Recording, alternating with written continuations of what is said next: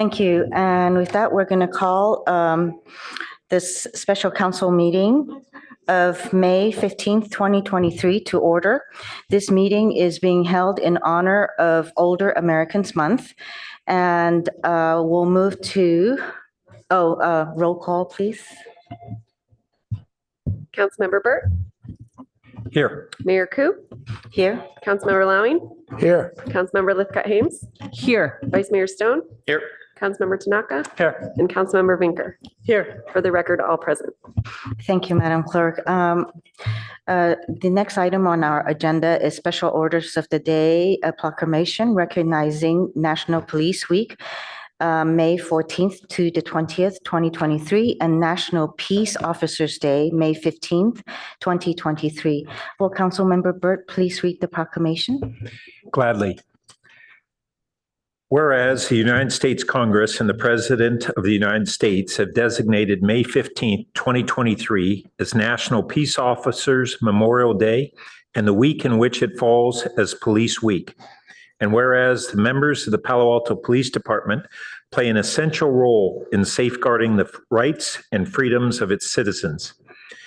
And whereas it is important that all citizens know and understand the problems, duties, and responsibilities of their police department, and that members of our police department recognize their duty to serve the people by safeguarding life and property, by protecting against violence and disorder, and by protecting the innocent against deception and the weak against oppression or intimidation.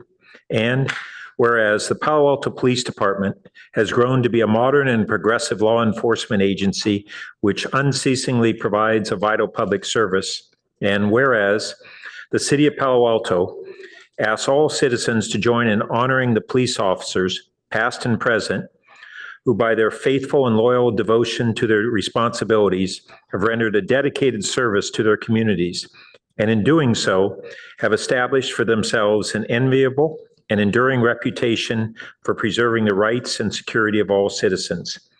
Now, therefore, on behalf of Mayor Lydia Koo, Mayor of the City of Palo Alto, and on behalf of the entire City Council, we do hereby proclaim the week of May 14th to 20th, 2023 as Police Week, and urge all citizens of Palo Alto to observe Saturday, May 15th.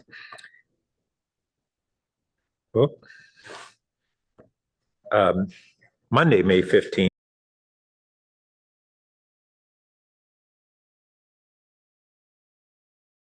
Courageous deeds have lost their lives or have become disabled in the line of duty. Thank you, Councilmember Burt. And does Chief Binder, would you like to say something?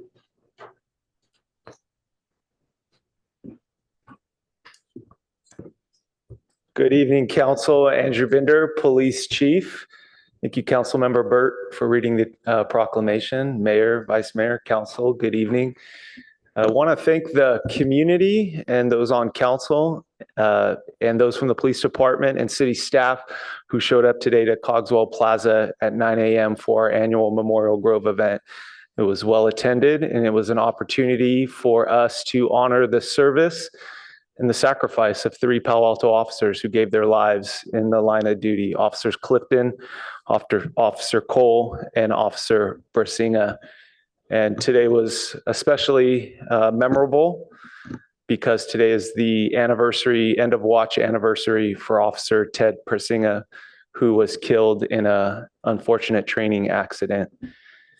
One of the things I shared today is there's over 900,000 law enforcement officers in the United States serving. 100,000 a little more than 100,000 of those are women. We're making great progress in the profession. Unfortunately, though, since 1971, over 20,000 names have been added to the Police Officer Memorial Wall in Washington, D.C. And it's my hope as chief and other chiefs before me that we don't add another Palo Alto name to our plaque or another name on that wall in Washington, D.C. I'll close by saying that I'm very grateful for the sacrifice of the 3 officers and also for the officers today who suit up, who do a really difficult job, and who put themselves in harm's way for the Palo Alto community. I'm grateful for their service. Thank you. Thank you, Chief Binder. Do we have any public comments for this? Yes, Mayor, we have one request to, actually, we do not. I think they want to speak on general public comments. Okay, thank you. Would council members like to speak on this? I would like to say that today's memorial was very moving, and I appreciate that we do this every year in order to recognize and remember the fallen officers.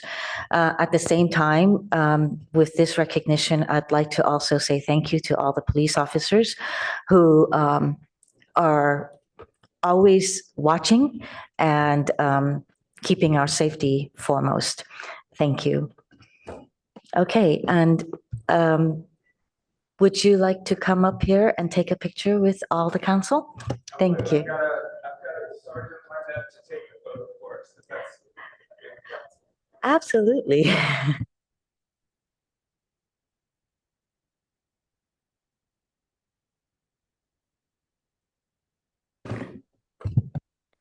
Sergeant, you don't want to come up here and take a photo too?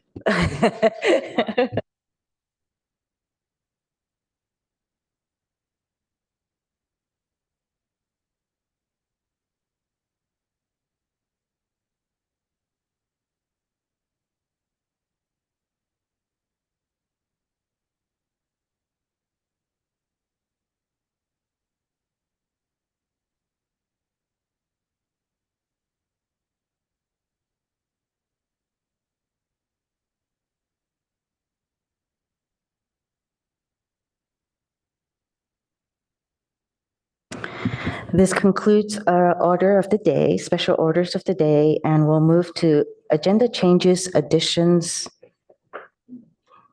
and deletions. City manager says no changes. We'll move to public comments on items that are not on the agenda. Madam Clerk?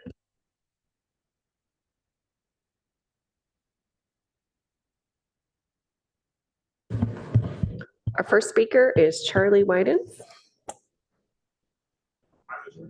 Oh, you're for 12, my mistake. Okay, thank you. Andres Medavilla. Hello, okay. Hello, City Council members. My name is Andres Mediavilla. I'm here to bring to your attention a safety concern that me, my family, and neighbors are getting affected. There's a convicted felon for assault and arson living in the park adjacent to our home. This man has shown aggressive, threatening behavior. He has lit up fires. We've had many times had to close our windows because the smoke comes into the house. We don't know if he's acting alone, but there's been reports of trespassing and even break-ins in some of the houses around the park. We've been calling the police and fire departments who have been very helpful and responsive, but there's a limit of the actions they can take with this man. So I've emailed you, all of you, with the description of the issue. There's two attachments, one with the list of reports, incident report by the neighbors, and another one with the calls for service from the police department.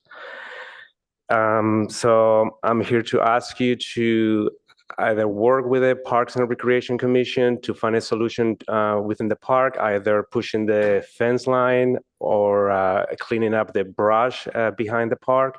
So that will limit it will not enable these people to live back there.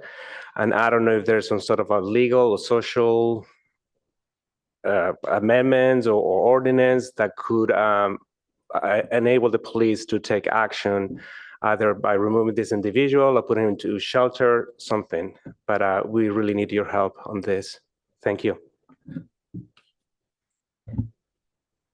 Thank you. And our next speaker is Ronnie Fisher.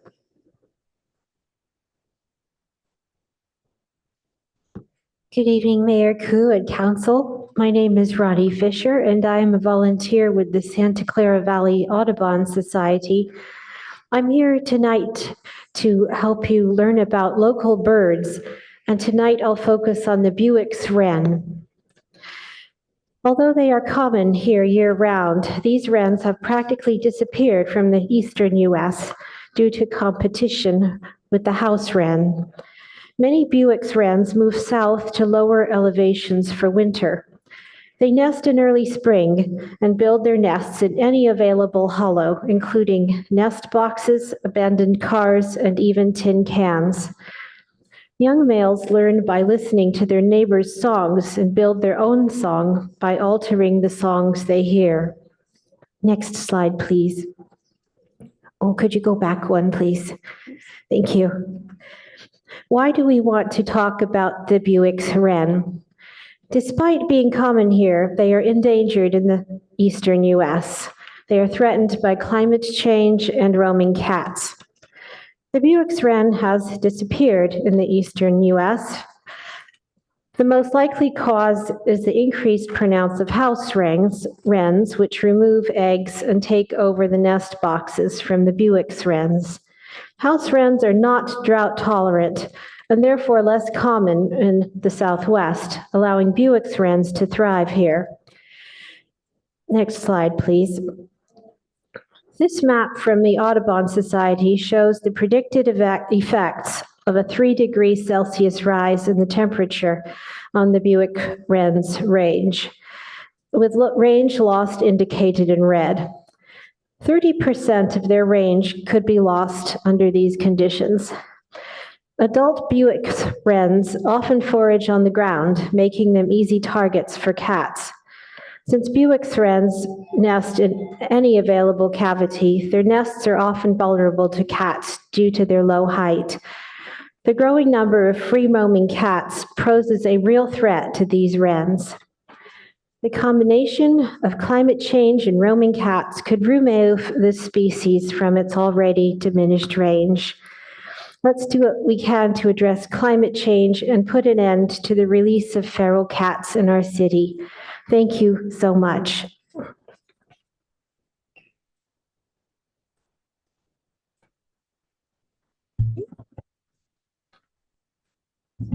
Our next speaker is Matt Schlegel. Thank you. As the last speaker pointed out, climate change is going to impact all species, including humans. Palo Alto has a very admirable goal to reduce our community's carbon pollution and emissions.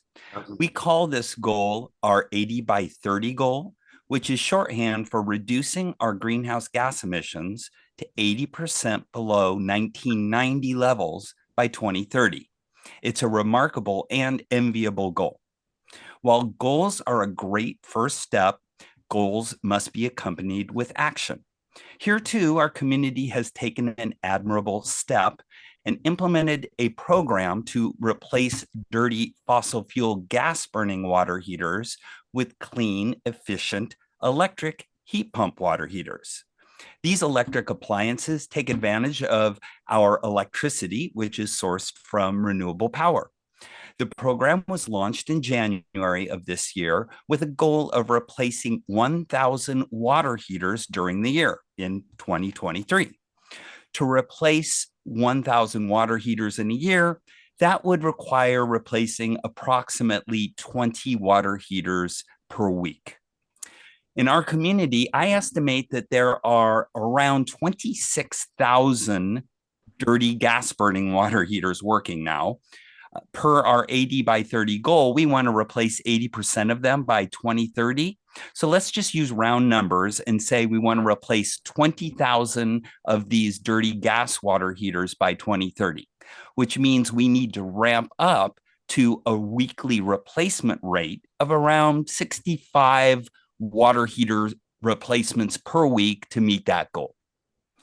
As of April 27th, in the first 5 months of the heat pump water heater program, the program has installed 8 new water heaters. That's 8 of 1,000, 8 in 5 months. Knowing that we need to ramp up to replacing 20 per week for our pilot program to be successful, and then to 65 per week to meet our 80 by 30 goal, I would very much want to understand the hurdles that this program is facing that prevent the ramp up of the installation rate, and what corrective actions are being proposed to overcome these hurdles. I would also appreciate if City Council would host a status report of this program that can be accessed by the entire community. Thank you so much. Our next speaker is Wafiq Labidi. Dear council members, Mayor, I'm part of the same group as Andres and many others actually that will be speaking to the same issue today. I'm part of a large neighborhood group that has been growing very concerned with the safety situation at and around the Timothy Hopkins Park. We sent you, council members and mayor, a letter yesterday with all the information we have been collecting about the seriousness and this situation, which is sad actually as well. We believe the situation is very concerning, and we are seeking the council's support to find a sustainable solution to this lingering problem. This has been going on for almost a year, which I think is probably too long. We thank you in advance for your diligence in addressing this very serious issue. Thank you. Thank you. And our next speaker is Casey Hederly.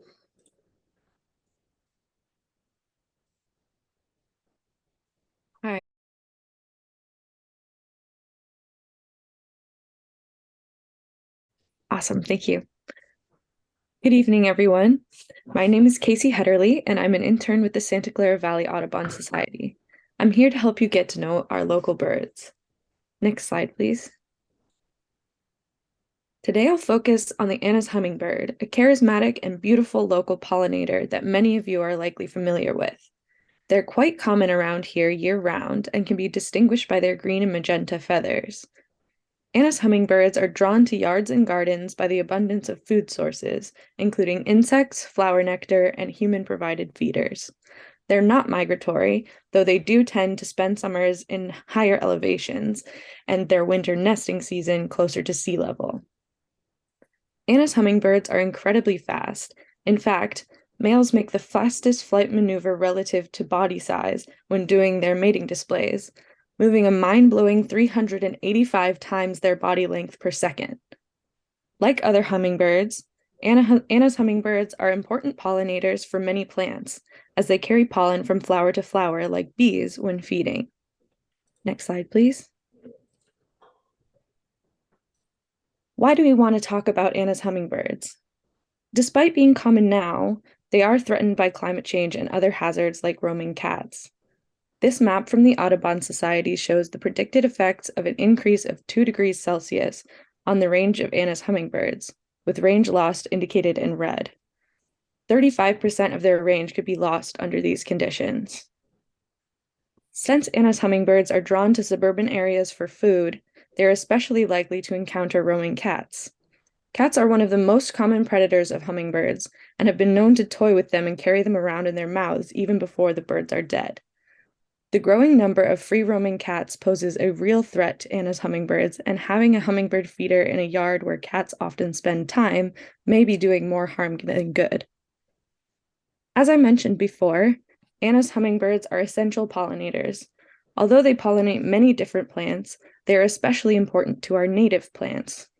Many local native plants have developed specific flowering patterns that align with the feeding patterns of Anna's hummingbirds as they evolved alongside each other.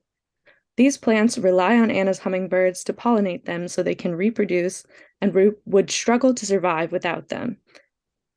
The combined increase in global temperatures and free-roaming cats could have a devastating effect on our beloved Anna's hummingbirds. We could make a difference by taking action to address climate change and preventing more cats from being released into our city. Thank you for your time, and I hope you enjoyed learning about one of our bird residents. Okay, thank you. And our final speaker is Ann Meyer.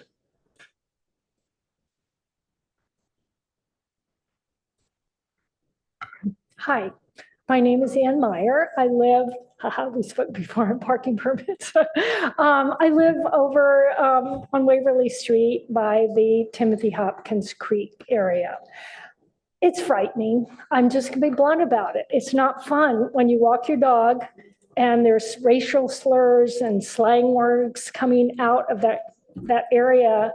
The wooded area behind the fence on Timothy Hopkins Park on Cowper Street. Who's camping back there? And then you walk out on the sidewalk, you could still hear very clearly what this person is cursing. And now recently I'm hearing that houses are being broken into or buildings are. It's frightening. It's not very comfortable to live, have grandchildren in a community like this if this is going on. And again, in the past, we have had an experience with an unstable person cursing in front of our sidewalk area and walking back and forth over a whole afternoon and evening. And again, we were told, unless he's hurting us or hurting himself, we can't do anything. But I can say I'm frightened to have someone like this around the corner in my neighborhood. And perhaps someone can work with the park division to eradicate that area for camping and put the fence back near the creek camp back there. Thank you. And that's the last speaker, Madam Mayor. Thank you. City Manager Cicada, regarding this incident, could you look into it and then perhaps give the council a full report? Certainly, Mayor. I know that staff received the email, as did the council, so I've asked staff to look into what we can do about the situation. Thank you. Now we move on to council member questions, comments, and announcements.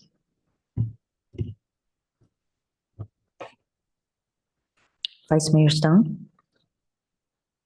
Thank you, Madam Mayor. Just two updates from the weekend. On Saturday afternoon, I attended the Turkish Heirloom Textile Arts and Craft exhibit at the Palo Alto Arts Center, and there were several personal artifacts and clothing and artwork that was brought there that were centuries old, and great food and music and dancing, and a really great celebration. I think they do it every year, so I would encourage council members in the community to check it out next year when it returns.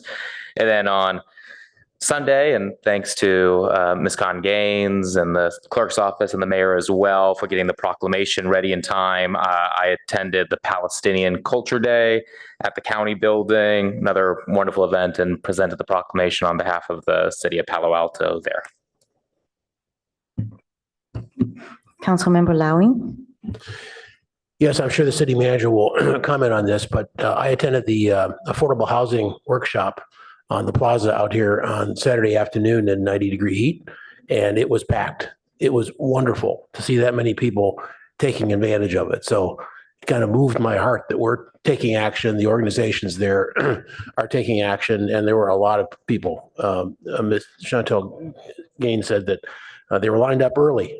So it was kind of like a rock concert that we really wanted to get there. It was really a lot of people. It was just wonderful. Thank you, Councilmember Lowing. Councilmember Vinker. I want to associate myself with the comments of Councilmember Lowing. I was actually going to observe the same thing when I stopped by. People were already out of literature. I want to thank the staff. We saw Minka there and others. It was an extraordinary turnout, which evidences extraordinary need. So thank you to staff for making that affordable housing fair happen. On Saturday, I attended a emergency exercise, which involves Palo Alto Airport. So the CalDART, California Disaster Airlift Response Team, had their first California-wide disaster airlift training exercise. CalDART is a not-for-profit or corporation, and it's a group of volunteer pilots based all over California, and they provide volunteer air transportation services in California disasters. It was very interesting to join them, and I also want to thank them for inviting me. But I encourage council members to get familiar with that and also get in contact with them, or perhaps even next year to join their exercise. Thank you. And with that, we will move to our study session, item number 2, to discuss next steps following receiving a letter on March 13, 2023 from the Palo Alto Unified School District that's titled Invitation for Coverly Development Proposals. Thank you, Mayor. As Director O'Kane gets situated here, just wanted to note, council is well aware of this, but perhaps just worth recapping that this is our first opportunity to have a public discussion of the invitation from the Palo Alto Unified School District to receive a proposal from the city of Palo Alto regarding the Coverly property. So given that, we really just wanted to provide some groundwork for that discussion, also recognizing that we have new council members since the last time the city council discussed in detail the Coverly property and associated issues. As we go through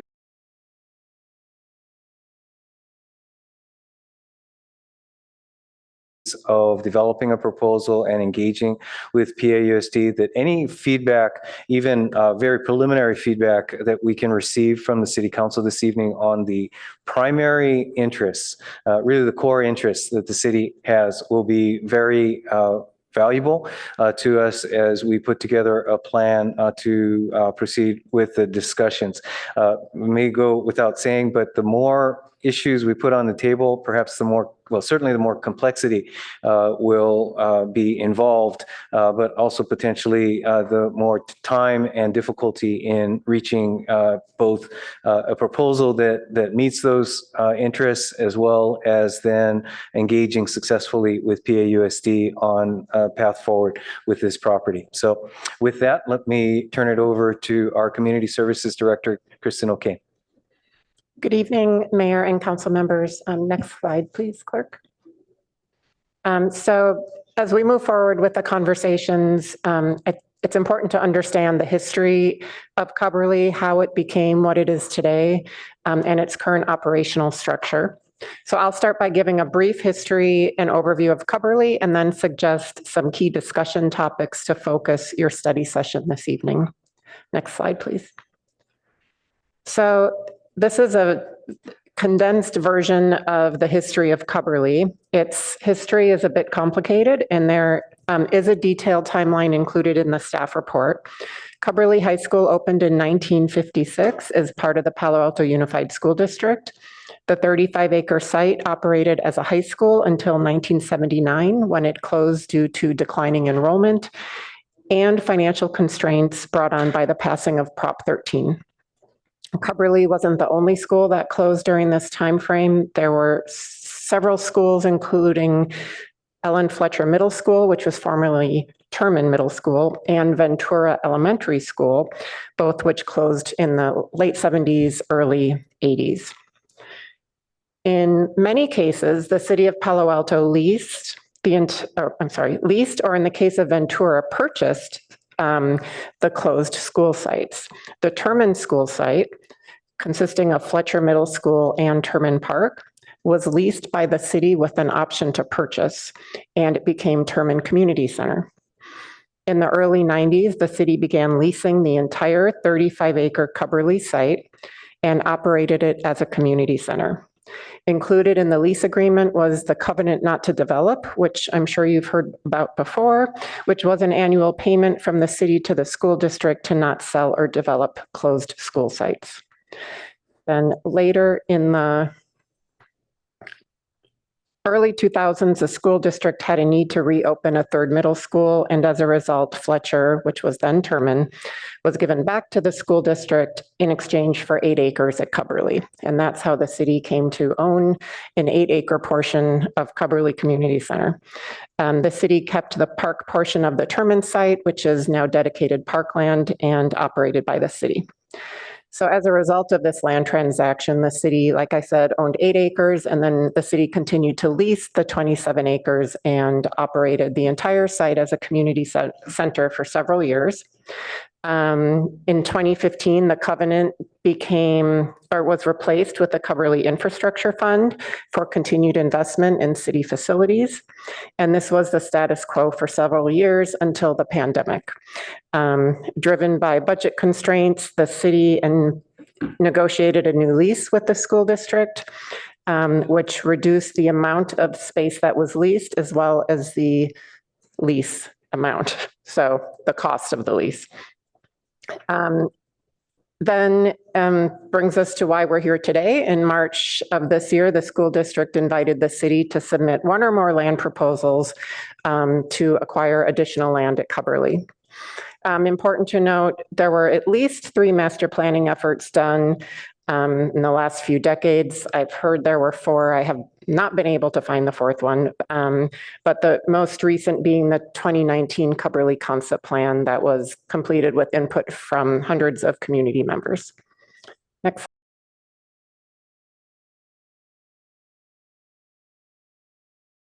Image of the Cubberly site today, as if you were standing on Middlefield and sort of looking down, you would see on the right the city of Palo Alto's 8 acres, which extends past the tennis courts and includes several wings and of classroom buildings.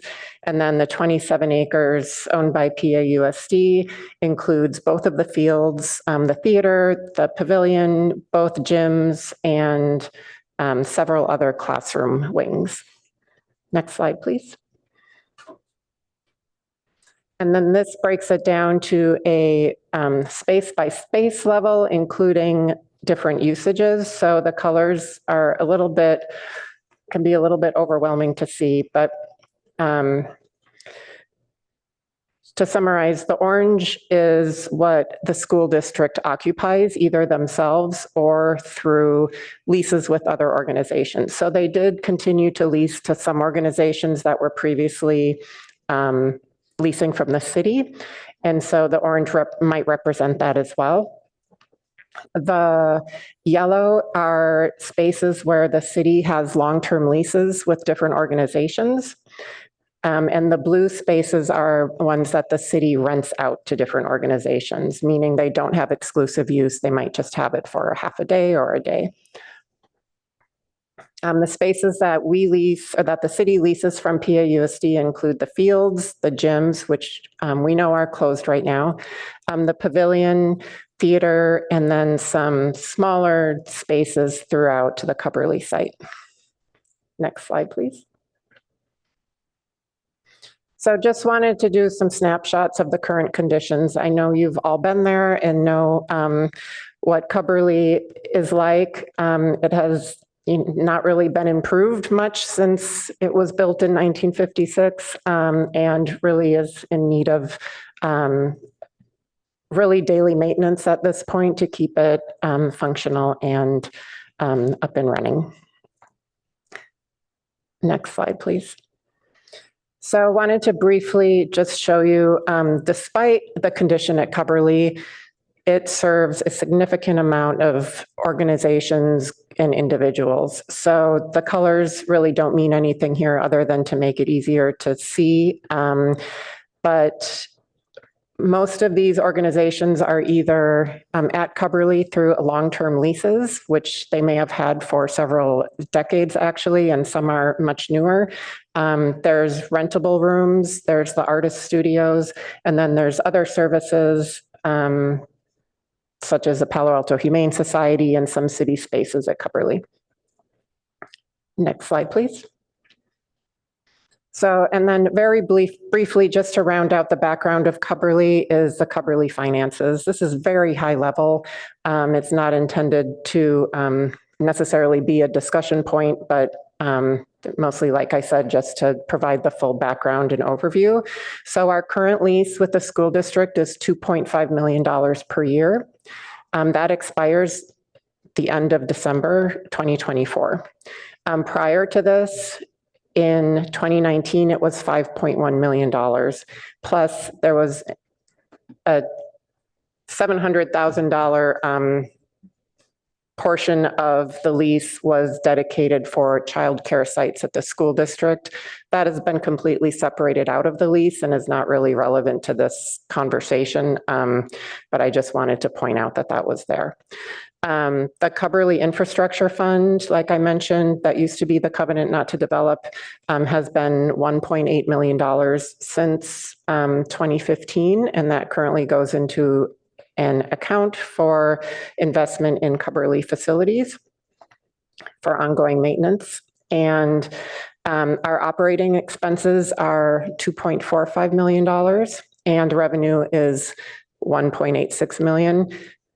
It is purely a coincidence that 1.86 million in revenue is the same as the Cubberley Infrastructure Fund. That's not related at all. It's just a coincidence. And these operating numbers, I'll be honest, are really hard to pull out of our budget because it crosses so many different departments, from real estate, public works, community services. We're still working on refining this number, but we think we're getting pretty close. Next slide, please. So that brings us back to the purpose of our study session here today, which is to discuss next steps following the letter received from the school district inviting the city to submit Cubberley development proposals. Some key components of that letter include the school district has a need to retain 20 acres for future school use. That total acreage is negotiable according to the letter, but that was their sort of high-level desire, is to keep 20 acres for future school. The school district is open to transferring at least 7 acres to the city, flexible on the location of those 7 or more acres, and also flexible on the form of the deal, which could be a ground lease, a land swap, or purchase to acquire the property. Next slide, please. And then here's some just areas that staff is suggesting that the council focus on in your discussions tonight. The first would be, it would be helpful to know the process the city council would like to use for discussions and communications with the school district. We understand this is a study session and no action is happening tonight, but we do recommend that it be a sort of staff to staff level to begin with, using the city school liaison committee as a way to report back to both governing bodies as well as the public, but of course open to council consideration. The next would be, what would the city council like to include in the proposal?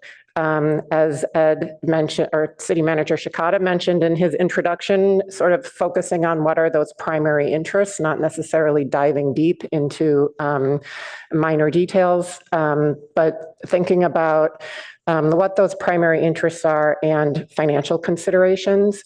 The financial considerations piece would likely be discussed more deeply in a closed session where the things like cost and terms of payment can be discussed. And then the third would be, who would the city council like to designate to work with staff? Would this be the Cubberley Ad Hoc Committee that currently exists, or some other composition of council members or other perhaps commission members? Next slide, please. And then finally, next steps suggested by staff, like I said, a closed session to discuss the price in terms of payment options, finalize a proposal to present to the school district, and then have the city and the school district engage in those negotiations, reporting back publicly at the appropriate times. So that concludes my presentation for tonight. Here to answer any questions and look forward to the discussion. Thank you. Thank you. I'll bring it back to council for questions and comments, and then we'll go to public comments and come back again to council. So If there's anybody who'd like to get started. I guess everybody is shy. Councilmember Lally. No, you got that wrong. I'm not shy. Okay, thank you. I just have one simple question at this point, which is, is there a specific proposal of who on staff would be the representatives? And some guess at their reciprocal staff that you'd be discussing it with? We do not have anyone specifically assigned, as would be typical with any real estate negotiation. I would be the primary negotiator, and in all likelihood with Director O'Kane and our real estate staff providing support. And Okay. I'm sorry, to your point on the school district side, again, I would presume it would be the superintendent. And at the same time, we don't know that for certain. Okay, thanks. Councilmember Lithcott Haynes. Thank you, Madam Mayor. Thank you, Director O'Kane.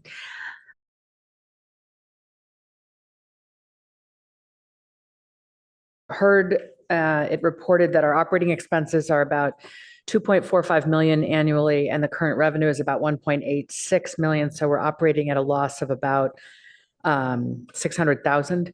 And I'm wondering how those monies are, where are those monies coming from? Are they're not part of the 1.8 million invested for ongoing maintenance, right? So we've got that plus this loss, is that right? So thank you for that question, council member. So the expenses are related to salaries, custodial staff, real estate staff, community services staff to manage the facility. It also includes utilities, which is approximately $600,000 a year for utilities, landscaping, really anything that keeps the Cubberley up and running. As far as revenues, that includes the long-term leases, which is about 1.2 million, and then the balance is from the rental rooms. Did that answer your question? Not quite. No. So I'm appreciating that we have the Cubberley Investment Infrastructure Fund, $1.8 million a year that is meant to go toward more of an ongoing maintenance of the facility, as I understand it. And then we seem to be operating at an operations level at a loss annually. So I'm wondering how those monies are covered.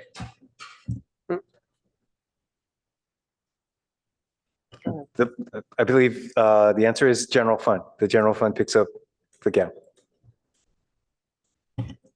Okay, so we've got 1.8 million invested for ongoing maintenance, and then we have a debt annually of about 600,000 that's coming over from the general fund as needed.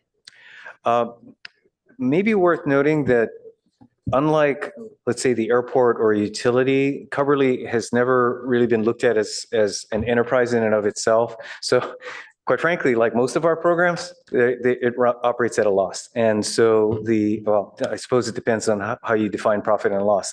There is services provided through the community center, but that from a financial perspective, the city provides ongoing operational support. Thank you. Vice Mayor Stone. Thank you, Madam Mayor. Do we have an idea of what the minimum acreage we would need to be able to do a community center? I think it would depend on what we wanted in that community center. So if we wanted to move things like fields and a theater and gyms to space that's just owned by the city, it would obviously need to be a much larger space. You could have a community center on 8 acres, frankly. There's an example in Emeryville of a community center and school that share space, and I think it's 7 acres. So it's completely dependent on what sort of facilities and amenities we would want in the community center. Okay, but yeah, I appreciate it. I wanted to kind of get a sense of what would be that minimum space. So interesting, the 7 acres you shared. And we previously had a covenant not to develop that expired in 2014. So is there anything preventing us from doing this? And not suggesting we want to, but preventing us from doing it unilaterally now? I'm not, moving forward with a community center unilaterally on the 8 acres that we currently own? Why don't I go ahead? I believe it's really the interrelationship between the uses on both parcels. If you think about it as a city parcel and PAUSD parcel, everything from access to the site, to parking, to utilities such as the electrical service, the water services, the storm drain, the sewer services, they're all effectively one property, such that to proceed with developing on the city's parcel would require building or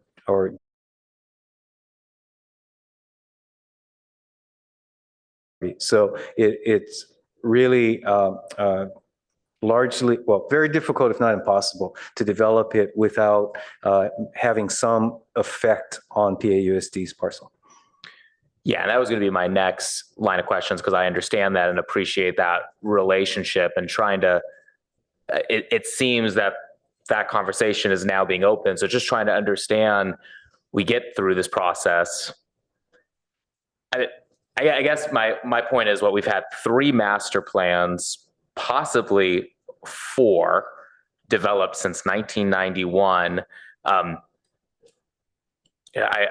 want to make sure that we are learning from past mistakes and not repeating what happened then. And I think it'd be helpful to be able to have more information about why those previous negotiations or conversations or master plans just didn't go anywhere.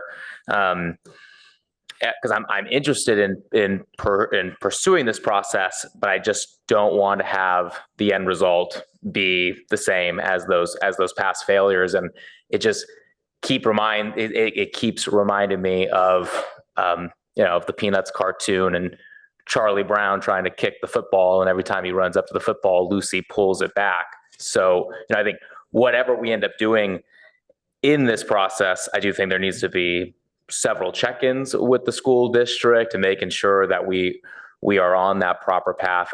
I think what staff has laid out for tonight is reasonable, but I want to better understand what can we do in various scenarios. I mean, if we can get an agreement that we're able to move ahead with redevelopment, even if we can't move past our 8 acres, what does that look like? What does it look like if we get the full 7 acres?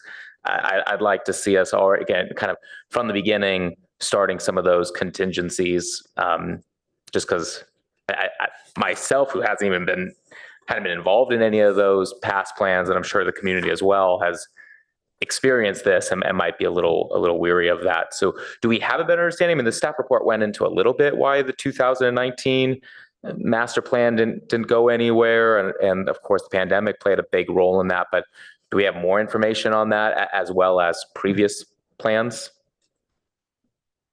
sure, I have some information. So my understanding from the 1991 master plan, which I have several hard copies in my office for some reason, is looking at that some of those things in the master plan were actually completed. They were minor, and then some other things like removing the overhangs from the corridors wasn't done due to budget constraints at the time. The Cubberley Community Advisory Committee that produced the multi-volume report. My recollection, and I'm happy for someone to correct me, is that it didn't necessarily provide a plan. It provided recommendations on where to go next. And then the 2019 Cubberley Concept Plan, again, that was the big vision of having, a school on the school district side, a community center on the city side, and having these shared use spaces in the middle. I think it was a big vision that probably was too big, honestly, and just not a full one understanding of the school district's limitations on financing things that wouldn't be solely for education purposes. So those shared spaces that would also be for the community. And I think some discomfort in having spaces that would be shared with community members and the school. So, and of course, the pandemic and the funding. But I will say, I think the Cubberley concept plan, the 2019 version that we did provides a really great baseline of information, a lot of community feedback, a lot of data to inform the next process on what could fit there, what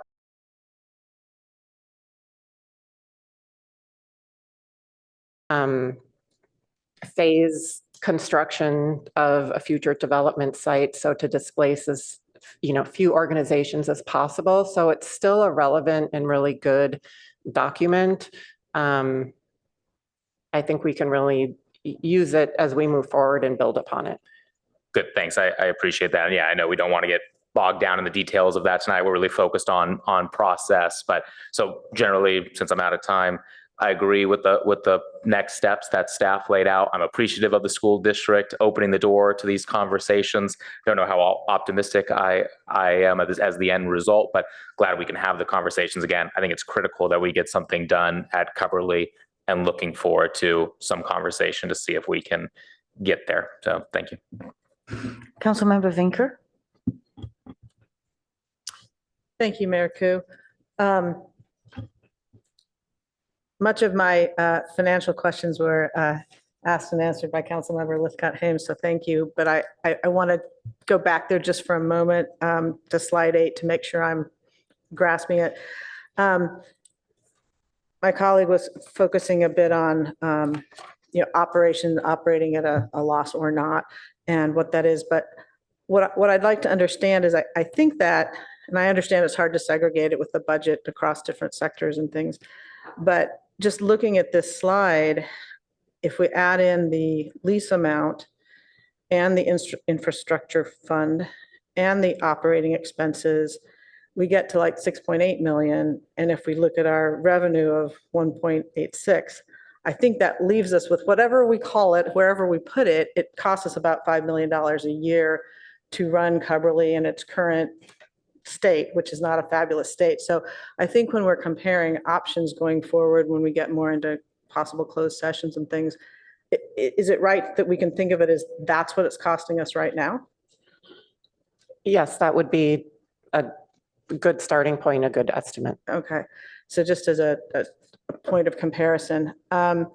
And I'm intrigued by my colleague, the Vice Mayor's comments about Lucy and Charlie Brown and the football. And the only problem is the stadium in which they're playing is crumbling around their ears. And so I appreciate staff bringing this forward. And I do think that one thing that 30 years worth of plans, whether there's 3 or 4 or however many, agree upon is that the community is interested in some kind of community center there that's operable, functional, that we can be proud of. And I think it is important, as it was mentioned in the staff report, that there's some kind of, that we try to do something well, which streamline so that we can make a decision, so that we're not in this constant Charlie Brown cycle. And cementing early on how much land we have and whether we have to deal with this shared infrastructure or to what degree, and all of that seems like something that is wise, and I would generally be in support of. Thank you. Councilmember Burt.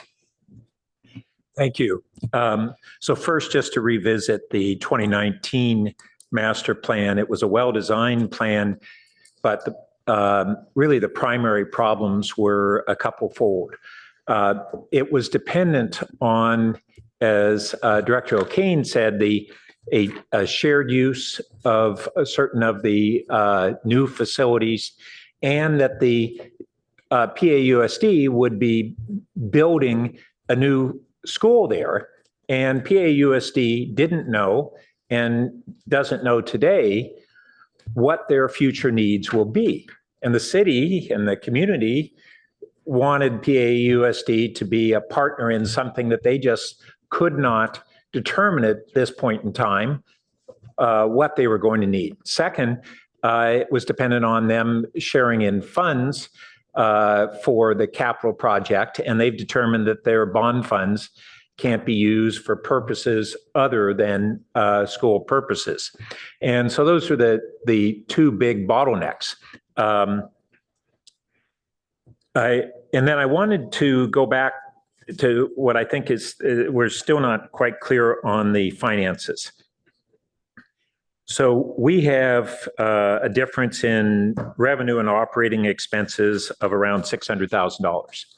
In the Finance Committee meetings of a week ago, it became clear that in fiscal year 2019, the 1.8 million in what were supposed to be capital funds, half of those were changed in 2019 and used for basically custodial and other just operating services. What I want to get clarity on is that difference between the operating expenses and the revenue being made up through that Coverly Capital Infrastructure Fund or not? No. So the total expense to the city, There's 900,000 Yeah, no, I that have was to explained to us at the Finance Committee meeting that is being used to cover Coverly expenses from the infrastructure fund. I will have to get back to you on that. So I have a spreadsheet in front of me that I'm now confused by, to be honest with Okay, you. it So does make I will sense have that to if, look at as it that. was explained to us in the Finance Committee, if 900,000 was coming out of the Coverly Infrastructure Fund for these other purposes, why they wouldn't be part of that shortfall between expenses and revenue. I don't get it. Okay, so let's set that aside for the moment. Now, lastly, I'll say that the need for the city to be able to control and own more than the 8 acres has been the linchpin to being able to move forward on Coverly. I'm really excited about the letter that we received from the district about their openness to a land swap. The one that a year ago, we had a number of alternatives that were explained to us, have been looked at, and the one that leapt off the page to me was the what's called Terman Park. They are the Fletcher Middle School athletic fields, and when what was in Terman Middle School, now Fletcher, became active again, the swap that occurred was only for the 8 acres that the buildings lie on at Fletcher Middle School. And we never did the balance of this swap. And it's a great opportunity. We want to make sure that we have neighbors who have access to those fields like other school athletic fields. And we want to make sure that that's continued. But I think that's really the great opportunity and exciting opportunity for us to go forward with that particular swap, acre for acre, and it then enables us to go forward with a real Coverly plan that the community's been waiting on for a long while. Thanks. Councilmember Tanaka. Yeah, thank you. Yeah, thanks for the presentation. I think what we should do on this is, and I know staff's ideas behind this, but I think we should have a joint meeting with the school board. I know there's a idea of perhaps doing a separate, school liaison committee, but this is a pretty big issue. It's been around a long time.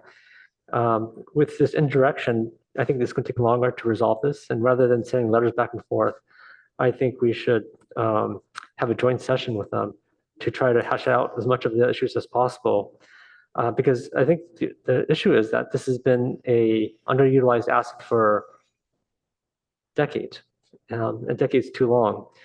So I think that's the thing we should do to move faster on this. Thanks.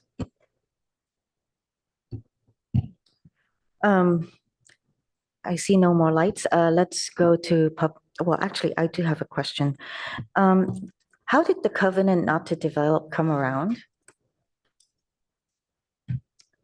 Well, as from my research, I don't have specific details. I don't know if someone else knows more than I do on this topic, but I believe there were several schools that were closed from the school district. And there was also financial constraints due to Prop 13 passing as well as low enrollment. There was an agreement between the city and the school district. I don't necessarily know what prompted it, but it was so that the school district would not develop or sell those school sites. I don't have knowledge of those conversations. I just have the background as I have found in past documents. Thank you. So essentially, the city stepped in to help the school district and also paid money in order for them not to sell their school sites as well as not to develop those school sites. It's pretty interesting. And so with that, how much is in the Kabuli Infrastructure Fund now? The current balance, I will have to get that information Thank you. for you. But the city has still been continuing to repair some of the items that is on the parcel that belongs to the city. On the parcel that belongs to the city? That Did you say? city. Yes. And right, and both actually. Both. But because we're leasing their units, so prior to 2020, when we renegotiated the lease, the city was responsible for all of it because we had control over the whole 35 acres. As the lease was reduced, we now have an agreement where the costs of maintenance on PAUSD's side is through a cost share with the school district, and that's identified in the lease on how that cost share is calculated. Thank you. Councilmember Lifkart-Hames. Thank you, Madam Mayor. Just another question, really by way of background for some of us who are newer to the conversation. I want to articulate, I'm quite enthusiastic as well about where we are, where we seem to be, excited about conversations and ultimately the potential to build something for our community. When the Vice Mayor asked about the feasibility of developing a community center solely on the 8 acres we currently own, I believe you responded that it was possible to do something on a parcel that small. You cited another city that has a small community center. But I'm curious, when we look back at 1991 or 2013 or 2019, what was the ballpark set of acreage that was being contemplated? I ask this because I think it's important, if we really are to take this up and proceed, I don't think we want to do what we can with as little as possible. I think we want to try to be visionary and smart. And so when we think about what residents have said they want in a location in this particular part of the city and so on, approximately how many acres were we thinking we might need? And does the district's offer that we might have access to another 7 come close to meeting what those visions seem to be contemplating? Sure, so that's a great question. I will use the example of the Cubberley Concept Plan, which really dedicated almost the entire site, the 35 acres, to community use minus the piece for the school. And I don't know the exact acreage of that was, but I would say almost the entire site was for community use, keeping in mind that the fields alone are somewhere around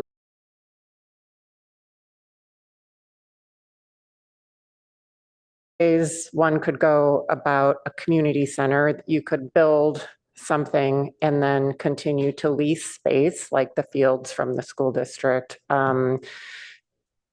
There's, I think in all of these master plans, the full site was considered or contemplated, not only just as a community space, but how a school and a community space would fit together. And sort of work together in that entire neighborhood. So I think, 8 acres, yes, you could do a community center there. You likely wouldn't have a pool. You wouldn't have, a lot of the amenities that have been identified by the community as needs for that part of Palo Alto and for the community as a whole. Happy to share other opinions, just based on, my just interactions with community members over the years. But does that answer your question, Councilmember? I think I'm looking for a little bit more of a ballpark. I understand, it sounds like, given what you just said, prior plans contemplated the entirety. So we have a lot of work gone into hoping we would get the entirety. We have 8 acres now ourselves and are being offered the chance to put together a proposal to ask for another 7, which doesn't even get us halfway. So I'm curious as to whether we have, a sense of whether this 7-acre possibility is really remotely enough, and whether we need to be going into this set of conversations prepared to make the case for potentially a lot more. It's a tough question to answer, and I don't know, City Manager Shikata, if you'd like to weigh in, but again, it's what do we want to put in a community center? And do we want to continue leasing space from the school district? For example, like I said, the Fields, which is about 15 acres. So I don't know if you want to add Sure, and anything. I would just add a reference to what was indicated by the letter from PAUSD and their interest in retaining roughly 20 acres for the potential for a future school. So our planning would presumably need to take that into account in both terms of the land area we're interested in, as well as the sequence perhaps of involving different parts of the parcel. Okay, we did our first round, so Madam Clerk, will you let me know, please, how many speakers we have or public commenters? Yes, Madam Mayor, we have 1 public comment One. request. Okay, and so we'll stop taking comment cards after this speaker speaks. Thank you.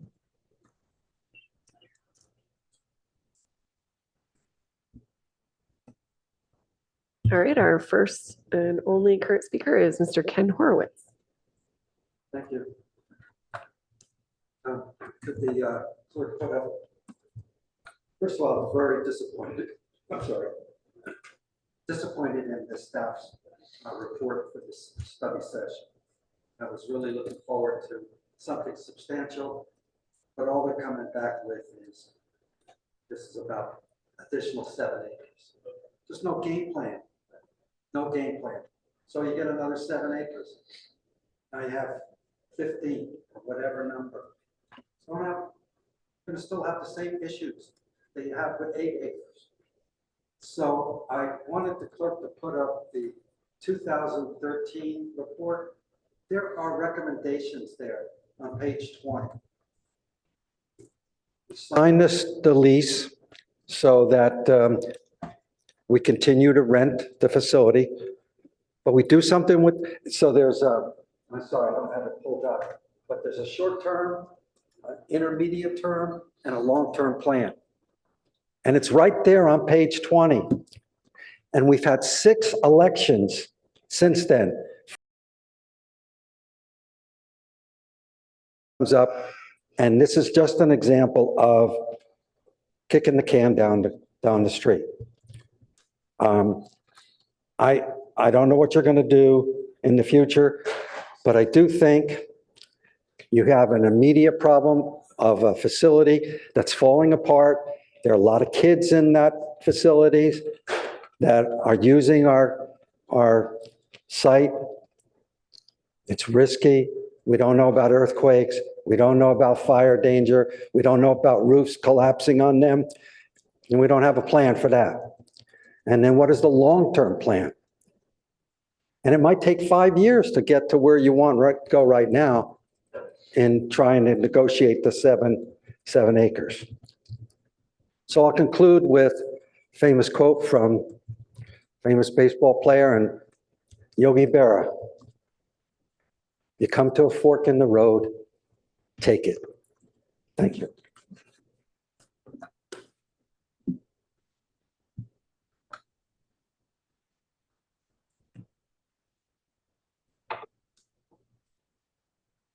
And our next speaker is Penny Elson. Hello, can you hear me? Great, thank you. I served on both of the Cubberley committees that you're all talking about, and it's going to be hard for me to speak tonight without expressing some frustration and some anger. Because I feel like in both of those processes, we were lacking really good guidance from staff. And in the most recent project, in the 11th hour, you know, I think we kind of reached a place where there was some agreement, but in the 11th hour, housing was added. That made a lot of people very angry. And on top of that, you know, we had the problems that were described earlier with Palo Alto Unified School District. And it's a little surprising to me that things like, you know, financial concerns that and discomfort about sharing space was not just, I mean, it must have been expressed to city staff. It's a little surprising to me that the public who went into those meetings really didn't understand that and didn't understand what a potential barrier it seems to have become. Perhaps staff didn't know. In any case, I agree with the previous speaker. What I don't see here is a plan. We're talking about purchasing a lot of land, and what I don't know is what the city's intent is to do with it.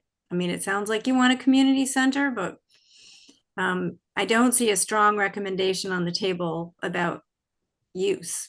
And we've certainly had plenty of process on this with the public. So I think we know what the public wants pretty well. Sorry to sound so frustrated, but this is just years of work now. And as you know, the lion's share of the new housing is going to land in South Palo Alto, and a lot of it in close proximity to this particular community center.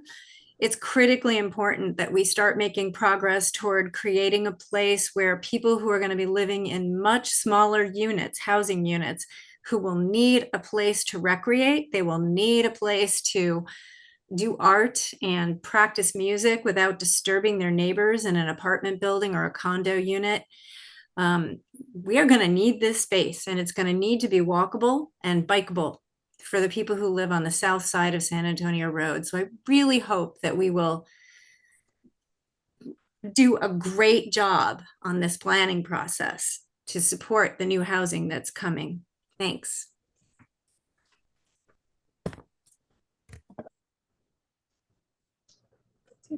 Okay.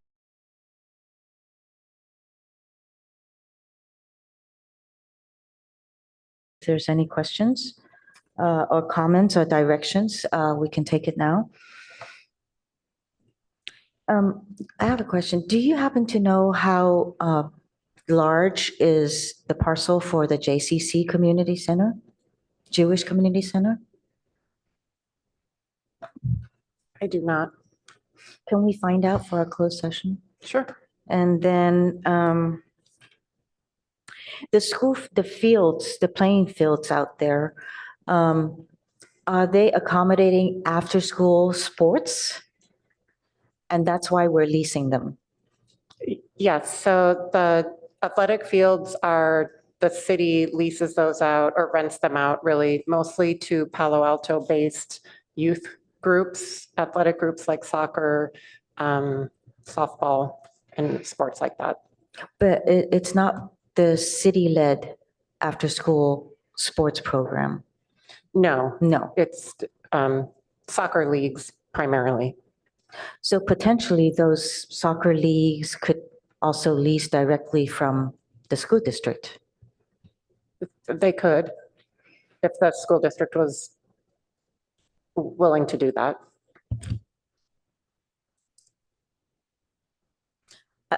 I guess I'm kind of like thinking that at the end of the day, the city is more willing or taking on the responsibility to ensure that these fields are rented out to the needs in this community. That was a comment. Thank you. Okay, Councilmember Lowing. Thank you, Mayor. We have to think about this in sections. First, I just want to reiterate what Councilmember Burt has recapped. The whole world has changed now from the last time we dealt with this, because the school board is in an entirely different place, and they've opened the door wide for discussions on getting more land. That's revolutionary compared to where we've ever been on Coverly. So it's a whole new opportunity that we can sit down and talk about, which is what is the agenda item tonight. That's what's being asked for, is what's the process for doing that? Secondly, I want to get on the table that this is a community center. It's not anything else in terms of emphasis. If anything comes in later, a bit of frosting, then we can do that. But we have to emphasize the community center benefits that are already there. So I don't think there's any misunderstanding about that. I think the negotiations go in and focus on how much land is it practical for us to acquire. And we should go in with numerous points of, yes, we're interested in the 7 acres. And then we could pick 2 other data points and say, we'd also like to talk about 10. We'd also like to talk about 15, reserving the amount that they need. So we have 3 options that we can negotiate in the context of land swaps, money, or whatever, for the negotiating team to come back with. That's the point at which we can start on a plan. So I think it's confusing to say that we're not having a plan right now. Of course, we don't have a plan because we don't know if we're building for 7 acres or 35 acres. And so it would be a waste of time and delay it even more. So we have to find out what the options are. And then on our side, the entire council gets all the input and gets to decide on that relative to the pricing. We have to do this plan. The negotiators don't do this plan. On the other hand, if the negotiation team is 7 council members and 5 school board members and 5 staff members from each side, then we have 30 people trying to negotiate this, which makes absolutely no sense. So we have to get this down to a very small level to get going. This can evolve over time as well. But I'm perfectly happy having a couple staff members from either side, or 3 if it has to be that. I would be interested in at least having a council member participate in that, so that there's, some dialogue privately back and forth between, say, the city manager and a council member. And the whole objective here is to negotiate how much land there is so that we can continue the process with real dispatch. This is a crying need.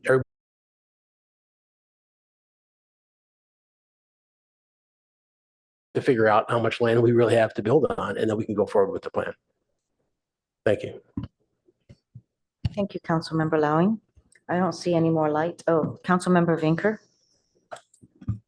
Yeah, again, I'll associate myself with Councilmember Lowing's comments. I think, we're hearing a theme of concern over putting the cart before the horse, but some think that are concerned that we don't have a plan before buying the land. Some are concerned that we can't make a plan until we buy the land. I generally end up where my colleague ended up, to say, let's see what we can do. Let's move with alacrity. We're at that fork. Let's make a decision, because I do think there is agreement around the frustration with the failure to move forward and maintain what could be a spectacular community center. And even if we start with 15 acres or some more, if we can negotiate it, we can build upon that later. Ideally, would we have a much larger parcel to do all at once? Yes, but this may not be ideal, but better than what we have now would be moving forward. So I would associate myself with those comments. Councilmember Tanaka. Yeah, I'll be quick. Like I said earlier, I think we should meet with the school board versus having this arm's length discussion. I don't think we should purchase right now until we figure out what we're going to do with it. Yeah, I do think we need to act faster because it's been too long. Councilmember Lifcock Haynes. Thank you, Madam Mayor. To one of the public commenters' comments about housing being put in at the last minute. I'm curious, I know that housing was on the table when the 2019 report was developed. Can you give us a ballpark sense of the number of housing units that were proposed? And I don't believe they were reflected in the housing element that we're working on getting approved by the state. Is that correct? So the 2019 plan had several different scenarios for housing. I haven't looked at it in a while. I would say it varied from maybe a dozen to 50. Honestly, I'd have to go back and look. And there were different alternatives at the time that were looked at. One was as part of on the community center site. And then there was also housing that was contemplated at 525 San Antonio, which is owned by the school district, but that my understanding is, off the table and not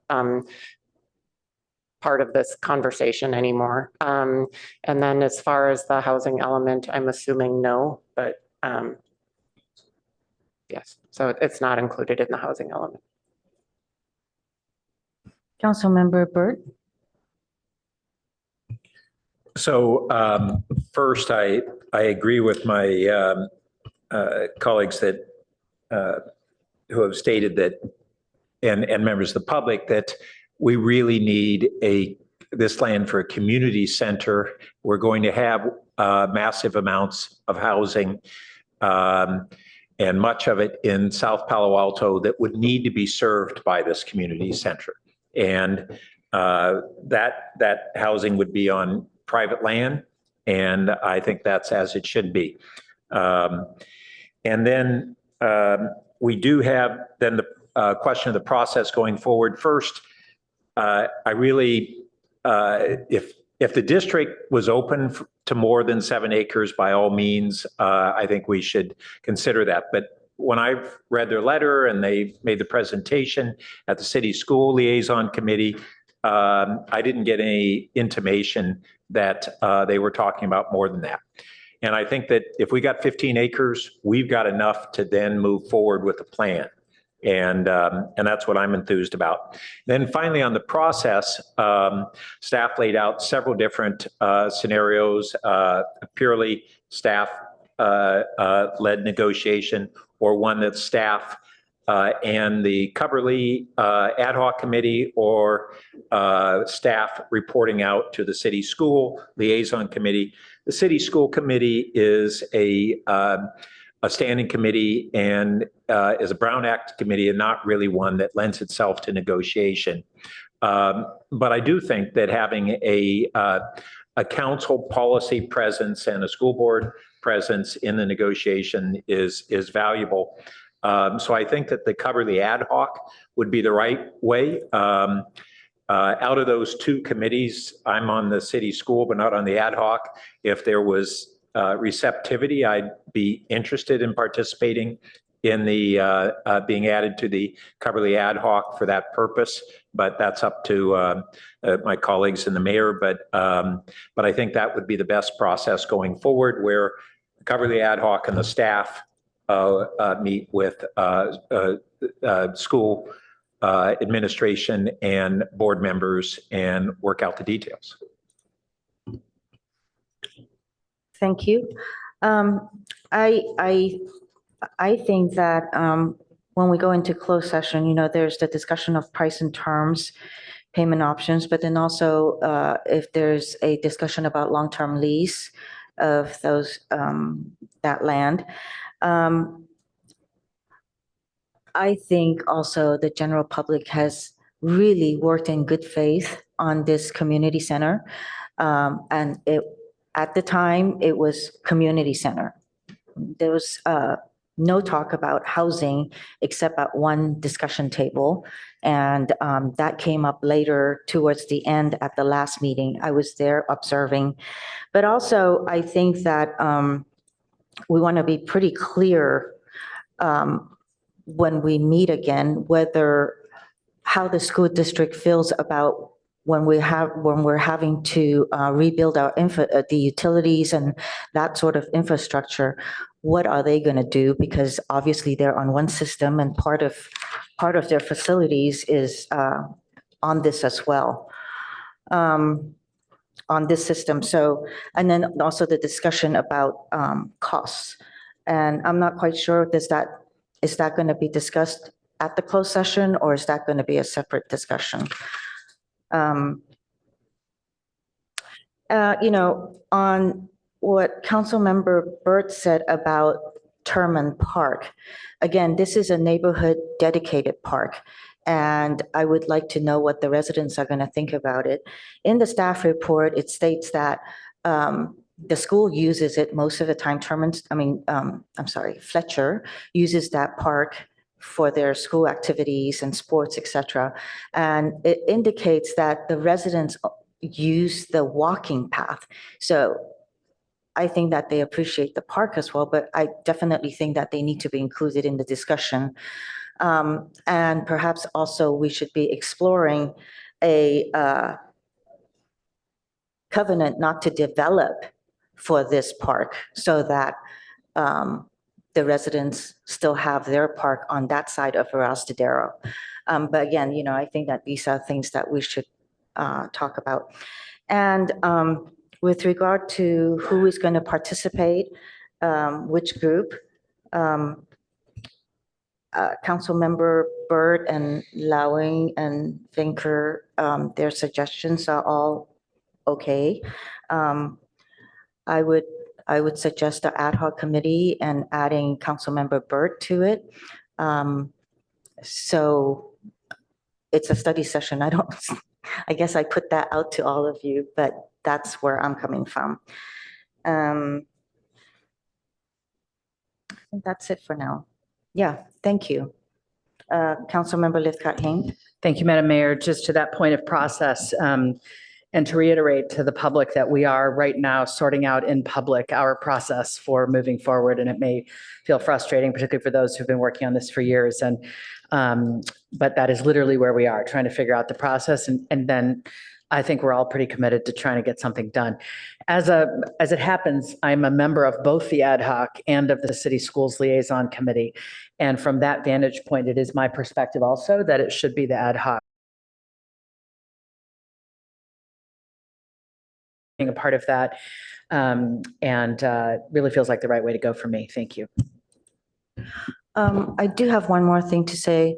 I want to make sure, because the public is so involved in all of this and have worked in good faith, I would like to see that this is a extremely and very transparent process, which includes the public in the, besides this negotiations, but on other parts of it, that they are included in development of the plan and moving forward.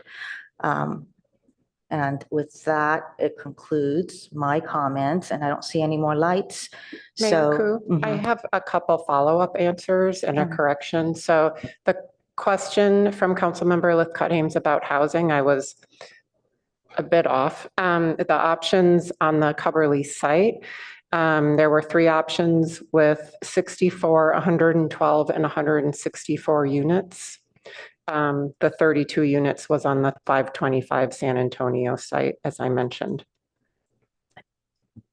And one other follow-up on the current balance of the Cubberley Property Infrastructure Fund. It is about $4 million.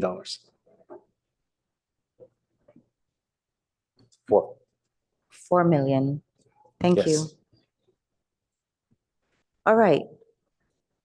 Do we give you what you need?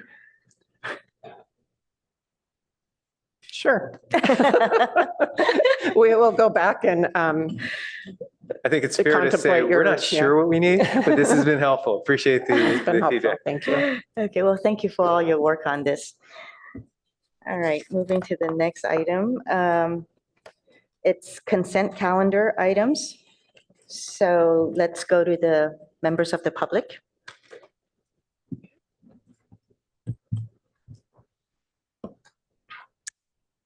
It does not appear we have any requests to speak, Madam Mayor. Very good. So it will return to council. Is there any, I don't see any lights. Councilmember Tanaka. Yeah, I want to, I don't know if I have support for it, but I'd like to pull number 8. And if not, I'll vote no on that, on 8, 6, 10, and 11. Councilmember Lithcott Hames. Thank you, Madam Mayor. I would also support pulling 8. Very good. Now we'll return to council. For a vote, please.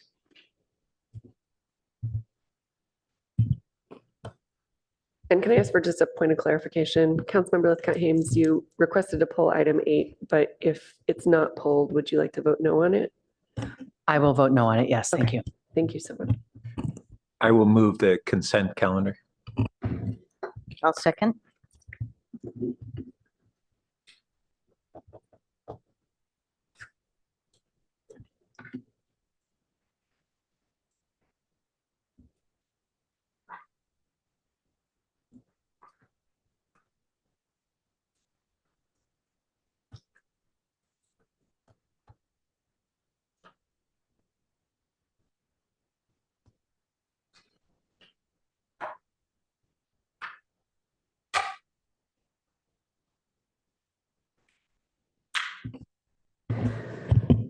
Okay, so roll call vote. Councilmember Vinker? Yes. Councilmember Stone? Yes. Councilmember Lowing? Yes. Councilmember Tanaka? Yes. Councilmember Burt? Yes. Vice Mayor Stone? Oh, sorry. And Mayor Coop? Yes. And Councilmember Lithcott Hames? Yes. Okay, motion carries unanimously for items 5, 3, 5, 7, and 9. 6-1 on 6, 10, and 11, and 5-2 on item 8. Thank you. Thank you. Councilmember Tanaka, would you like to speak to your no votes on 6, 8, 10, and 11? Sure, thank you. So, I think there's generally a problem. So we had a single bid, no other bids. And if it's just one, you think, okay, maybe just that item. But I think there's a systemic problem with our procurement process, given that we didn't get any other bids. So on 6, this is parking guidance. There's actually a lot of companies in this area. I did some research on this a few years back. And so the lack of competition for the single bid implies that the city didn't receive a competitive price for the contract. It also maybe that the RFP didn't get properly publicized, or the specifications are so narrow that only one company could meet them. Also, it was 27% more than the prior contract, which was about a year or so ago. And then on 8, this is for the public safety building. So the general contractor made a few mistakes, and while they're paying for their own mistakes, they're not paying for the additional architectural cost. And so this takes the cost from being about $6-something million to about $9 million. And so for me, it just seems that this additional expense should have been covered by the general contractor versus the city for this cost overrun. Now, not all that increase was because of just this one issue, but I think the public safety building got delayed a bit. So that's the other issue. On 10, it's actuaries, a single bid, right? So there's these three items on here that got a single bid only, no competitive bidding. So on this one, besides the fact that it's a single bid, wasn't competitively bid, there's actually a lot of typos in it. So the project length says it's 6 years versus 5 years in the contract. The numbers don't add up, right? So if you add up the numbers, it doesn't add up to the sum. And then, the year is like not 2023, but 20,231. So there's just like a lot of typos in this. And also there's a 14% increase in cost and no reason why. And then on 11, this is for hot asphalt. And when I look at the requirements on it, it's actually quite narrow. It said that, and one reason why I think we got a sole bid on this is because it required that the radius be 10 miles from the job site. And I did some research to figure out like, what is the typical radius. Well, some places go up to 50 miles, but 20 miles is a very typical radius. So I think because we got such a tight radius around the job site, we only have a sole bid, and this led to a 35% increase in price. And with the advent of insulated truck beds and mixers and whatnot, it actually allows longer distances. So I've read that some people go even 100 miles for some projects. But anyways, I think for this project, we should have taken it from 10-mile radius from the job site to 20, just so that we can get more bids and perhaps better pricing for the city. Thanks. Thank you. Councilmember Lithcott Haynes, would you like to speak to your no vote on 8? Yes, thank you, Madam Mayor. Similar to Councilmember Tanaka, my concerns on item 8 were it appeared to me to be throwing good money after bad. I was concerned by the extent of the deficits at the hands of Swinnerton, the placement of defective cast in place concrete, improper installation of a center skylight, off-spec vertical location of the buried emergency fire water supply storage tank, late missing or out of sequence exterior wall, provision of exterior tile which did not conform with the approved tile submittal. I just found myself thinking, wow, okay. And so we solved that by going out to someone else, Ross Drulis Kusenberry Architecture, and having them solve these problems, which we hope to be able to bill back to Swinnerton. I was simply interested in a conversation about how typical this is in a contract of this size and of this duration. And I had hoped that we would pull it so we could have that conversation. Thank you. Thank you. I'm going to just say we're going to go on break until 7:20.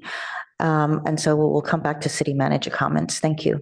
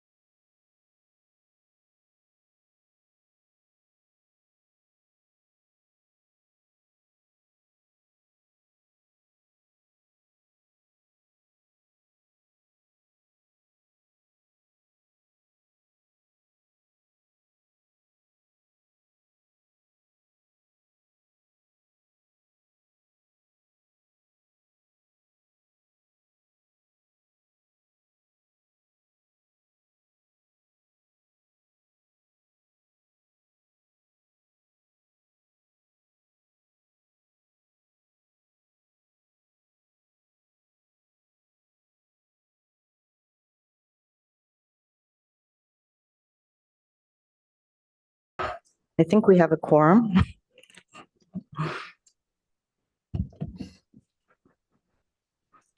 And with that, our next item is city manager comments. Thank you very much, Mayor. So you can ask the city clerk for assistance with the slides. Perfect, as always. Thank you. Next slide, please.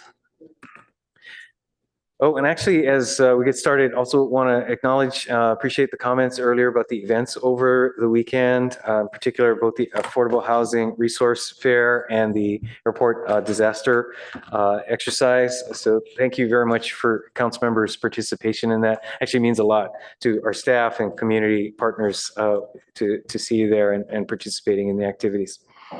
Let's see. First off, want to note for community awareness, somewhat much anticipated RIPA data dashboard, a Racial and Identity Profiling Act, the implementation of a state law that has rolled out over a number of actions, police stops over a year, as well as now just last week posted a data dashboard that allows members of the public to have both access to the data as well as a series of tools that would allow filtering, ordering, and getting additional statistical information based on the data that is now available. And again, here is shown is a example display. And this is one that for those interested in the topic is something of a gold mine of information. So look forward to further discussions of this data, but primarily through the Policy and Services Committee, as well as in reports out to the full council, as well as our police department. I know we'll be discussing this directly with community members over the weeks to come. And this is available at our website, cityofpaloalto.org/PAPD-RIPA. So it's PAPDRIPA. Next slide, please. Then want to note what has become something of almost a legend. Actually, Nita, as an engineer, it's really tough for me when north is not pointing up. And so it's one of the ongoing conversations with staff. So north is pointing to the right, I think in this case. But this is El Camino Real. Point being, there are upcoming nighttime closures, overnight closures, in particular this segment of El Camino Real between Hanson and Military Way, so that Caltrans can, use the term carefully, address pavement conditions on this section. Since we know that pavement conditions have been an ongoing issue, worsened through the winter storms, but in order to address those conditions on an interim basis before the major repaving project that is expected later this calendar year, do expect this week, in fact tomorrow and Wednesday overnight, to have Caltrans closing southbound lanes in this segment of El Camino Real. Next slide, please. We want to note a couple of community meetings that are coming up. First off, tomorrow, related to the budget. This first one is a remote session, so it's available online via Zoom starting at 6 p.m. And let's see, you can find this on our homepage on the calendar under News. Again, for the date being tomorrow. And then on Wednesday, we have an in-person open house style event at the Palo Alto Arts Center Auditorium from 6 p.m. Opportunity to really kick off the long-term planning effort related to the Palo Alto Airport. Next slide, please.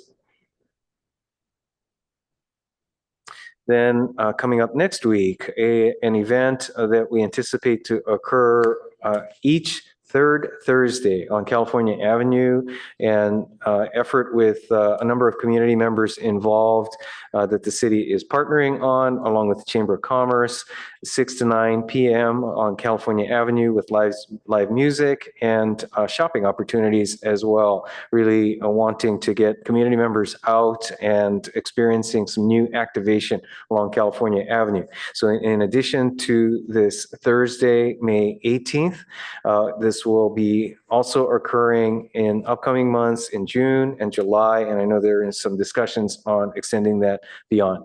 Next slide, please. And then coming up next week on May 22nd, that's Monday, the next in series of Breaking with the Law, and opportunity to chat with members of our police department and community members, this one in Midtown at the Palo Alto Cafe on Middlefield Road, and that will be Monday, next Monday, 22nd from 2 to 4 p.m. Next slide, please.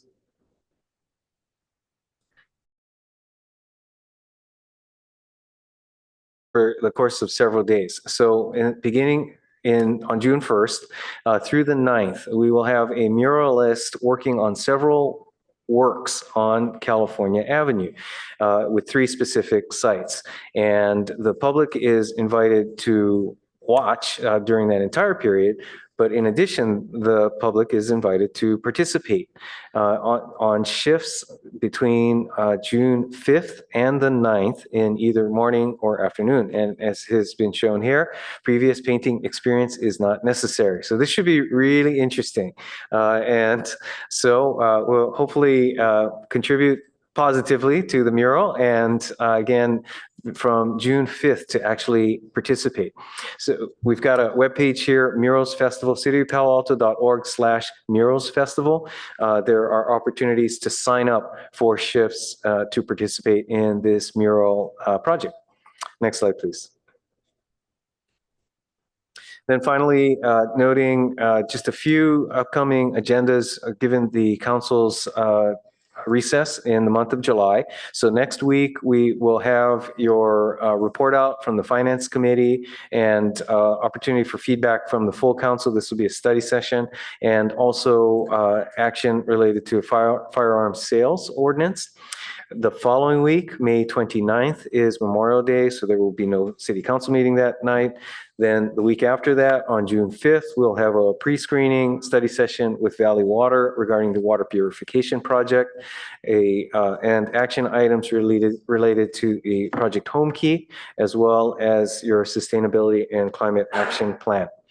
Then on June 12th, the following week, and again, these are very specific because these are the final meetings of your fiscal year. So June 12th, we have a term sheet with Pets in Need for operation of the Palo Alto Animal Shelter, bless you, and the council's semi-annual discussion with the independent police auditor. So in advance of that session, you'll be receiving the next report from the IPA. Then finally, on your last meeting of June 19th, the main event is the adoption of the budget, but of course, there couldn't be a single action. It is a series of actions related to rates, charges, fees, and the budget actions themselves. And we will also expect to have hopefully time, and we'll be able to gauge this more specifically after your meeting next week. But at this point, expecting that you should have time that evening to also have a study session that begins the review of the tree ordinance implementation. So we're planning your June 19th agenda with that hope. And again, we'll know more clearly how complex the budget discussion will be after your meeting next week. And with that, that concludes comments for this evening. Thank you, Mayor. Thank you, City Manager. And with that, we go to action items. The first one is it's a public hearing, adoption of a resolution providing that the city will not levy assessments for the Downtown Business Improvement District for fiscal year 2024. Good evening, Madam Mayor and members of the council. My name is David Ramberg with the Administrative Services Department. Tonight, council is asked to hold a formal public hearing and adopt a resolution for the suspension of the Downtown Business Improvement District assessment for fiscal year 2024. As a reminder, council approved a resolution of intent to not levy an assessment back on April 24th. And today really is the second step in that process, holding the public hearing this evening. And that's really a short intro, and I'll turn it back to you guys. Thank you. I'll take questions from council. If there isn't any, we'll go to public comments.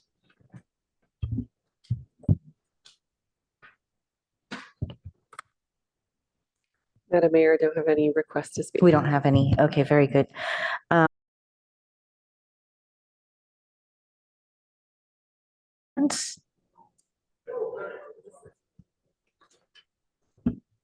Yes, we have one public speaker. Thank you so much. Thank you.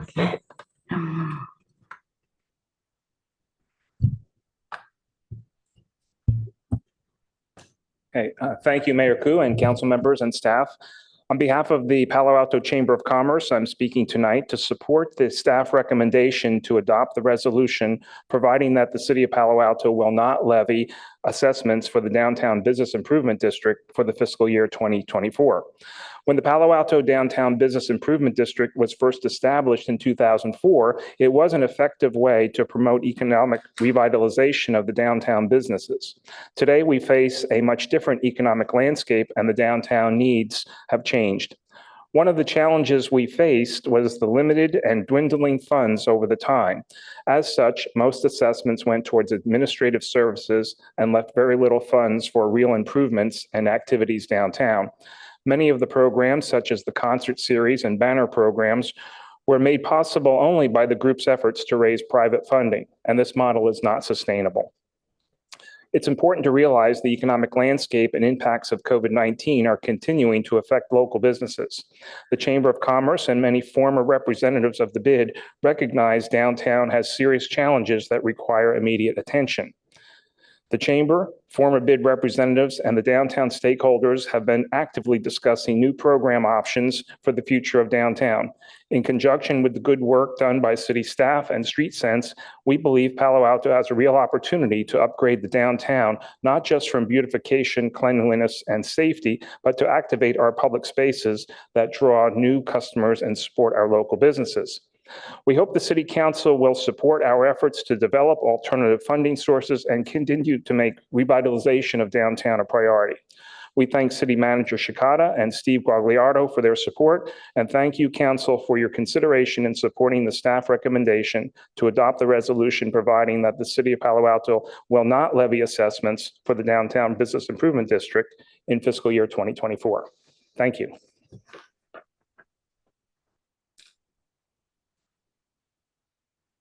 There are no additional speakers on this item. Thank you, Madam Clerk. I see Vice Mayor Stone.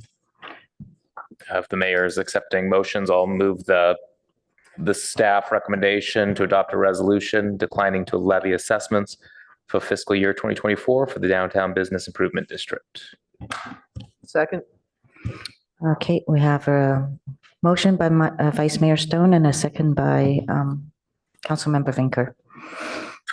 Would you like to speak to your motion, Vice Mayor Stone? I don't need to speak to it. I think Mr. Winans articulated my views and the reasons why we should not levy assessments for this year. Councilmember Vinker? Nor I. Thank you. Thank you. Councilmember Burt? Thank you. I support the motion. I just want to add some thoughts on where we stand in really the functions that the bid provided in the past. And it was a lot of promotion of the downtown, the banners, the concerts, and I think as we're looking at how to revitalize and reinvigorate the downtown, those functions remain important and maybe even more important than they did in the past. the council will be seeing in the update from on the budget from Finance Committee recommendations that staff had proposed and the Finance Committee unanimously supported, as I recall, a position that included a special events manager or coordinator. And it was like half of that position was special events and half was other functions in community services. And we've lacked that position dedicated to that for a long while. So I think that what we'll want to look at when the budget comes forward is whether there needs to be some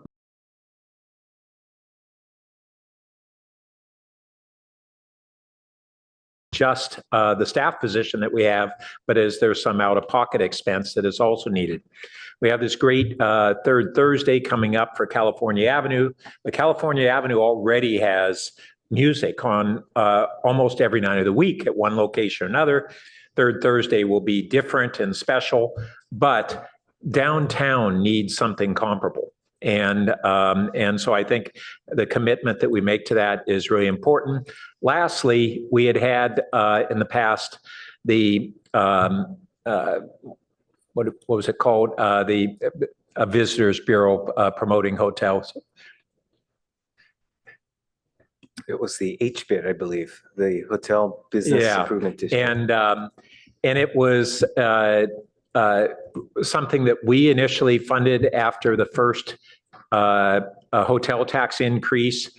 It was viewed as valuable and successful, but that San Mateo County Visitors Bureau, they renamed themselves, but they didn't have accountability to other government agencies. It was always to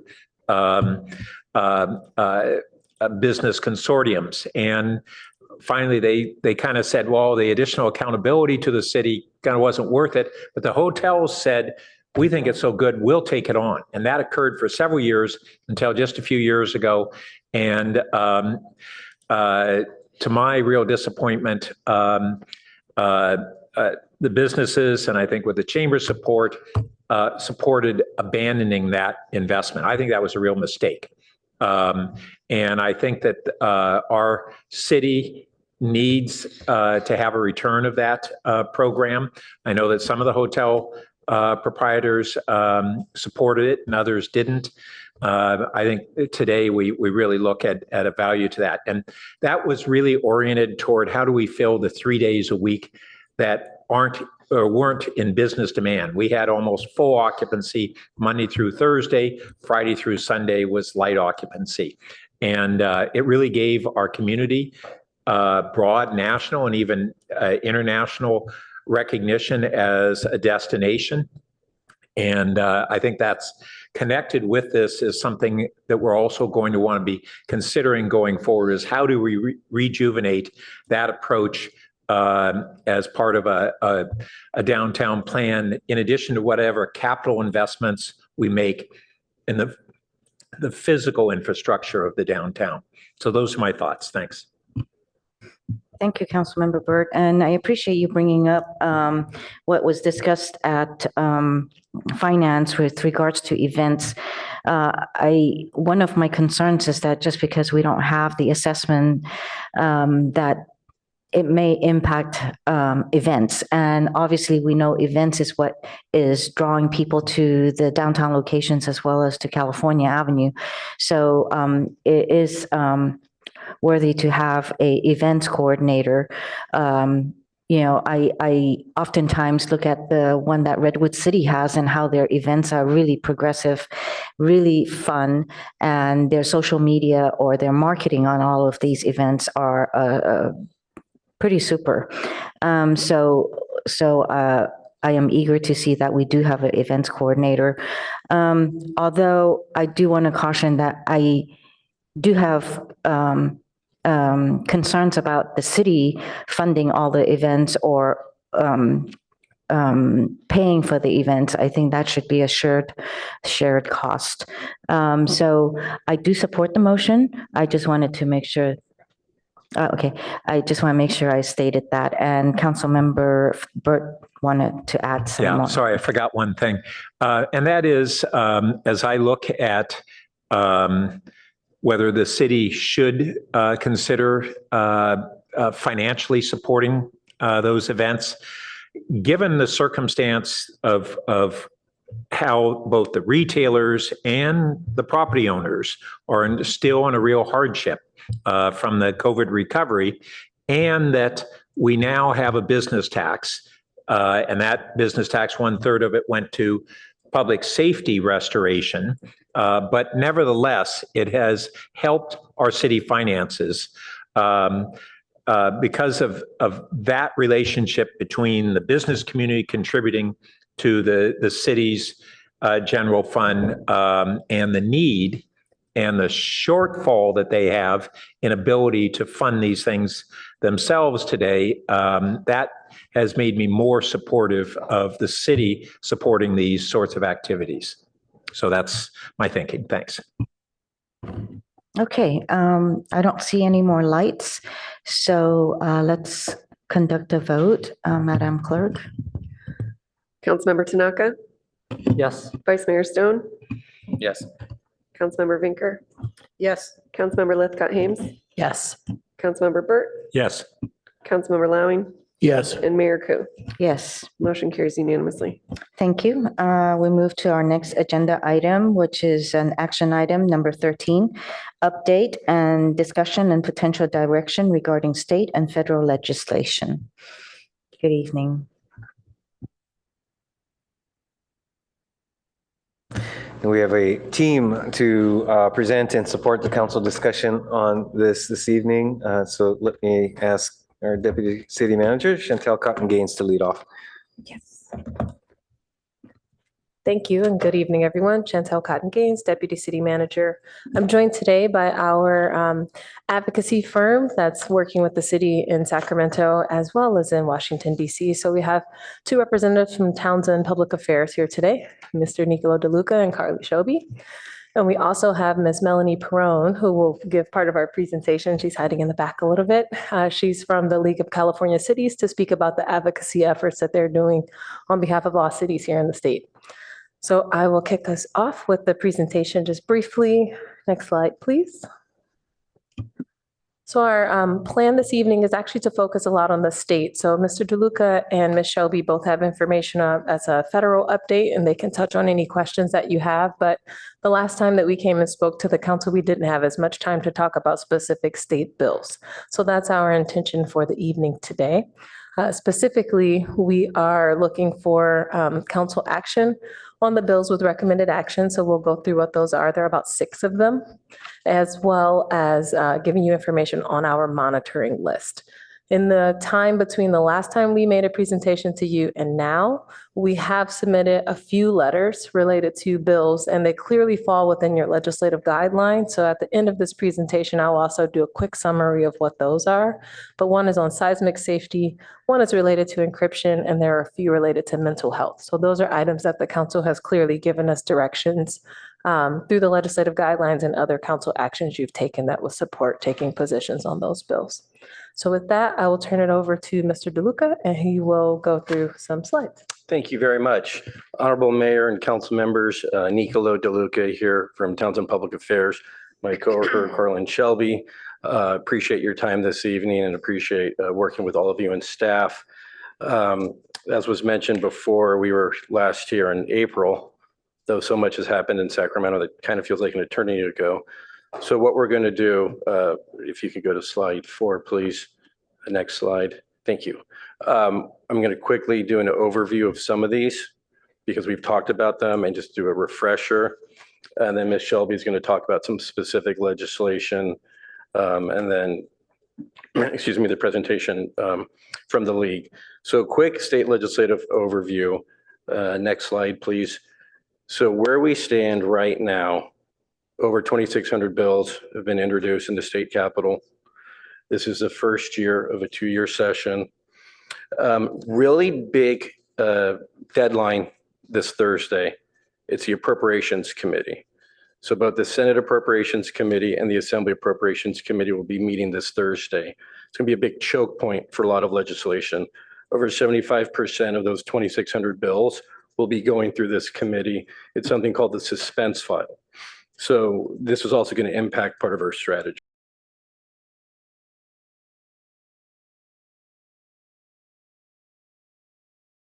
Active for this year. Just Friday, the governor introduced his May revised budget, which we're going to talk about, as is the league. And then, of course, the state budget has to be adopted in framework by the 15th, and then signed into law by July 1. And then, of course, the legislature adjourns on September 14th, and then the governor has until the 14th of October to sign or veto bills. Next slide, please. So what we've been doing since February with the entire city team, and we're really appreciative of all the time and effort of the city team, really working on a specific City of Palo Alto advocacy strategy. That includes weekly updates, both to the city council and to the department heads on bills that are relevant, standing check-in calls relating to legislation and grant funding, frequent communication and updates on priority legislation, and of course, effective and focused advocacy trips. Something that we'd like to outline as it relates to priority legislation and monitoring legislation. So priority legislation are bills that are before you today to take a position on. Once you take those positions, Carly and I and the rest of our team, we really go to work very aggressively on those bills, whether it's support or oppose. That can include going to committee hearings, voicing the city's support. That include talking to policy committee staff on the city's position. Of course, that also means talking to the author's office and our delegation so they know where the city stands. The next category is what we're calling monitoring. Not in love with the word monitoring because it seems kind of passive, but it's not. These are all bills that we are talking to the author's office, coalition members, policy committee staff, and others, and we're asking them a lot of questions on the city's behalf. So we're not taking a formal position, and we're making it clear that the city is not taking a formal position. What we're doing is we're flagging, we want to learn a lot more, so then we can make a recommendation as to next steps for the city. So next slide, please.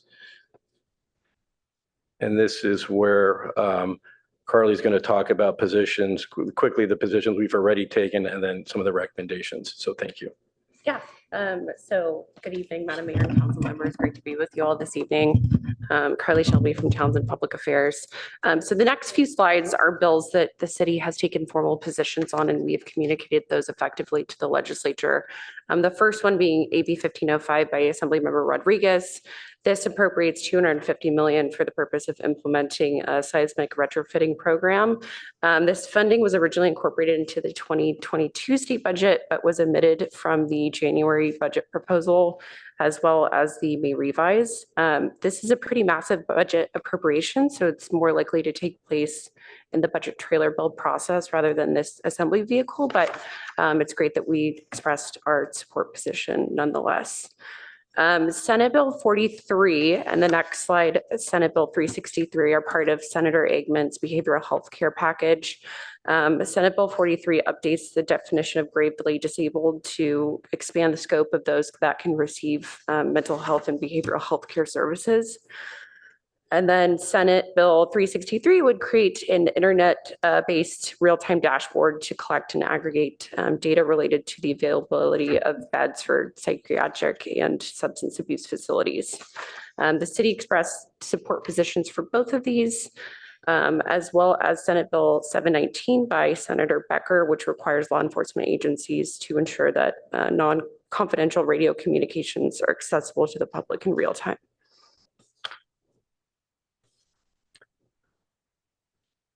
And then next slide. So then we go into some of our recommended priority legislation, and these are bills that we would like the city to take a position on, and we are recommending a position. So Senate Bill 423 by Senator Wiener, I'm sure you all have heard of it. This eliminates the sunset for SB 35, which was his 2017 streamlining bill. It also makes changes to this SB 35 approval process and revises SB 35 labor standards. My thought with this is that we'll kind of go through these, and then at the end, we can have a more robust conversation about what you all would like to take a position on. So we can go to the next slide. Yeah. Assembly Bill 12 by Assemblymember Haney prohibits tenants from having to pay more than 1 month's rent as a security deposit for furnished or unfurnished rental property. This adds another tool in protecting renters against unreasonable housing costs. We feel that this could really benefit low-income and student housing tenants within the city, and we're recommending a support position. Assembly Bill 1637 by Assemblymember Irwin requires local governments to ensure that their public-facing internet websites and all email addresses use a .gov or .ca.gov domain name no later than January of 2026. It provides no reimbursement for the associated costs. This could present a long and costly process for the city to comply, and we believe could impact constituents' ability to communicate effectively with the city. So we are recommending an opposed position.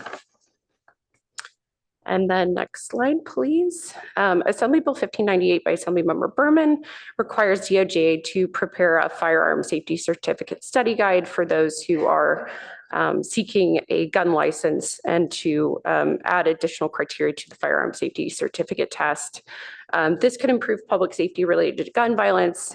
This report also demonstrates a good faith effort in supporting the Assembly member's legislative agenda as a city within his district. So we are recommending a support position.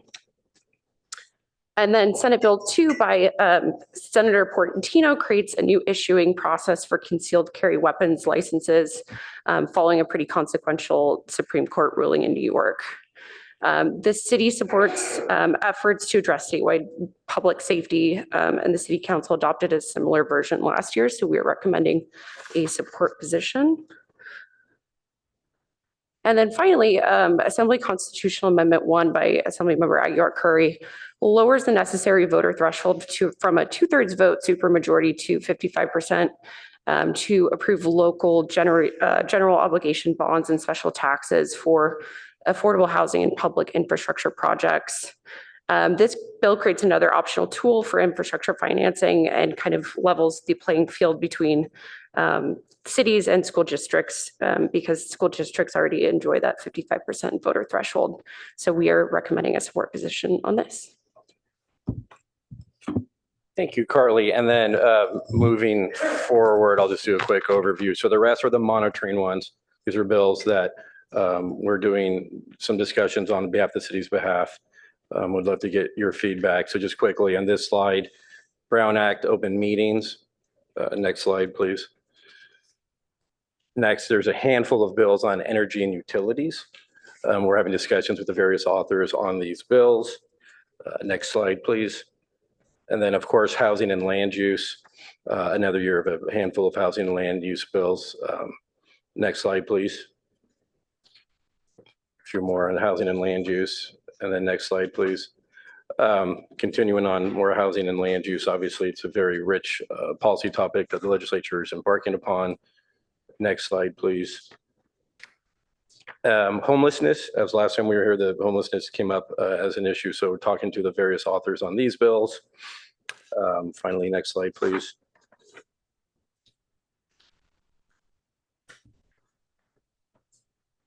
The labor relations and retirement, you all may have heard about AB 1484. So doing a lot of discussions on this bill, and seeing it in the appropriations committee on Thursday will be telltale sign if it's moving forward or not. Next slide, please. And then finally, on public safety, police reform bill by Senator Bradford that we're also watching closely. So with that, that wraps up our portion of the presentation. Happy to answer any questions once the time's appropriate, and thank you. Oh, I'm sorry, state budget. Yeah, That's actually what occupied us all day on Friday. My bad, sorry about that. So state budget, so the government of about 31.5 billion per the Department of Finance in the governor's office. Of course, every year there's a push and pull as to what is the deficit, which is really the big number the legislature and the administration need to land on in order to make what decisions they're going to make.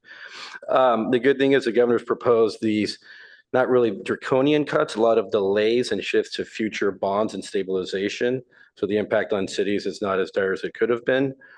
There's definitely been cautions about using the rainy day fund to maintain the current spending levels. And then what's really of interest, and we're very excited to work on this on behalf of the city, the governor called out 2 specific bonds on Friday, which is not traditional. He doesn't normally talk about bonds, especially when they're talking about a budget, because this is a legislative matter. So the 2 bonds are a climate bond, which is being proposed by Assemblymember Eddie Garcia. He's down from the Coachella Valley area. Right now, it's a very large bond, and there could be some really good funding opportunities for the city. And then the other is the Behavioral Health Care Continuum Bond. So you all remember the Mental Health Services Act, the Millionaire's Tax. The governor in January talked about ways to amend that, about more funding for housing and more funding for beds. We have not yet seen any legislation on this. We are very interested once it comes to see how it could impact the city, how it can impact obviously the region and homelessness. So that's definitely something that we are flagging very closely. And then of course, budget subcommittee hearings are going to start up. We're going to work all the way through May until we get to that June 15 deadline. And then of course, what's going to be of interest is with the personal income tax due in October, realizing we're probably not going to know what those numbers are until November, the budget's going to be in framework more than likely. And we spent a lot of time in the Senate Budget Committee's office and with the Senate Budget Chair herself. What will this look like? Knowing that there's probably going to be triggers based on what the deficit could look like and what the state's actions are going to be. If I had a crystal ball, I would expect that January of next year, there'll be some more formal cleanup on this year, the 23-24 budget, based on what the final numbers are going to be. All that to say is, come June 15th, we'll have an idea, but we're not going to have the most clear of pictures based on personal income tax coming in October. One last thing I'll add too, and this is about the federal appropriations front. Last time we all saw you, we let you know that we submitted to Congresswoman Eshoo and Senators Feinstein and Padilla a request for the Buena Vista Mobile Home Park rehabilitation, the amount of $2 million. Since then, we know that Senator Feinstein and Congresswoman Eshoo have put forward this project as a priority ask. So that definitely bolsters its likelihood of being incorporated into the final appropriations bill when Congress gets there. So we definitely have a long road ahead, but that is some positive news on the federal appropriations front. And we'll turn it over now to the league representative, Melanie. Thank you.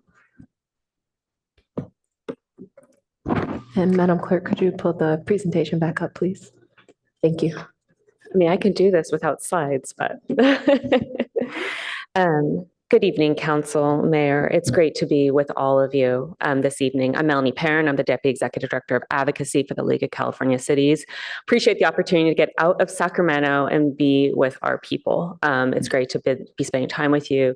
Mayor, I especially appreciate the opportunity to have gotten to spend time with you at our events in DC and Sacramento, and look forward to the continuing of that relationship. Congratulations to the newest members on this council as well. I quickly just want to step back and just talk about the league overall. Just a quick overview. I'm sure you've heard it before, but I'd like to give it one more time. We're really a three-legged stool when it comes to our organization. We look at our advocacy, which is our state, federal, and ballot measure components that are at play at any given time. Education, which is our annual conference, our various events, your city personnel that participate in our various departments, they have their own conferences. In fact, your city attorney may or may not be at a conference coming up that is being coordinated by our organization. And then third, but certainly not least, is our legal function as well. So there's very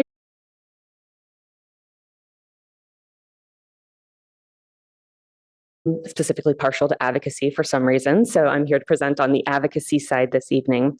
And just a quick refresher, how Cal City sets our policy is really set through a process through our policy committees that then goes to our board makes a determination, or the general membership at our annual business meeting can also determine policy that the organization does take.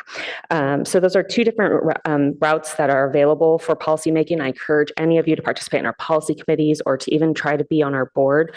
Those are ways to really influence what's happening at the statewide level on behalf of all the cities in the state of California.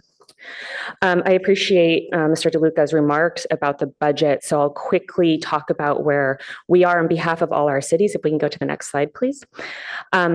Our main focus is a $3 billion ask in the housing and homelessness space. You all have needs, cities across the state have needs. We have doubled down on this. If you were part of our City Leader Summit back in April, we had a press conference specifically about this ask. We got great media attention. We have some legislative champions that are working furiously for us to make sure that we can go and continue to amplify this request of money. You need money, cities need money across the state, and it's happening on your doorsteps. As much as money is going to the counties, you all are experiencing the problems. People aren't calling county officials, they're calling you. So this is our fight. This is what we're focused on. In fact, you'll probably see some communication coming out of our organization within the next day or so, really seeking your continued advocacy as well to go and raise this with your legislators, the continued drumbeat of why dollars are necessary. State mandated, unfunded mandates that the state has owes approximately about $1 billion to local governments. While this is probably not the year that we're going to get that, it doesn't mean we don't stop that advocacy. We're going to continue this drumbeat this year, next year, however long it takes to go ensure that you are all getting the money that the state owes to you for programs you are running that the state is mandating that you do and is not paying you for those efforts. And then I love this, our price list is safeguarding local revenues and supporting local government's fiscal sustainability, which is really important as we look at the 31+ billion deficit the state is experiencing right now. Just again, on a quick high level, next slide, please, what the governor's May revise does and does not do. So that last item I just talked about, the governor's budget largely does not redirect city funds to address the state's budget shortfalls. This is something we're hyper focused on. We're pleased that this round, we are still seeing that cities are being pretty much unscathed, but we still have another fight over the next month to 6 weeks. And then the continuation, what's going to happen in the fall. And I agree with the crystal ball that in January, we will be coming back. The legislature will be coming back. They will be making more determinations on what the state budget looks like and the potential impacts to each of our cities. In the housing space, we see that there's a reduction in deferral of approximately $700 million. Kind of ironic when the state wants cities to be building, yet they're pulling money or delaying money that is really needed to help with key programs in affordable housing. Homelessness, we are seeing the maintaining of the current allocated level for the next fiscal year of approximately over $1 billion. The big thing though is accountability. Accountability is the term of the month, the summer of where we're focusing our budget negotiations on as we're looking at homelessness. The accountability will be a part of whatever gets negotiated, of assuring that those dollars are being expended in appropriate ways and that they're being used for what the determination is. We are at the table for those conversations. This is a daily conversation with legislators and legislative leadership, and the governor's office cannot emphasize this enough that we want to make sure there's appropriate accountability and not too much accountability, because we know what happens when Sacramento starts really playing in the accountability space and really trying to continue to put overarching requirements onto cities. Public safety, something very important for our organization, fentanyl response. I'm sure your community is experiencing fentanyl issues. We certainly are looking to make sure that we're going to be able to go and help support all our communities around the state in addressing this crisis.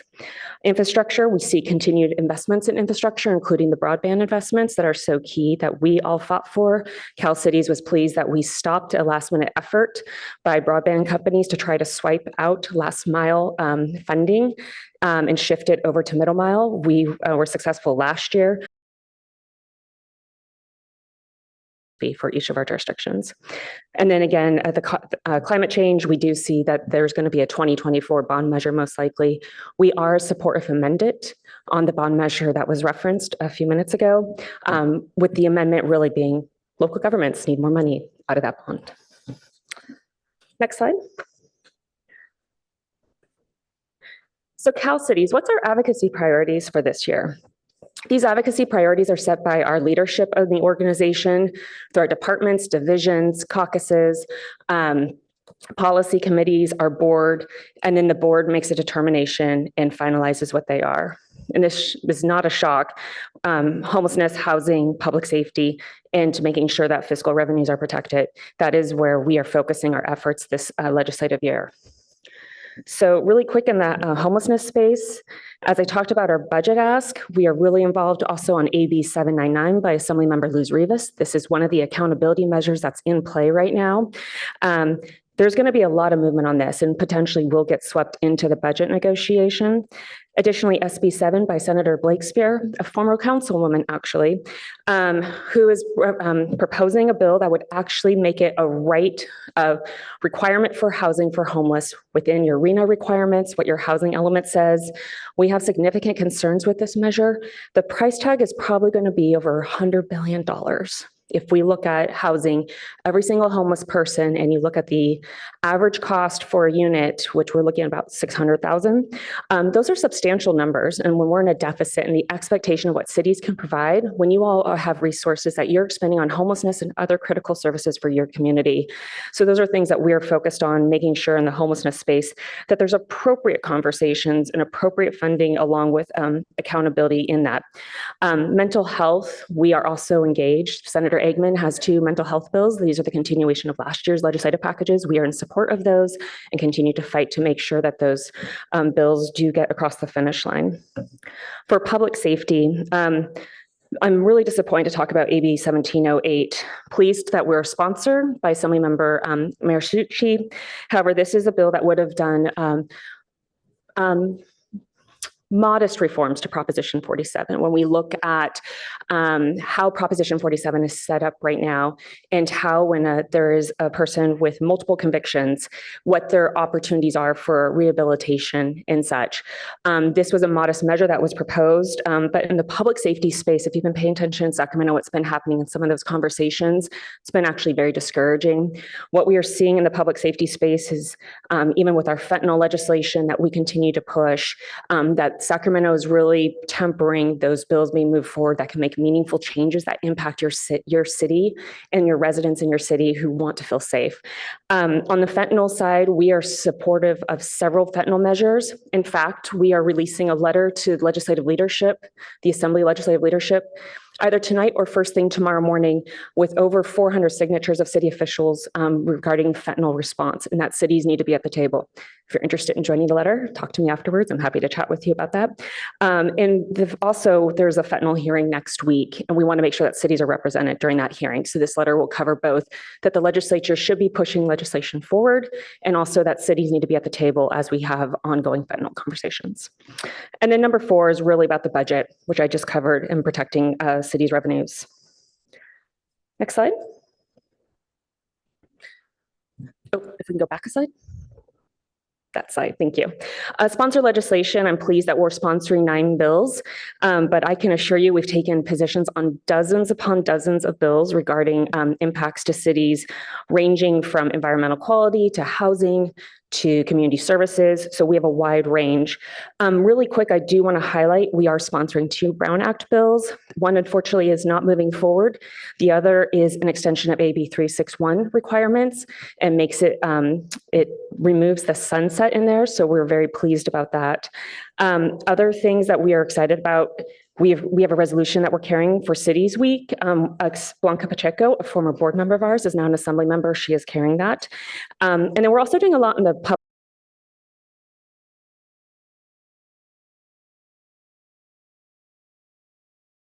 So happy to brief if there's any specific questions, happy to chat with you offline about those. And then if we can go to the next slide. So we have already scored several wins for cities, and I can't emphasize this enough. There's a lot of work that happens behind the scenes that never gets to be seen the light of day. I have 2 slides here of a list of bills that we were directly involved with and directly involved with it being held. A couple of things that I'm sure will be of key interest for this council is by right approvals, AB 1630 and AB 1532. Very involved in those to make sure that those got held because it just did not have the appropriate level of consideration for what you all need to be doing when you're trying to look at how to go and plan in your communities. Another significant issue that we are engaged in, which is more Southern California based, but it will have statewide impacts at some point, is regarding warehouse setback requirements, about how close or how far away a warehouse needs to be from a housing or certain critical infrastructure sectors. Those are ongoing negotiations that will be playing out through the rest of this year. And so you can see here, there is quite a diverse list. And then this Thursday, we are all eagerly waiting the suspense file. We'll be able to score a lot more victories after this week. Our team is furiously working through all of these items. There's several other bills that we are working with appropriations staff and other Senate members to focus our energy on to see if we can get those held due to the cost that it will be involved for implementing. With the May revised budget deficit, we do anticipate probably more bills will get held than probably we thought would get held a couple of weeks ago. So we're pleased about that as well. And just really quick on the federal side, we are very focused on ARPA clawbacks. Very, very, very focused. We have been in coordination with our National League of Cities. This will continue to be a fight. Don't be surprised if we reach out to all of you asking for your assistance and making sure you're connecting with your federal legislators. Absolutely cannot. We fought hard. We fought so hard for over $8 billion to come to the state. We're not going to lose it. We are not going to lose it. I do want to take one moment before I go into the next part of my presentation. Cal Cities is embarked on an effort to update how we handle our annual conference, specifically our General Assembly. We know that that process left some people felt very discouraged and frustrated, as it did for us in the organization. Our board has set forth a governance process. You will see changes this upcoming year for the General Assembly. You'll see different times, different processes around that. I'm happy to provide any information that you may have on that, but I just want you to know we have heard you, we are listening, we are making changes. We are committed to that. Next slide. I feel like I'm taking you on a whiplash adventure right now, so thank you for hanging on for dear life with me. As I talked about in our advocacy efforts, and there's one item I do want to reflect back on really quick on the legal side. SB 9, we are involved in the SB 9 litigation. Last week, we did file an amicus brief with the LA Superior Court. Those efforts continue. We are pleased to continue this fight on all your behalves for charter cities. And we also do have a newsletter article, I believe that's going to be out this week in our newsletter, so feel free to read that or let me know if you don't get that and we'll get you the information. So whiplashing back now to ballot measures. This is also a part of our advocacy efforts. We have multiple fronts of fights and opportunities that we fight for cities every single day. I'm aware that this council has already taken a position of oppose on the California Business Roundtable ballot measure. Just want to give a reminder of what this measure does and where things currently stand. Next slide. And next slide again. So the specific impacts to cities, and specifically when I look at Palo Alto, the impacts, this does apply retroactively to local revenue measures, and I believe your Measure L will fall under this ballot measure. So just that awareness that we have of that your city does have one of the local measures that will be impacted with potential a retroactivity component of the ballot measure that will pull this out of law. What the ballot measure also does is it overturns the Upland decision by now requiring special taxes have to be approved by a 2/3 vote. And then when we think about AC1, what was just discussed, this is going to be in play with AC1 and the change of the threshold to 55% for affordable housing projects. This will be potentially impacted by this, the Business Roundtable measure. It does require a sunset on new or increased taxes. It requires new voter approvals for expanded tax application, and it impacts city charter amendment authority. And what we mean by that is a city charter may not be amended to impose, extend, or increase a tax that may not have the same authority in other charter cities to adopt like a property transfer tax. So just the consideration as a charter city, there's also additional levels of potential components that could be impacting your city specifically. Next slide. So this will restrict the ability to charge adequate fees for products and services. What we mean by that is it's going to really restrict your ability in that the term to be used is the actionable and reasonable cost, which is basically the minimum amount necessary for the product fee or for the product or service. So when you think about your planning efforts, when you think about your encroachment permits, when you think about permit parking, all of that plays into what this could potentially encompass. It also jeopardizes franchise fee authority. Historically, franchise fees have been considered a fee. It is likely under this measure to now be shifted to a tax. And so then based off the language of the measure, so you think about the utilities, cable, garbage franchises you may have in the city, that will play into this. 4, changes the process and ability to impose fines and penalties. Fines, it may now require voter approval for when you might have a corporation or property owner that has violated local law. So you think about your nuisance abatement, your SB 1383 requirements for organic waste recycling, or vacant property that's being unkept. And then it prohibits fees and taxes associated with vehicle miles traveled as a condition of property development. Next slide. So the fiscal impact statewide, we're talking about several $1 billion that are at risk here for local governments. And you think about what you need to run your government, what you need to run your city, the critical services you need to run your city. These are all potentially at jeopardy. You're now going to have sunset on taxes that are going to have to go back to the voters every few years, depending on what time frame you choose. You're going to have a lot of legal challenges and potential. There's going to be not streamlining. We're going to see an expansion of potentially government of the tracking and addressing the legal components that are going to be at play with this measure. So Cal Cities is all in. I cannot say this enough. We are all in on your behalf. When we consider what local control means and the impacts of local control, this is local control attack at its root. So we continue to fight this. This has a long way to go. This is qualified for the number 24 ballot. There's going to be a lot of interesting opportunity and probably some negotiation, I would say, until next June.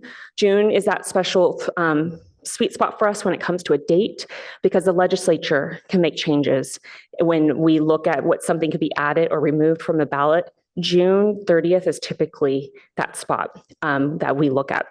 So there's a lot of movement at play, and appreciate again that you all have taken an opposed position as a council on this, and look forward to continuing to work with you and defeating this measure. With that concludes my remarks. All right, and just to wrap us up, thank you, Mayor and Council, for sitting through all the information. I know it's quite a bit, but we wanted to make sure you had a comprehensive view of what's going on. So just to summarize, the specific action we're asking the Council for this evening is related to that middle bullet point. So bills with recommended action, SB 423, we're asking for Council confirmation if this is a bill that you would like to present an opposed position on. Our staff recommendation, again, is based off of the legislative priority or guidelines, as well as any previous council action.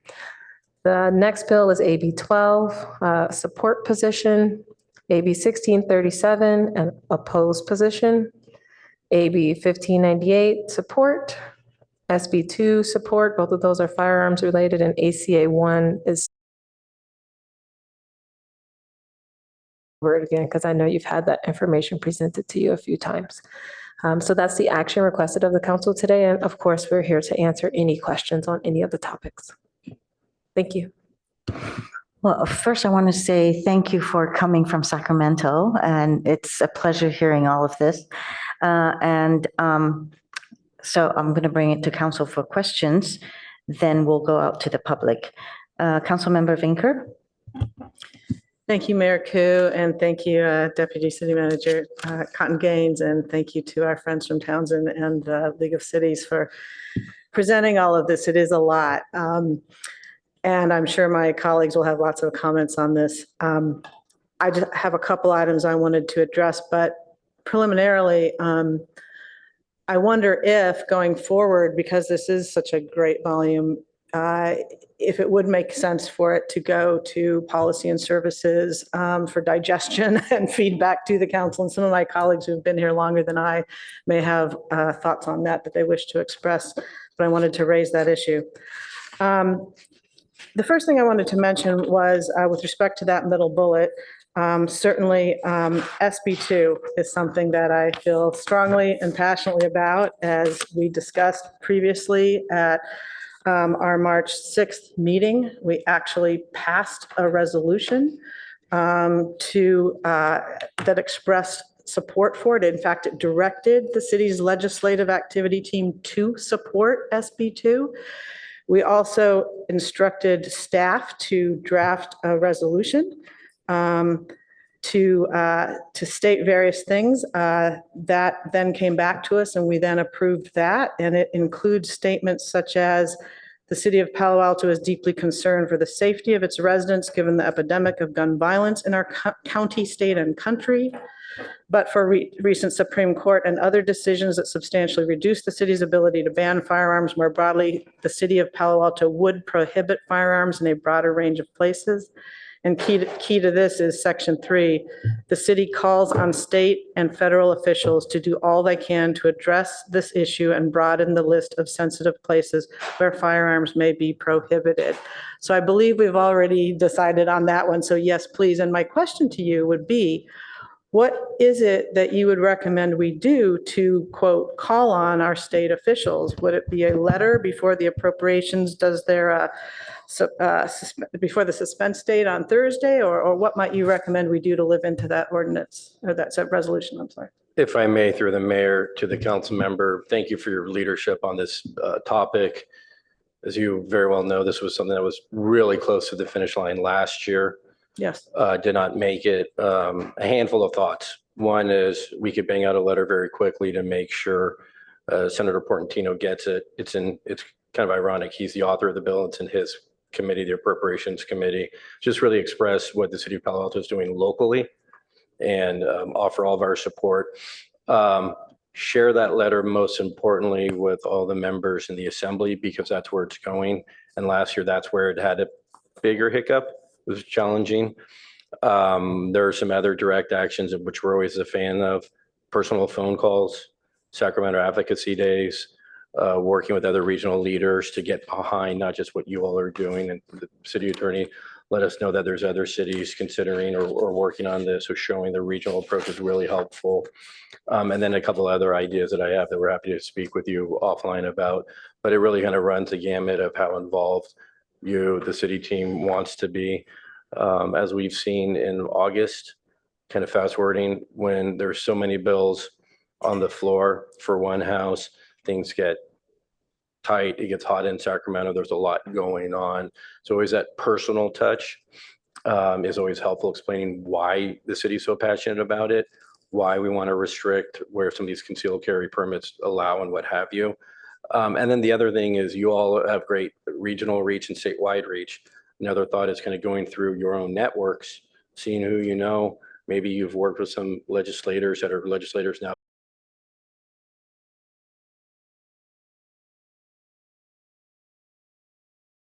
And some other ideas that come to mind. Thank you. I would encourage us to take many of those. I hope the mayor may be amenable to that. I don't know the exact process for going through the letter. But with respect to the phone calls, just to make sure I'm understanding you right, are you suggesting that individual council members could do that, or what? We would coordinate through the city. Okay. As to who's the best, most effective person to call, the mayor, the vice mayor, what have you, and work with, the city administration on how we do that. We would draft the speaking points. We would get the phone numbers. We'd get everything ready. We're just go down your sheet and call.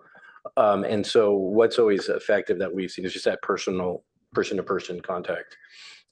Clearly, COVID is somewhat over in the state legislature. So they're doing in-person meetings. So lobby days are back in full effect, but it's just helpful having any type of reach. And then just the kind of the old school way that Carly and I and Melanie do it. You also then stand by the gate when legislators are going to the floor, and you get them that way too. So a lot of tricks that we're happy to share and coordinate with the city administration and the mayor and everyone on how to do that. Yeah, it might be helpful if we knew if the members of the Appropriations Committee, obviously, we could look it up if there's any, certainly in the region, that we might be more likely to know. I see that my time is up, so I'll hold to the next round, but I do want to come back to the climate change bond measure when it's my turn again. Thank you. Thank you, Councilmember Lythcott Haynes. Thank you, Madam Mayor, and thank you, Ms. Perron, Ms. Shelby, and Mr. DeLuca. Really appreciate your presentations, and as well to Assistant City Manager Chantel Cotton-Gaines. Thank you for all that goes into this. I'm finding myself just feeling curious about how we go about formulating a majority opinion on any of these things. It'll be interesting to see where this goes, because we're not all like-minded, and some of these issues are quite political, whereas others are not. And so I think in this first round, what I'd like to do is focus, Ms. Perron, on some aspects of your presentation. You mentioned concerns about the Cal Cities General Assembly being so significant that you were overhauling it, and you said, we've heard you, we promise. And I'm personally not familiar with whatever the controversy was, so I would like to understand what the concern is and how it's being addressed. And then I'd love to hear you say more about the opposition to SB 9 and why you think that we ought to be in favor of opposing SB 9. And I think last I will ask about SB 423. It's taking a very important law, SB 35, AKA the Builder's Remedy, and removing a sunset provision. Personally, I'm no fan of the Builder's Remedy, but I am very much in favor of cities being held accountable to meet their arena and have a compliant housing element and ultimately approve the housing. Nobody here, but leaders in cities near here are holding hearings where people are crying over having to meet their arena, and they're trying to declare themselves a mountain lion sanctuary to get out of building housing for humans.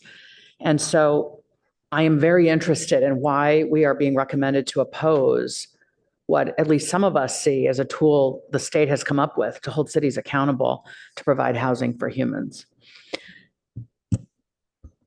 I am happy to start those remarks, and then we'll also have my colleagues at Townsend also respond.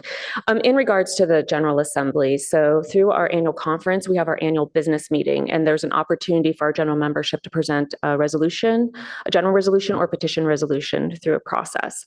General resolution goes through a more robust review process and analysis internally at the organization, and then is presented at the resolutions committee during the annual conference, and then ultimately could end up on the General Assembly floor where the general membership can vote. The general membership, each city is given one vote to participate in that process. As a council, you all will select your delegate and alternate delegates to participate in that process, probably coming up here in the next couple of months as our annual conference is in September. Last year, we had a petition resolution that was provided to the organization that went through the review at the General Resolutions Committee. A petition resolution happens on site at the annual conference, so there's no staff analysis done. There's no Cal Cities analysis. It's more of we just help facilitate getting it through its process. So our resolutions committee met, it then went to the General Assembly floor. Through that process, there was a concern about the motion to debate. We have different, as a body, a governing body, you understand that we have different bylaws and different procedures, processes that have been implemented through our board and through the general membership over time. And there was a regard about a general debate on the measure that ultimately the vote failed. And then there was an ask for when the vote happened, the full vote happened on the measure. The vote was a voice vote. The presiding officer made a determination that the voice vote carried. And I think it just left some people unsatisfied that there should have been additional consideration, because we go to a vote card vote where you can actually do an actual vote count. So we heard a lot of feedback. I cannot emphasize this enough.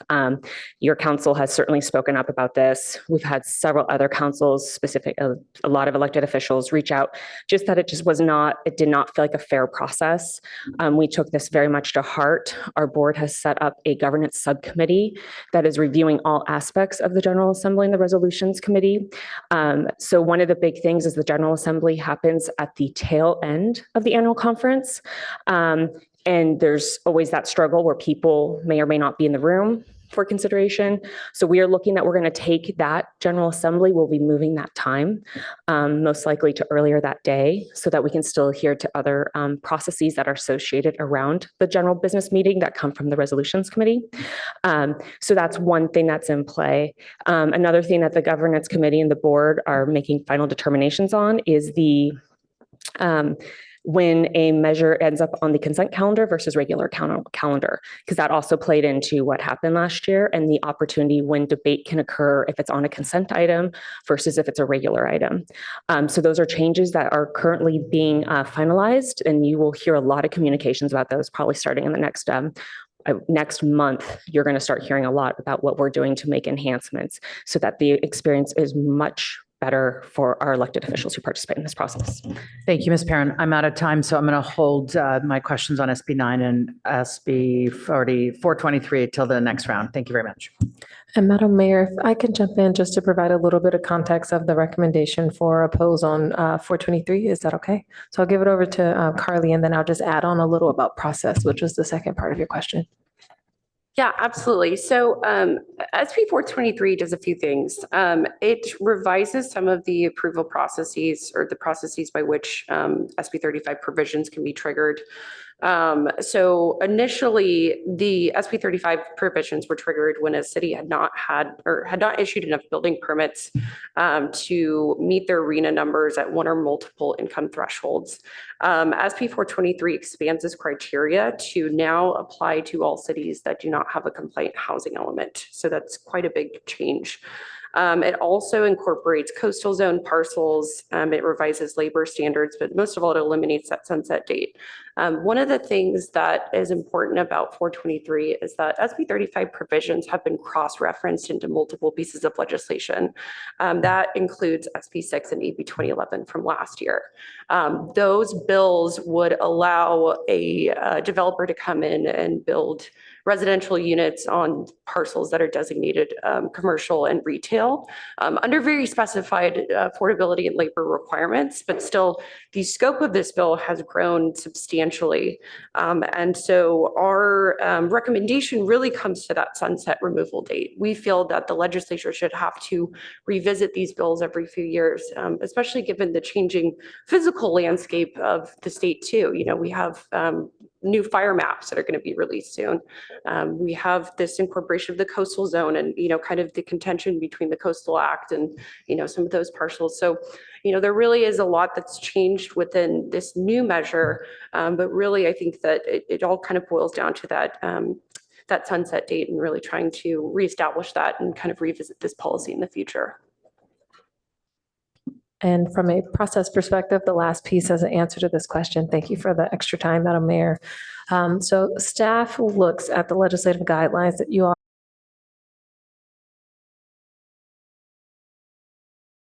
legislation of whether we are recommending supporting them or opposing them. And a lot of the legislative guidelines give us enough clearance to be able to just draft a letter. So for example, on the 4 bills where we said we've already done a letter, it was very clear they fit within the legislative guidelines. This particular bill had enough, I think, contention around it that we wanted to make sure that the council had the opportunity to discuss it. Based off your legislative guidelines, there is enough background information of things related to local control that would say that this is a bill that the city council, through your legislative guidelines, have given us direction likely to oppose. But again, because this bill is one of the hotter discussion topics in Sacramento, we wanted to make sure that we still brought it to the city council to get clear direction. And if there are any nuances that you would like us to factor into a position letter when we share that in Sacramento, that we understand what those are. Thank you. Thank you. Vice Mayor Stone. Thank you, Madam Mayor. Great to see the team again. Ms. DeLuca, always love the bow ties. I'm always excited to see which one you're rocking tonight.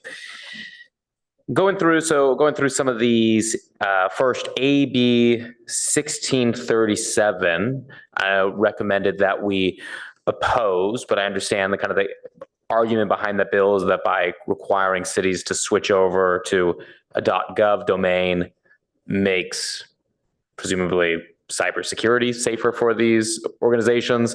I know cybersecurity is a concern for the city. So can you discuss more about kind of the balance of the financial aspects of that on the city, but balancing that with cybersecurity? Yeah, absolutely. So this bill was proposed in response to some cybersecurity attacks on cities specifically, some of which actually had a .gov domain. So it kind of invalidates part of the argument. So this bill would require IT departments to recode, establish new email addresses, reprint all business cards, all printable materials. But then, it has no funding mechanism to support this, and then a city would have to do this by 2026.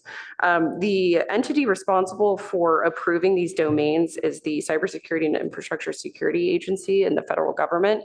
They approve these domains on a first-come, first-served basis, so there really is no guarantee that by the time that this needs to be implemented, all 482 cities within the state, everyone subjected to the Brown Act, that includes community colleges, special districts, everything under the sun, would be able to fully implement this by 2026. So there is that concern. We've been working with the author's office quite a bit on this bill just to see if there's any wiggle room about, the implementation date, whether or not they can pilot this and really determine if a .gov domain shift would, equate additional cybersecurity benefits. So yeah, we're recommending it opposed just because it would be increasingly burdensome for cities to implement this in that time frame. Okay, and the trade-off to the additional security for .gov compared to .org seems minimal? If I may, through the mayor, clearly not an IT person, but just from what I've been seeing about recent cyber attacks, not just in local California cities, but across the board, kind of our thought in this recommendation is if there's a desire to get into your domain or do nefarious activities, it's going to happen. So with this legislation, would it maybe slow things down? Possibly. Would it stop it? No. So that's also kind of another focal point. Perfect. Appreciate that. Next, AB 1317 requires property owners of new multifamily properties to unbundle their parking. And do we know, would that extend to BMR units?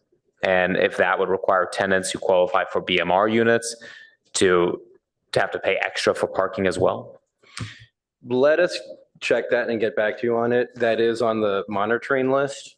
And that's also, we've identified that as it's in the Assembly Appropriations Committee. So curious to see what might happen on Thursday. We're happy to get back on BMR units and work through the administration to get you that answer. But also wondering if this is even still going to keep moving forward. Okay. Yeah, I think that'd be helpful. I'd be interested in understanding that because the data shows lower income families tend to own cars at higher rates, rely on single occupancy vehicles at higher rates.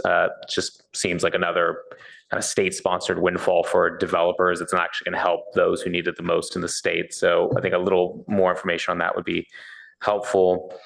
And then kind of a bit of a follow-up on just understanding kind of what you just said as far as monitoring. So when will we receive that update? Will we receive it in time? I mean, some bills, AB 1319, AB 1469, AB 1476, just from the brief descriptions, they tend to advance a lot of the city's interests, especially around unhoused services and funding for tenant protections and affordable housing. All seems like bills we might be interested in pursuing, but I'm just concerned about our agendas moving forward and the ability to actually then move from monitoring to support in time to make a difference. Absolutely. We're working closely with the administration on these bills. So here's what happens in the Appropriations Committee. It's almost like an auction. They read through the list and they'll say held in committee moving forward or with amendments. So we're going to know which bills are moving forward. We're going to know which bills are being held. So that kind of reduces some of the bills that we've been targeting. So it kind of cleans up the list a little bit. The tricky part's on the amendments, and we don't see the amendments right away, bless you. We're probably not going to see the amendments until earlier next week. And a lot of times in the Appropriations Committee, both Senate and Assembly, amendments happen without the author even knowing. So we're going to want to look and see what happens. And then from there, since we do the weekly updates, we can easily move some of these from monitor to suggest support or maybe, recommend opposition. So this is really kind of the first leg of this effort, and then getting through appropriations is part of the next process. Thank you. And process-wise on the city side, knowing your agendas are very full through your council break, if there's a bill that you're feeling you really may want to weigh in on it to see what happens, it's fine to give us that direction today. And as we see what happens with the bill, we'll be able to make that discernment pretty well working with the mayor and vice mayor. Great. Thank you. Same amount of time. Councilmember Burt. Thank you, and thanks for the presentations. First, I want to ask on the business roundtable measure. Has there been polling yet that we're aware of? Are we planning on doing any polling as the league versus the proponents? And then second related question is,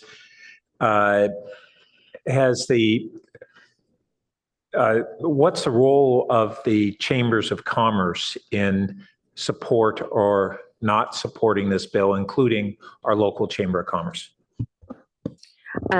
So for the business roundtable, what I will say generally about any ballot measure that our organization or our coalition partners that we're engaged in, when we look at, there will be polling. Whether or not that's been conducted, those are obviously held confidential, as you can imagine.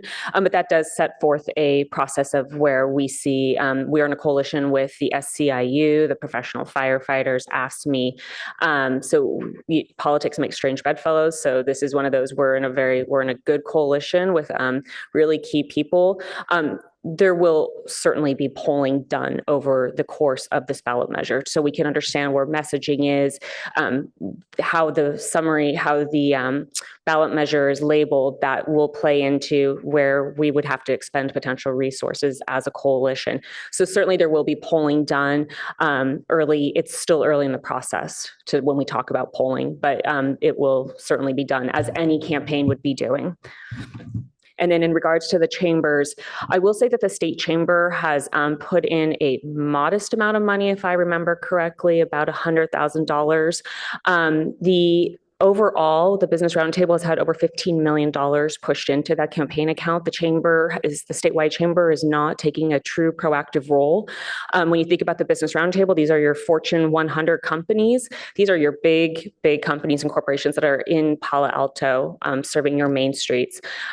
So the chamber does have a small interest in this, but if you also look at what's sitting on the 2024 ballot, there's a lot of other measures that do impact the business community that are also going to be in play that will also impact potentially some of the people who would be participating in this measure otherwise. Yeah, well, I think we'll want to be looking at who are the participants in the business roundtable and looking at really political accountability for them on this measure. And then you mentioned the unfunded mandates, but one of the biggest unfunded mandates in reality are the affordable housing RHNA mandates, and they aren't quantified as part of the unfunded mandates. Is there a reason that we're not characterizing them that way?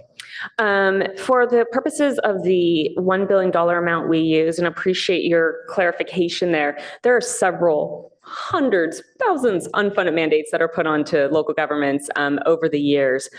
Specifically, though, what we look at for what's truly unfunded is what goes to the Commission on State Mandates, goes through a rigorous process of being determined that it is a statewide mandate, that then if it does not get funded, there's impacts in that. I would say that like when we look at SB 9, that was considered a matter of statewide concern, and therefore that can sometimes eliminate the need that's a state mandate because it's a matter of statewide concern. But the affordable housing RHNA mandates dwarf that $1 billion. And that process by which you described whether they're a legally unfunded mandate or not, is the league involved in bringing forward an argument that those allocation or those RHNA allocations may in themselves be unfunded mandates? We are not. However, I appreciate you raising this because this is something I'm going to take back to my team. We fight several battles in the unfunded mandate space on a lot of different issues. And this is one of those things that we've highlighted that there is additional need for resources. That's why we look at that $3 billion that we're making that ask for, includes both housing and homelessness, and really trying to get to that affordable housing component that we know you all need resources for. So I'm happy to follow up with you on that. Let me go and talk to my team about that.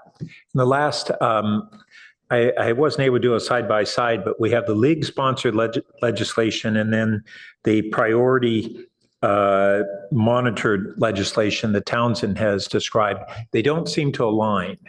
They really seem to be different lists. And I'm going to be interested in how we reconcile those two lists going forward. Absolutely. And through the mayor, vice mayor, absolutely. There are some commonalities. We flagged some of those same bills that they've been working on. We were happy to work with Ms. Perone and her team. I just want to give her a shout out. Worked with her back when she was over at CalSTA. It's very helpful. And we also look at this kind of in two parts. There's some larger efforts the league works on, and then there's some more direct, specific to develop the efforts that we're working on. But happy to coordinate with the league, with CSAC, and with other associations. Thank you. And if I'm able just to follow on that really quick, I will highlight that there are several bills that were mentioned this evening that I did not mention, but we have taken a post position on AB 1637 and on SB 423 as an organization. So there is a lot of overlap, and I'm happy to coordinate with Townsend on that. Thank you. And I just want to add that also Townsend is also working based on our foundational principles as well. So it will be somewhat different from Cal Cities. Councilmember Tanaka? Yeah, I just want to thank you guys for coming out. Really appreciate the update. Very, very informative. In general, I agree with a lot of your guys' positions. So all good. But I just want to speak about a few that I think we should reconsider. So first one is the Taxpayer Protection and Government Accountability Act. I think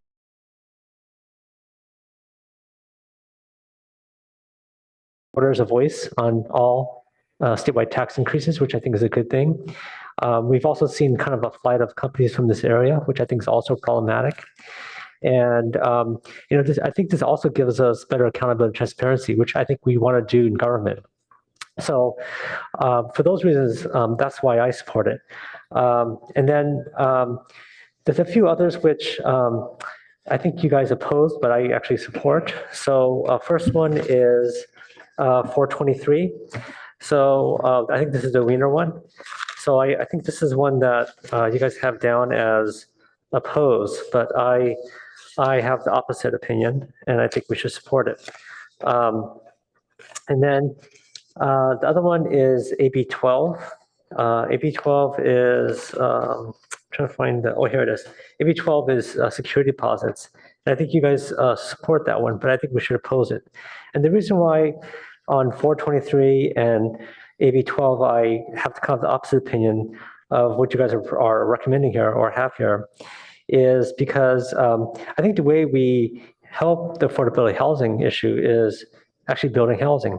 And I think both of these things make it so 423 is trying to streamline housing approvals, multifamily housing developments. And one of the big issues here, for instance, is actually the permitting process and building things is actually very, very tough. And so people just simply don't build. And if you want to help with affordable housing, that's one way to help is actually to build. And same thing with security deposits. I mean, if you take away the landlord incentives to rent out property, I think that's also something that's not going to help with in terms of providing more housing for the area. And then let's see, I think the other one is on ACA 1, which is lowering the threshold to 55%. I think it should be kept the same. I think in general we have some of the highest tax rates in the city, in the state, in the country compared to other states. And I think that we want to make this place more attractive in general. And then last one here is on slide 17, Brown Act open meetings. I don't think you guys have a recommended positions on that, but I think that, virtual meetings, teleconferencing, Zoom, et cetera, is the way of the future, and we want to support it. And it's also something that's important to our city, right? We want to reduce our carbon footprint, our greenhouse gas, and one of the biggest ones is actually transportation. Now, a few people actually, let's say, bike these kind of meetings, but most people do not. Most people will drive. And so I think if we can make it easy for people, we save a lot of energy, we save a lot of pollution. So I think we want to keep pushing on having these open meetings. I thank you for your work. Thank you. So I don't see any lights, so I'd like to say a few things. First, Ms. Perona, I'm very, very encouraged to see Cal City's direction and the change in terms of taking measures to promote local decision-making, as you say in your advocacy page on your website, and also to lobby against policies that erodes local control. And also reestablishing what charter cities are all about, where they have the home rule, et cetera. So thank you. I want to also appreciate President Ali's leadership, as well as Executive Director Coleman for her letter addressing the budget shortfall, and also to homelessness, right? Then I wanted to also bring up that I wanted to ask ACA 1, when it says that it will also, it can enact taxes, special taxes. Let me see here. I'm just getting to my page. That it can actually do a bond or special taxes. Does that mean parcel tax also? Potentially, they could also push forward a parcel tax on both residential and commercial properties in order to fund infrastructure and affordable housing? So to the mayor, the way we've always read it was for, yes, for bonds. And then another common local measure would be for sales tax. And then also parcel measures, but I can triple check on parcel measures for you. I'm sorry, the last part. I said I could triple check on parcel measures for you. Okay, thank you. I mean, those are taxes that's going to impose another hardship added to the property tax bills of folks that are continuing to hold on to their homes and potentially eliminate the ability for them to pass on to their heirs. So that's something that I'd like to have more clarification on. AB 309 by Lee, that's the Social Housing Act. Did that pass? That's currently on the appropriation suspense file. It does have a pretty hefty price tag associated with it. We believe that the author has shifted the funding mechanism to general obligation bonds. So we'll see what happens with that on Thursday.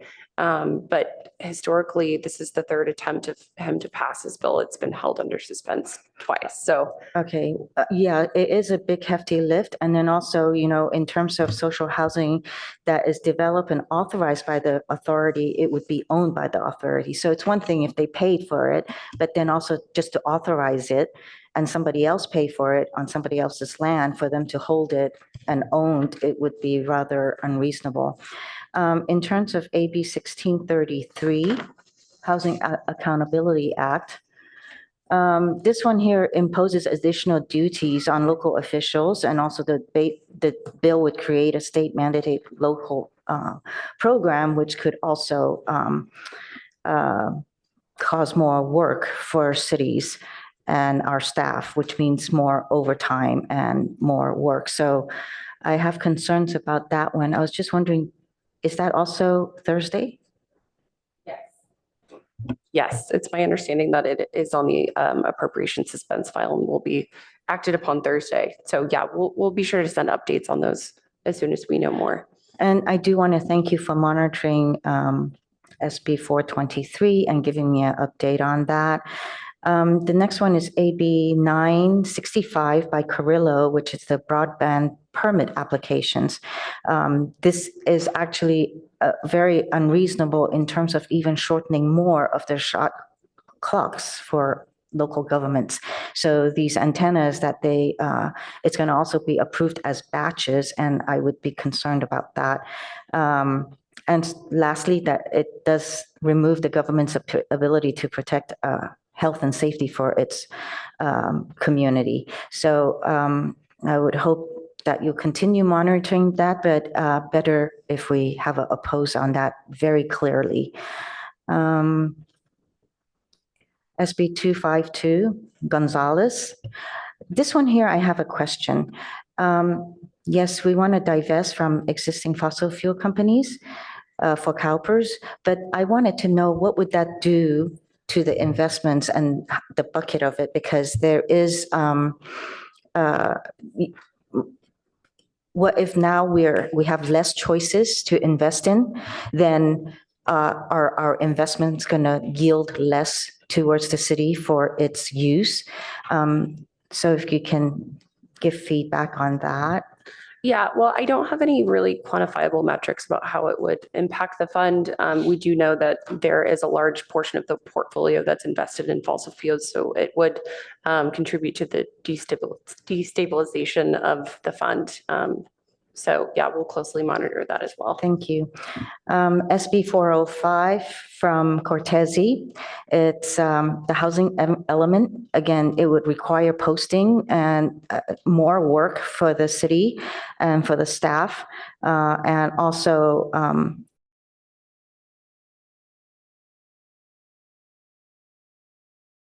for staff. And I don't know if that's something that each city as a state mandate, that small cities and large cities and medium cities are going to be able to accomplish this. I find it rather unfair, so I hope that that's another thing to keep an eye on.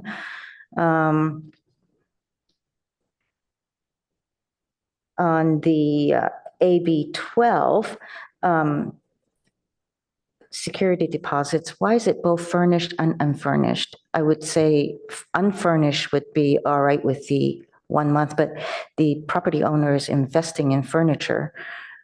So I kind of find that rather overreaching if they're investing in placing a furnished rental. We asked actually the author's office about it, and they felt they wanted to have it be fair across the board about furnished or unfurnished. Thank you. My time is up, and we'll come back to council. I think it would be Council Member Lithcott-Haynes. Thank you, Madam Mayor. I just want to say something about local control. I think we use that term and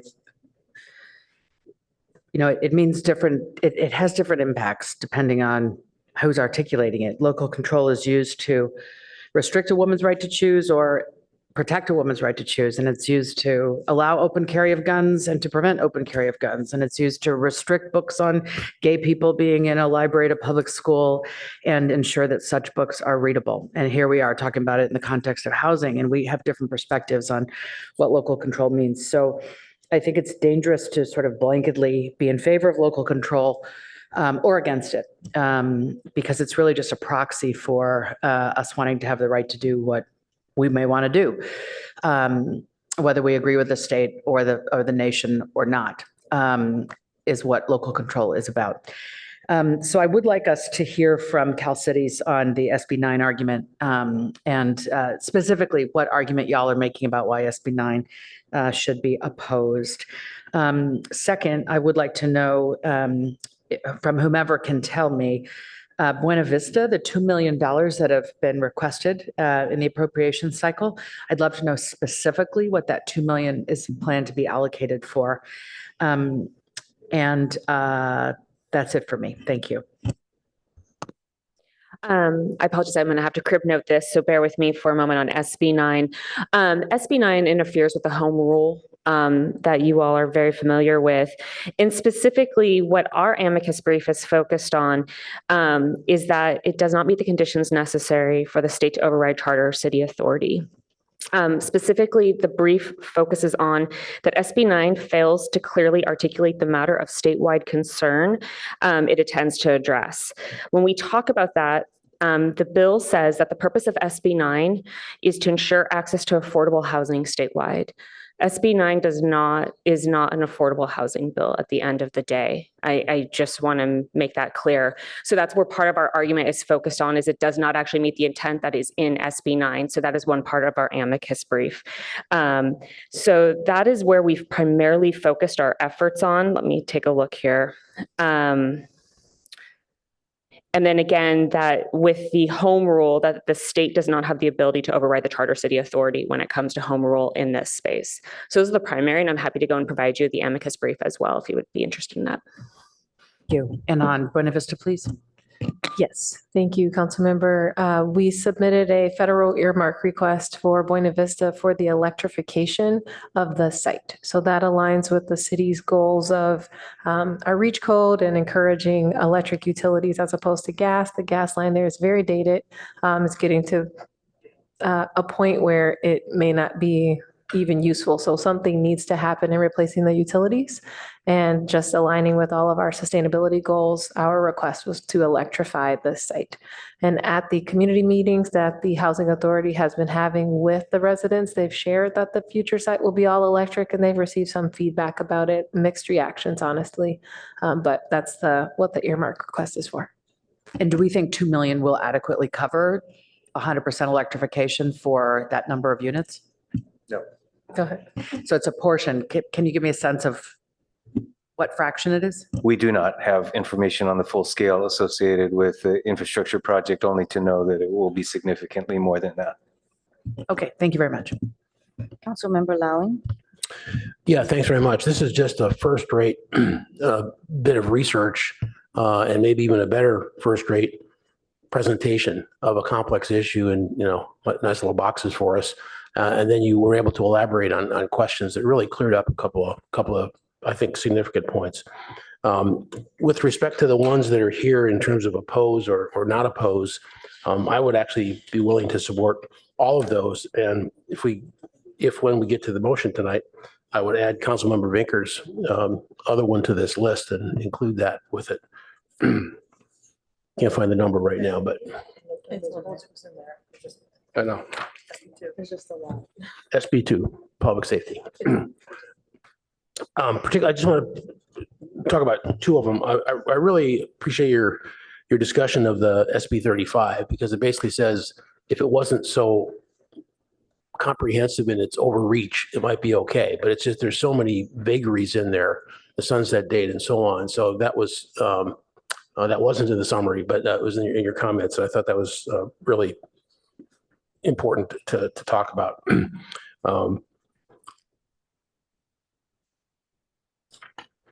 And the other one was, sorry. ACA 1. It works for me because it's specific to affordable housing and public infrastructure. If this was on every tax that would be done by the legislature or local community, that would be different. But what we don't want to have happen, and we know that there have been some pockets of resistance to affordable housing. We know the mandate that we have to cover, and we have to raise money in a variety of ways. So this would be one way to raise money for affordable housing. And I think 55% is a clear majority and is a fair way to go on that one.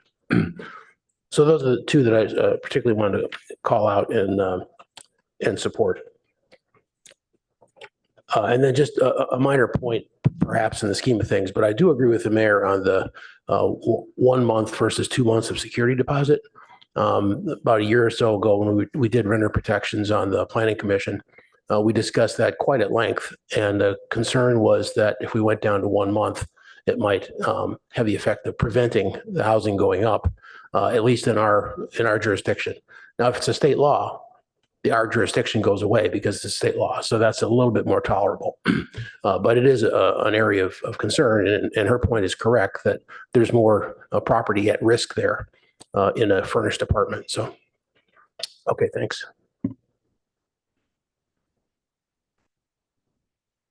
Councilmember Vinker. Thank you, and thank you again to the team presenting to us tonight. Um,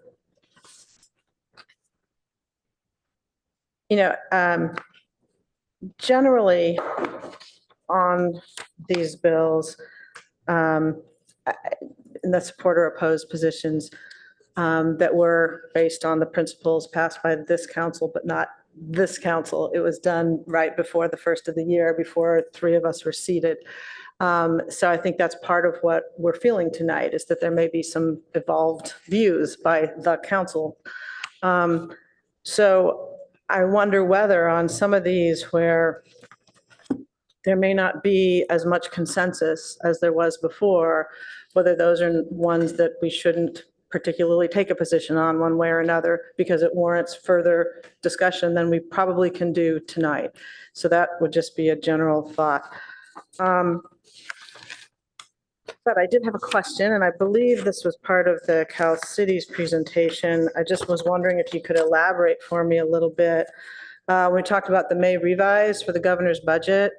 And one of the things you mentioned, the last bullet on your first slide there, was about the climate change shift to a 2024 bond measure. And I'm wondering if you could describe that in a little more detail. And then let me just ask my second question so you can just perhaps stay up there and answer both. Because then also a couple slides later under advocacy wins for cities, it talks about AB 698 gas stoves. And I don't think you had a lot in your slides. I think that one perhaps was not described. So if you could describe those two things for me, I'd be grateful. Sure, I'll start with gas stoves first, and then I'll come back to the May revise. Specifically on AB 698, this bill is not moving forward, but what the bill would have done is it would have prohibited state agencies and local governments from adopting or enforcing a rule or any type of regulation associated with the that would indirectly or directly be the result of not allowing for gas stoves in residential and non-residential buildings. So it would have restricted your ability of making a determination if natural gas could be used or not in a facility. It would have done that. Yes, it would have prohibited your ability to say that you would want to do a natural gas ban potentially, or not allow for gas stoves within a commercial facility here in the city. Okay, and you did what? We were involved and walked through the challenges and the considerations that play into this, and especially when you also look at the industry, restaurant industry, some of them actually just need gas stoves to produce the type of food that they prepare for us. So there's different components that were at play, but ultimately it's looking at that city councils. You, again, have the best knowledge of what's happening on the ground here in your city of what makes the best sense for the type of facilities and equipment within those facilities that should be used. So you were fighting to allow us to do what we thought best on that? Correct, okay. Yes. Thank you. Going back to May revise, so I appreciate the clarifying question. So when we had our $100 billion surplus last year, and then we came into January this year and the governor announces a $22.5 billion deficit, one of the big components that he looked at addressing that deficit with was a lot of the climate change dollars that had been allocated in the previous budget. So we started to see billions of dollars being pulled out of the climate change programs. Those numbers have significantly been updated because of the deficit continuing to grow. So where they have focused, the governor and the legislature starting to redirect their attention is in the climate change space specifically, is that rather than trying to figure out how they're going to fund this through the budget, is that should go to a bond measure in November 24. There are 3 bond measures right now pending in the legislature. Eduardo Garcia, as Mr. DeLuca mentioned, is probably the primary climate bond in that space, but already the 3 measures that are in play at the legislature total over $20 billion. So we will see one of those will be the ultimate bond measure that will be in play for next year. Got it. All right. Thank you very much for that. Vice Mayor Stone. Thank you, Madam Mayor. Just a couple more questions. Back to AB 309, Mayor was asking some questions about it. Does creating the California Housing Authority, would that be an agency that would also be able to provide state funding for actual affordable housing production? That is part of the goal. I am aware of a handful of municipalities that are interested in this, and that was one of the asks of, okay, will this new entity have a funding opportunity, give out funding, what have you? As you all know, right now, BCSH, Business Consumer Services and Housing, That's the state agency that's working on funding. So if this were to move forward, they would want that funding component. There need to be some addressing going on to that. Okay. Be curious to continue to monitor that, understand that more, because we've all been feeling that frustration of the lack of funding from the state to actually create the affordable housing. And that brings me to my next question. And it was just kind of really brought up. We had that $100 billion surplus last year. And I remember when you reported to us, I think in the fall, and told us that of the greatest deficit the state's ever had, we gave $1 billion to actual affordable housing production. Now I understand the state is, not only do we have a $31 billion deficit, they're cutting that funding by what, about $700 million. So do you know, under the revised May,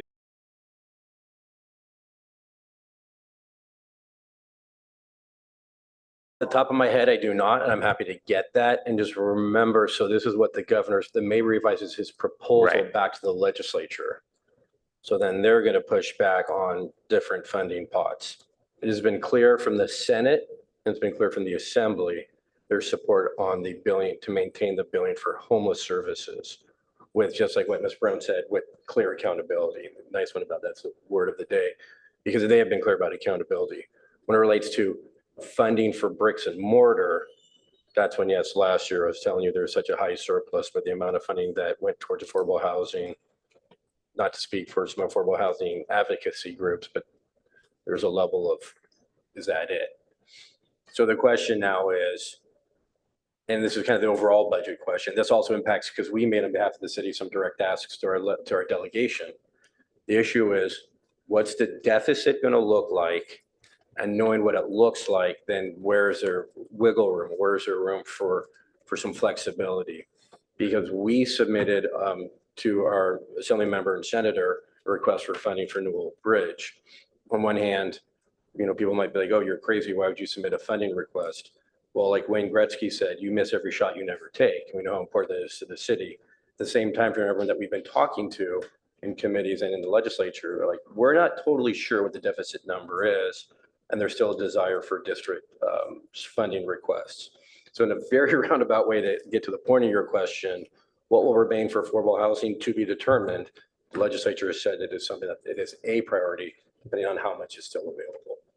Yeah, right. And it was a major priority last year as well. And they gave just pennies on the budget. So just continues to frustrate me. I think where we spend our money reflects our values. I took that mindset into our finance committee discussions, and we'll continue to do so. And so easy for the state to be able to say, we care about it, unfunded mandates, go ahead, do it, cities, but we're not going to actually provide you the funding that's going to create it.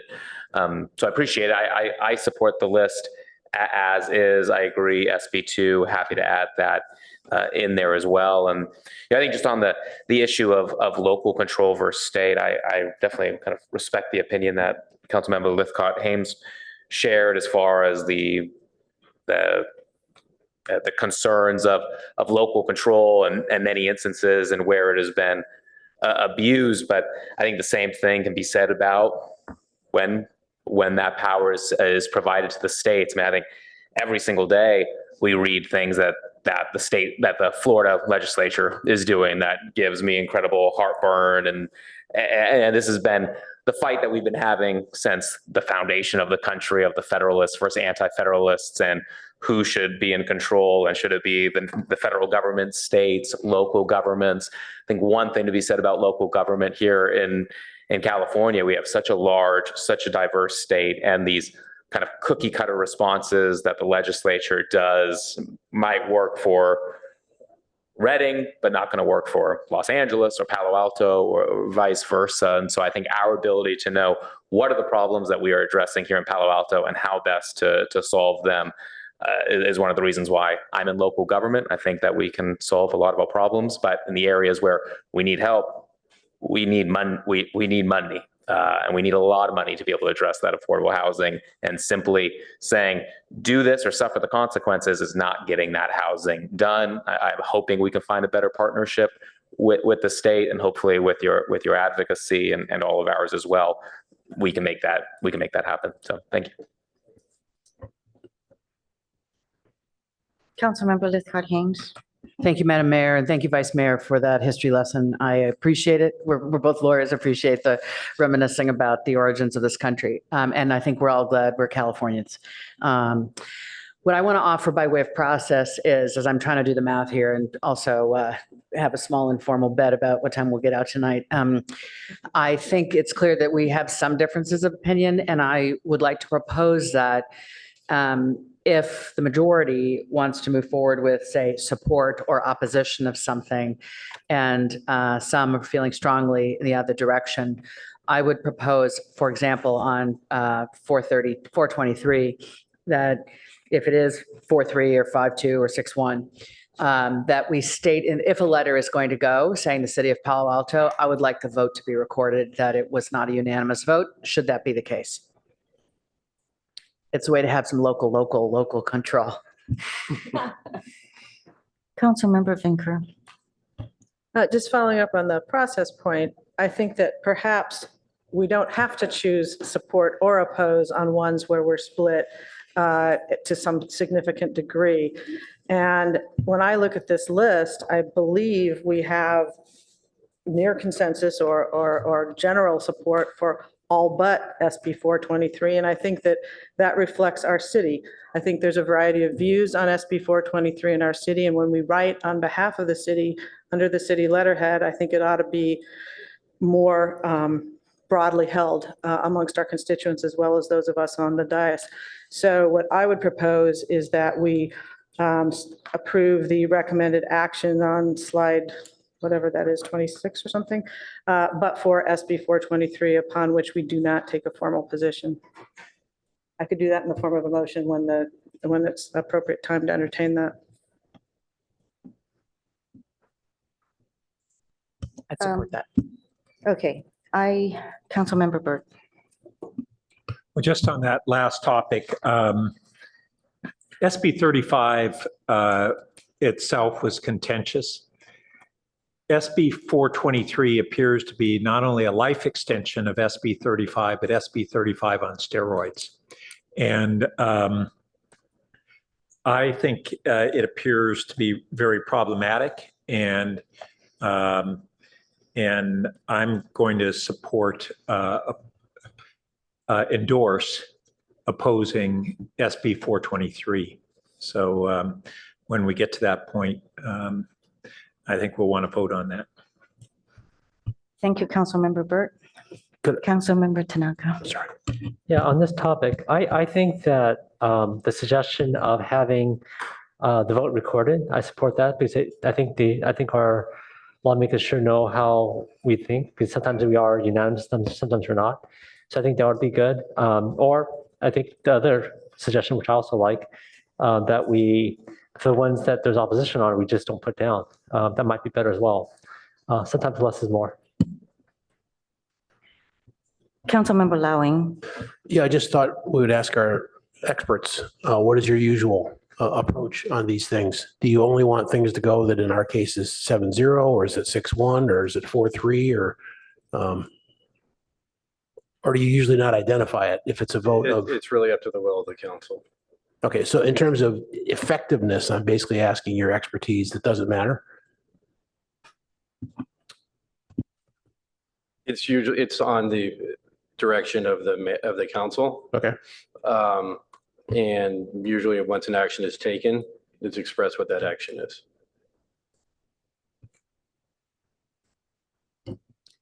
Okay, so I still have some more.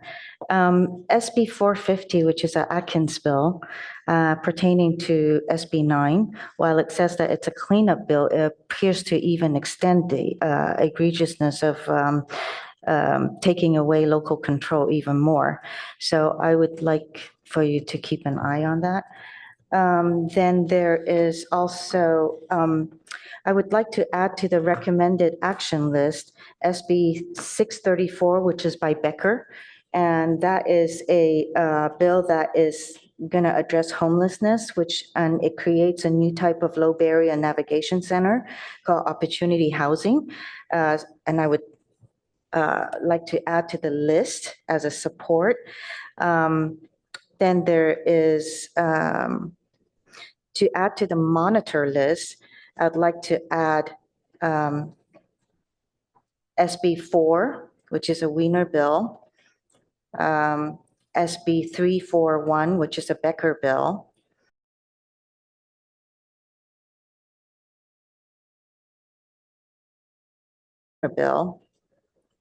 SB 532, another Wiener bill, and AB 965. Actually, I'm sorry, I would like to add AB 965 onto our list of recommended action and to oppose. And I appreciate the proposals. Certainly, we can, my idea is to vote on the ones that we believe that we have consensus. And correct me if I'm wrong, that would be AB 1637. So I'm looking at the list that with the recommendations, right, from the staff presentation. Is this packet page 125? It's actually in the presentation. Sorry for the confusion. We inadvertently left SB2 off of our staff report list for action. So it's actually in that report, but it's monitoring there. So it's best to use the presentation as a guide. And this is on slide 38. Thank you. I just noticed, did I say SB4? Yeah. Yeah, okay, thank you. So once you get to the slide, these are the middle section, bills with recommended action.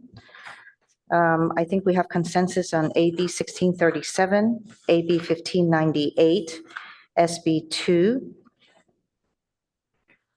Correct?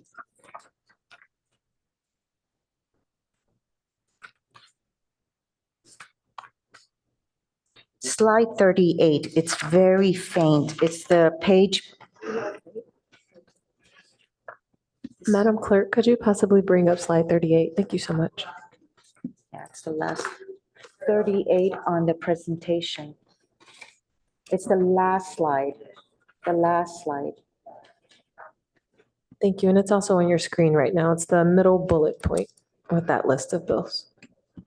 And we have consensus, if I understand correctly, AB 1637, AB 1598, SB 2.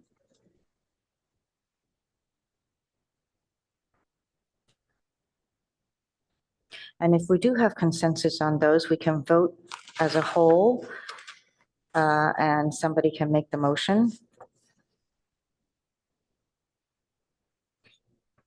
Only 3 right now that we have consensus on, I believe. Did you want to make the motion? Yes, but I have a preliminary question. Should we vote to support something we've already voted to support? I mean, we specifically passed a motion and then a resolution to support SB2 previously. So this one we can just do the letter on because you've had previous council action. We just wanted to make sure that you saw that we accidentally left it off and that we'll take action on it. So to your question of the specific motion, you can say affirm or you can just tell us to make sure we do the letter. Either way is I just absolutely don't fine want for us. to undermine any of the specific detail we had previously. I'm happy to include it. Yeah, it's sort of like belt and suspenders at this point. Okay.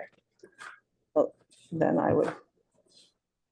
Are you looking for a motion on those 3? Okay, I'd be happy to move that we follow the recommendations of oppose 1637, support AB 1598, and support SB 2. Second. Thank you. That was Councilmember Lithcott-Hames who supported this motion, and the maker is Councilmember Vinker. Would you like to speak to it, Councilmember Vinker? No, thank you. I think we've covered it. Thank you. Councilmember Lithcott-Hames? No, thank you. All right. Will you conduct a vote, please, Madam Clerk? Yes, ma'am. Councilmember Burt, Yes. Councilmember Lowing, Yes. Councilmember Tanaka, Yes. Vice Mayor Stone, Yes. Mayor Ku, Yes. Councilmember Lithcott-Hames, Yes. and Councilmember Vinker. Yes. Motion carries unanimously. Yes, thank you.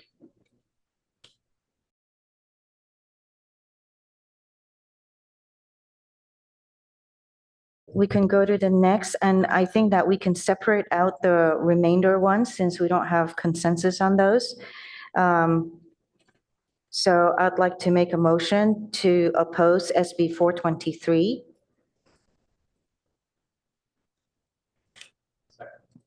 Thank you.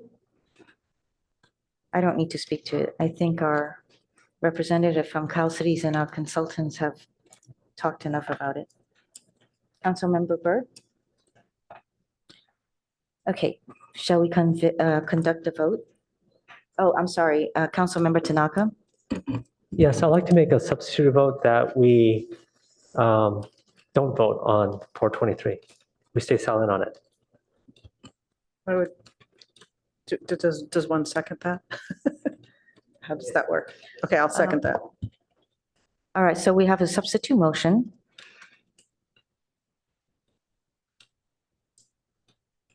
Councilmember Tanaka, you want to speak on it? No, I think Councilmember Vinker already did. Thank you. Councilmember Vinker? Yeah, I'll just stand by my former comments that I think we're a split community, and to the extent this is a very important bill, I would actually like more information on it. So I think at this point, it's better to not take a position. Very good. Let's vote, conduct a vote for the substitute. Actually, maybe we should just change the substitute motion to say no position rather than not to vote. No position on SB 420. That'll be clear.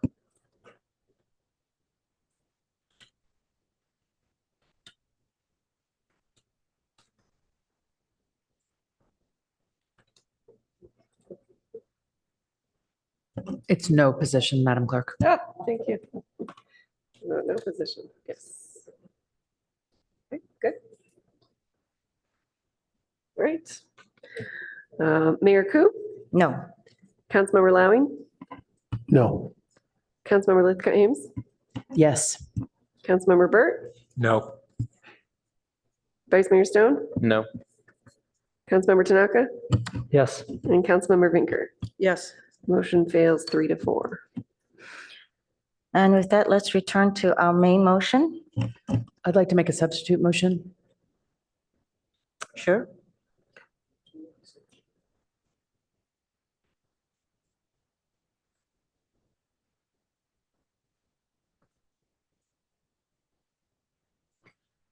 My motion is that if there is not unanimous opinion on a legislative item, that the vote be recorded in whatever letter is generated as a matter of lobbying. I'll second that. Not necessarily. Could you please repeat that? I just want to make sure I captured it correctly. I think I missed the end. There's not a unanimous position on a legislative item, then the vote be recorded as.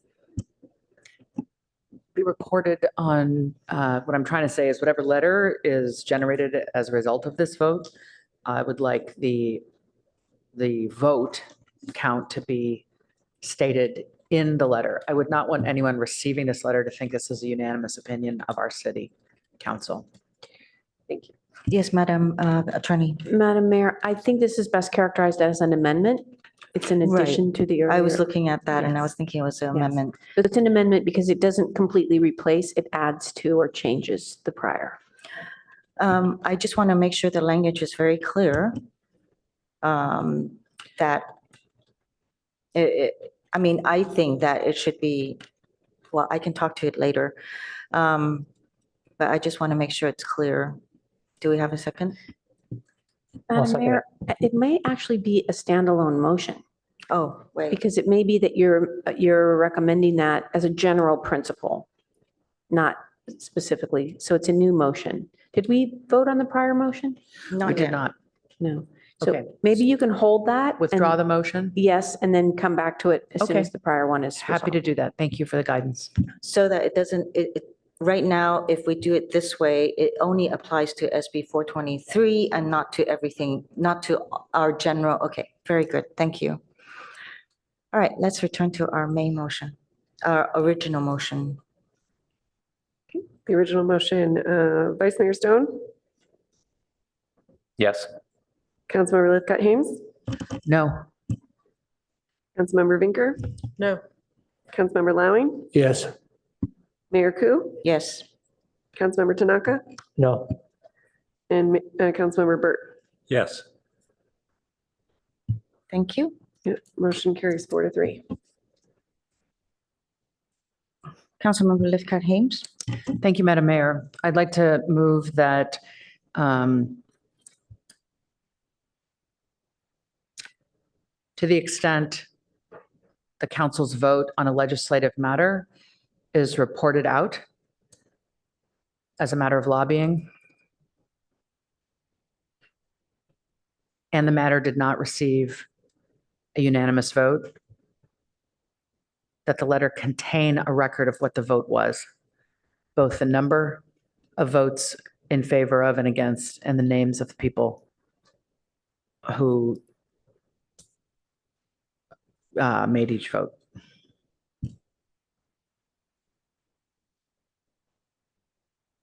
I'll second that. Feel free to clean it up. I'm not feeling very I was going to say, coherent. Madam Attorney, if you would take a look at that and make sure that the intent is correct with the language. I think that's enough for the staff to understand what you're asking. Yes? Yes. Okay. Councilmember Burt, I'm sorry, Madam Clerk. Yeah, I would be okay with not with listing the where it's not a unanimous vote, but listing individual council members I don't believe precedented, and I don't think it's appropriate, so I'm not going to support this. What did you say? Not? Maybe the maker of the motion can clarify. Are you intending a number here or a list of names? I was actually picturing our minutes, which just does include our names. When there is not a unanimous vote, it's clear who was behind the no's or the yeses, whichever didn't win. So I was simply picturing that whatever the minutes would reflect would actually go forward into the letter. That said, I'm more interested in the concept than I am in our names being recorded. So if there isn't support for the names, I'm happy to withdraw that piece and just have the numerical vote be reflected in whatever letter is taken forward. Councilmember Lowing. I think Councilmember Burt actually raises a good point, because the recipient of this letter doesn't really care about who said what, I don't think. I think it's just the number. 4-3 is going to mean something different to them than 7-0. And I don't think too many folks are going to do, nomenclature around which name it is. So perhaps you could revise your motion and then we could proceed. Yeah, absolutely. That's what I was trying to signal in my last comment. So I'm happy to remove the, to amend my language so that the vote be recorded on any resulting letter to contain both the supporting and opposing vote. It actually does state what I think. Vote counts. You could say the number of supporting and opposing votes. Okay, the number of supporting and opposing votes, please. Thank you.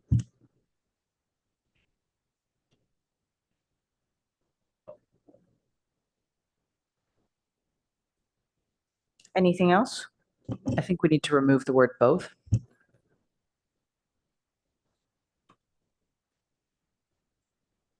No, I thought both would be the number. Okay. Madam Attorney, is this okay? Would it be better to say to contain the vote count instead of the number of supporting and opposing votes? That would work as well. I think that's what Councilmember Burt was suggesting, and I appreciate it.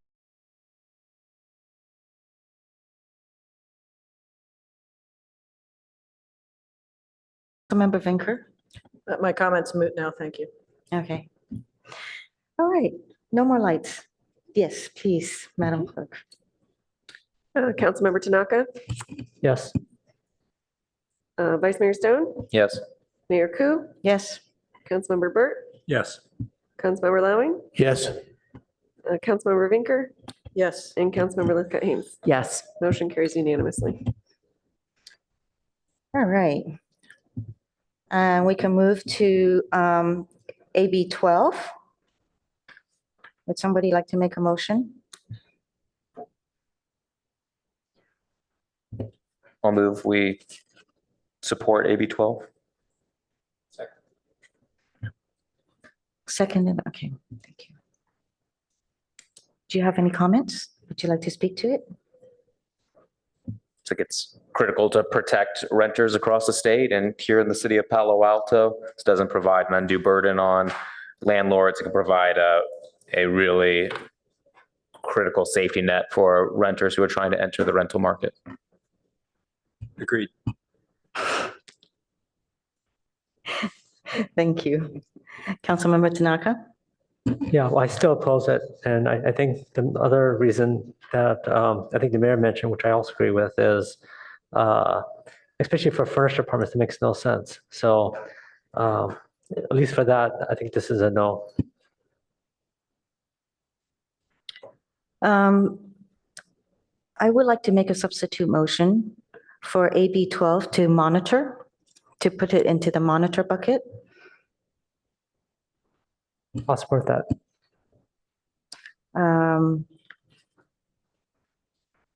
As I said earlier, there's still a concern about the furnished part of it. And I think that we should continue speaking to the author for their consideration and then to bring it back. Councilmember Tanaka? No, you said it well. Thank you. All right. Shall we vote on the substitute motion?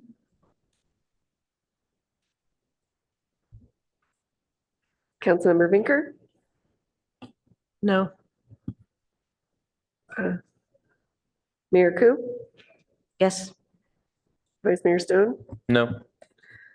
Councilmember Tanaka, Yes. Councilmember Burt, Yes. Councilmember Lithcott Hames, No. Councilmember Lowing. No. Yeah, it's a substitute motion. Yeah. I'm sorry. I misunderstood. So I meant to vote no on the substitute motion. Okay, did anyone else want to change? Yes, you can change. Thank you. Okay, motion fails 2-5. Very good. Let's go back to the original motion.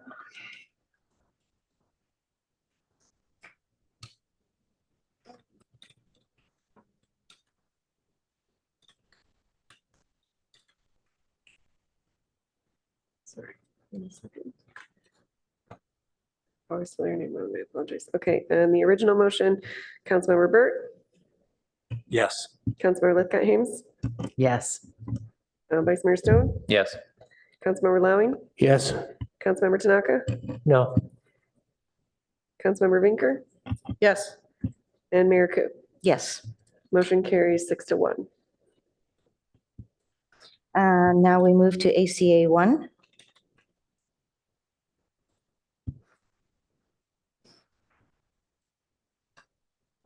Anyone would like to make a motion? That's to reduce the vote threshold to 55%. I move to support. All right. Second.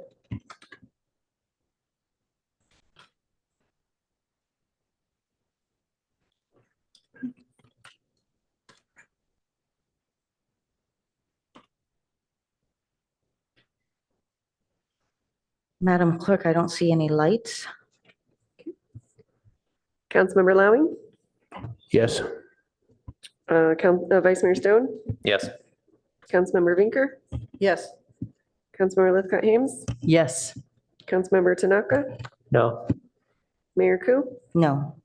and Councilmember Burt. Yes. Motion carries 5-2. Okay, I would like to add Senator Becker's SB 634 as a support.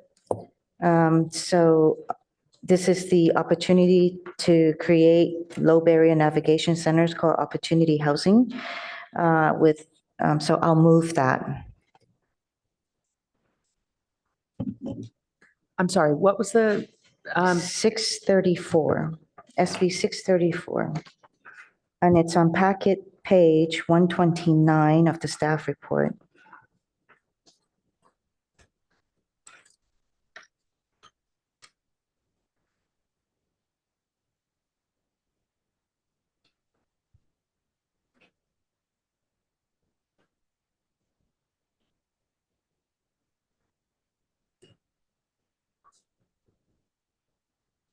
Second.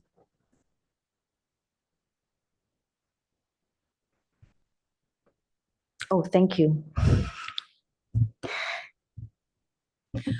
I never want to pass up an opportunity to agree with you, Madam Mayor. Thank you.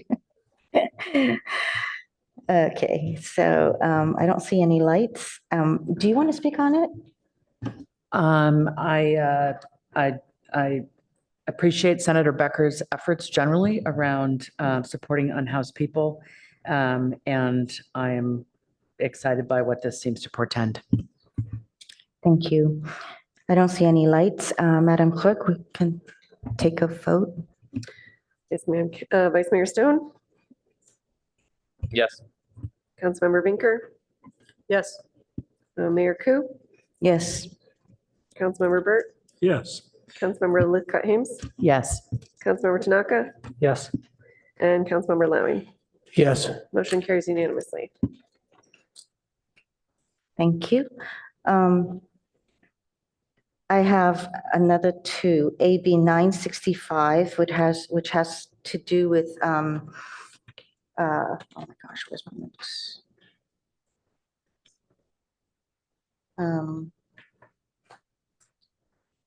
Actually, it's by Carrillo, and it's about broadband permit applications.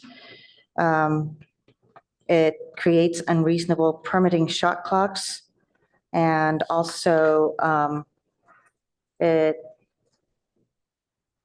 deems all permits approved in a batch. If local government doesn't act in 90 days, it removes local government's ability to protect the public health and safety. And it has no limit batching process. Oh, I'm sorry, it implements a no limit batching process. And the League of Cities actually has an opposed position on this also. It's AB 965. Is it in our packet? And unfortunately, I don't believe this is in our packet, right? Correct. This is not been on the So maybe we list. can.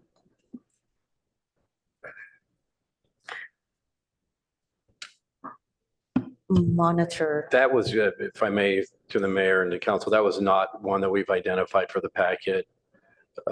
Happy to do more research on that. Okay. But that was not one that we included. All right, in that case, I'm going to move it later on to the monitor list. So I'll withdraw this motion for opposed vote. May I ask a procedural motion? Mhm. Are we going to go through all these monitoring ones as well? And Do see you if we want want to? to? Well, we didn't get sort of full presentations or an endorsement from them to endorse or not to endorse. So I thought that was sort of the point, is that we wanted to get more information as we go along rather than vote on it tonight. Yeah, on the monitor list, I think the staff recommendation is just to confirm that list, that they continue monitoring it, and if there's any additions or changes to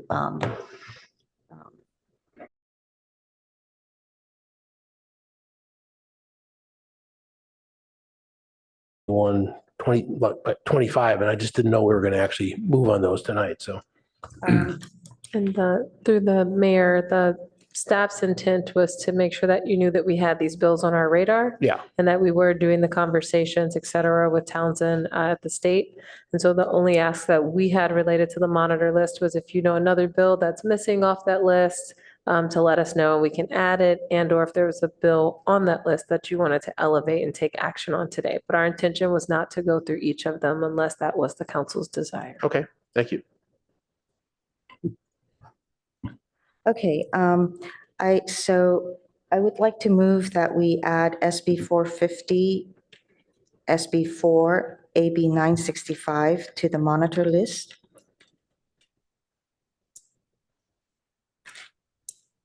And we do not need a motion on the monitor list, by the way. So I'm sorry? we do not need a motion. If there's a bill you want to add to the monitor list, we can just take note of that. I'll just add one small caveat is we do try to look at the bills in relation to Palo Alto specifically. So we will have Townsend do some additional analysis and also work with our team of different department directors, et cetera, and share that information. So if bills are on that list but don't have a Palo Alto impact, it will probably be bumped further down and or off. But just wanted to share that as one of the lenses as well. So we want to make sure that it is something that impacts our community in some kind of way and not just that we're monitoring all the bills happening in Sacramento. So I don't need to make a motion.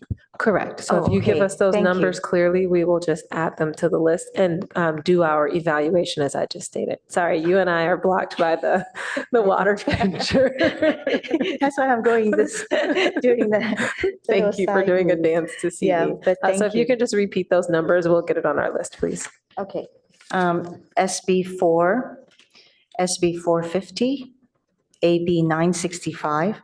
Thank you. SB 450. Oh, I said that already.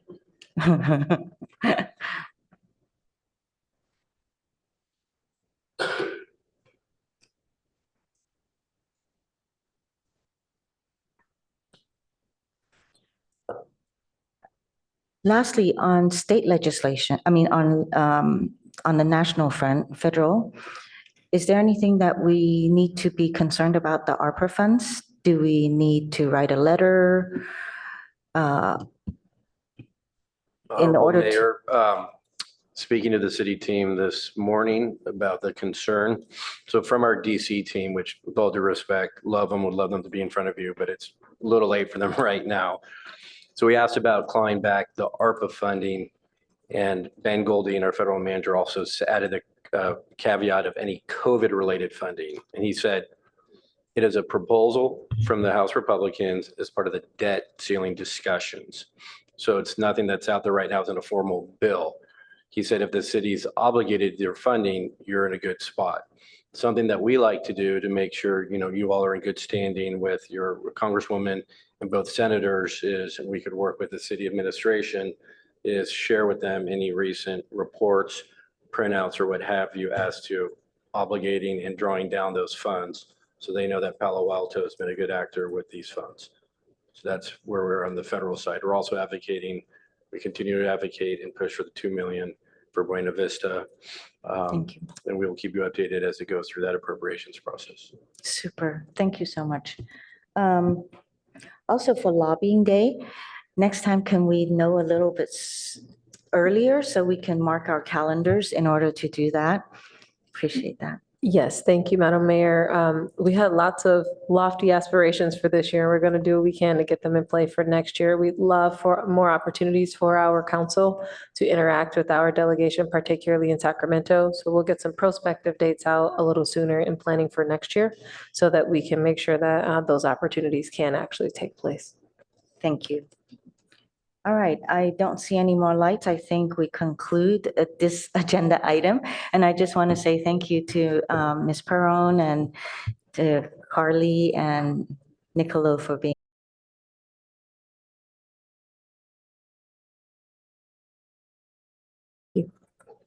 All right, it is 9:47 PM. Yeah. Thank you, Mr. Brown. I'm so sorry. Oh, thank you. No, I've been out of town. Yes, it's very kind of you. It's very kind of you.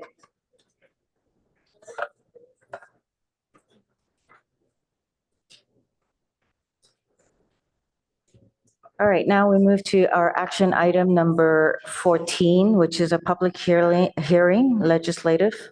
And it's to adopt an ordinance that changes the Palo Alto Municipal Code, chapters 18.04, 18.09, 18.10, 18.12, and 1840 related to ADUs and accessory structures. Good evening. Good evening, Mayor and City Council. Jonathan Late, Director for Planning and Development Services. We have Garrett Sauls, our planner with our department and resident expert on ADUs, going to give this presentation. Mr. Sauls.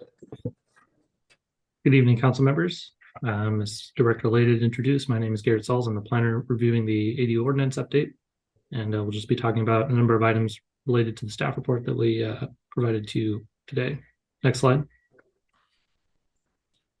So just kind of bringing in a brief overview of, what has happened over the last couple of years. We're going to talk a little bit about initial city council direction from 2020 related to ADUs, and then discuss about the PTC and city council timelines that bring up a bit of additional information about how many meetings we've gone to the PTC to talk about a number of these items, as well as HCD letters we received regarding our existing ADU ordinance, the responses we provided, and again, highlighting the topics that are being discussed tonight. Next slide. So back in 2020, when the city council adopted its current ADU ordinance, the council had included 2 additional motions as a part of that decision, which were to continue working with the community and design professionals that are interested in ADU development through the PTC process, to consider additional regulations that might further incentivize ADU development. And the city council also directed staff with the PTC to try to establish a deed restricted affordable ADU program. Next slide.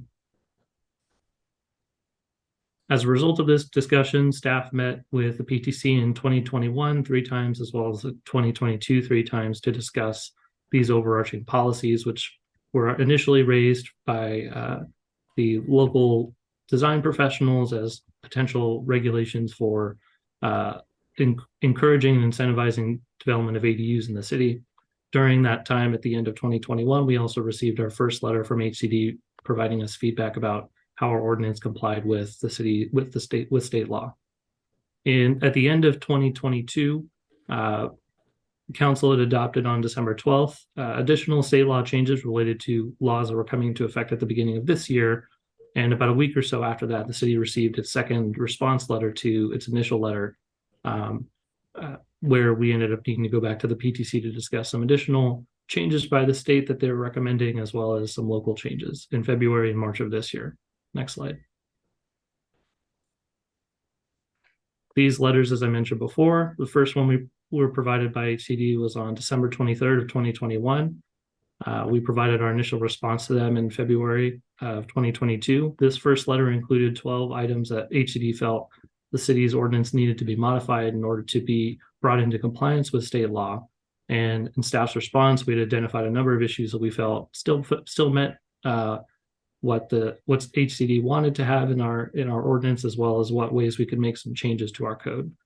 In the letter that we received last year on December 21st, there were only 5 items from that initial 12 that still remained, which staff brought back to the PTC back in February and March of this year to provide for additional changes. These items address those remaining items. The ordinance today addresses those remaining items. Next slide. So to give some general purpose to the discussion that we're having tonight, the point is to not only just respond to HCD's feedback on the city's ordinances, but also to further establish policies that will help encourage, clarify, and resolve any potential conflicts or hopeful conflicts as it relates to development for ADUs in Palo Alto. And these topics that are shown on the screen follow the same structure as shown in the staff report, which first discuss the HCD comments. The second item talks about regulatory changes for junior and accessory dwelling units. The third talks about corner lot incentives. Fourth being incentives, discussing the affordable ADU program.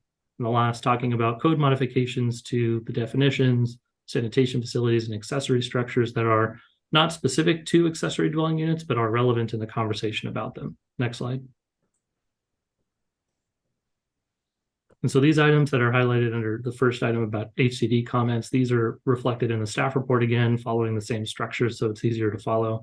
The first discusses daylight planes for table 2 units, how HCD identifies that the city isn't able to apply daylight planes to detached accessory dwelling units.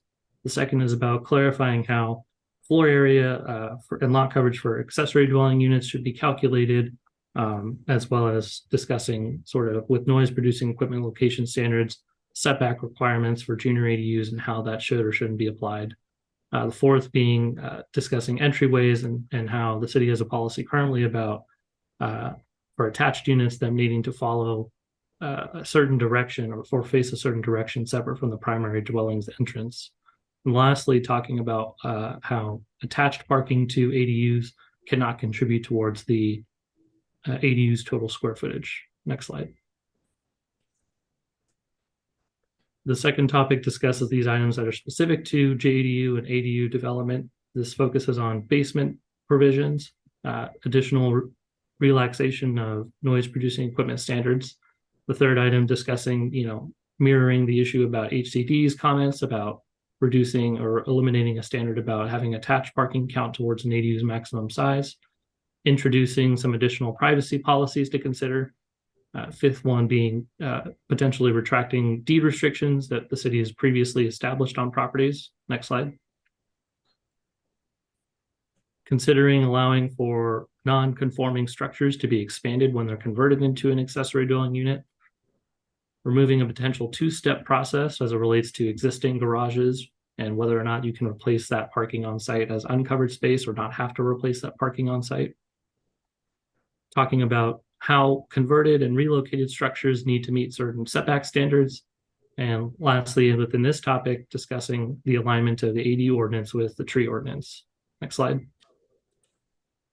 The third topic in the staff report discusses corner lot incentives, which focuses primarily on what benefits the city could potentially provide to the primary home in order to encourage an individual to possibly develop an ADU at a greater setback than what would typically be allowed on a street side yard. Next slide. The fourth item in the staff report discusses the incentives for an affordable ADU program that the city had contemplated, the PTC and staff had contemplated and researched extensively. Eventually, the PTC came to a decision on a potential policy, which was to allow deed restricted ADUs for up to 8 years and create a pot basically of about $400,000 that people can pull into when their unit, based on the size requirements, would need to pay impact fees for. Ultimately, the PTC didn't decide to include additional other policies to that initial recommendation. But these two items that you see at the bottom, the reconstruction of expansion of walls or removing existing garage requirement, were policies that the PTC felt were appropriate to apply for all types of units. In general, relative to a lot of the additional housing projects and affordable housing projects the city has, as well as relative to a lot of the challenges of educating homeowners about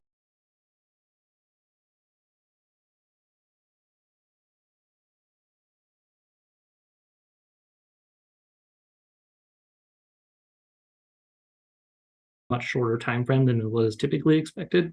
Staff ultimately recommended to the PTC to not pursue a program, and their recommendation from their meeting in February follows that recommendation from staff. Next slide. Lastly, as I mentioned before, the following items on this slide identify changes to the other sections of the city's code that are relevant to the conversation about ADUs, but not specifically about them entirely.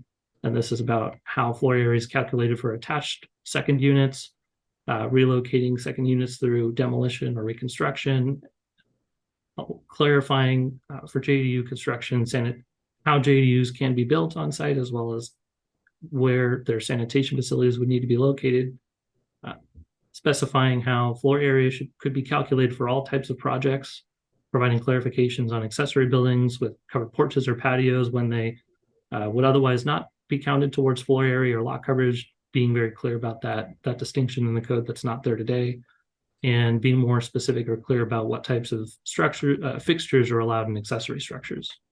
Next slide.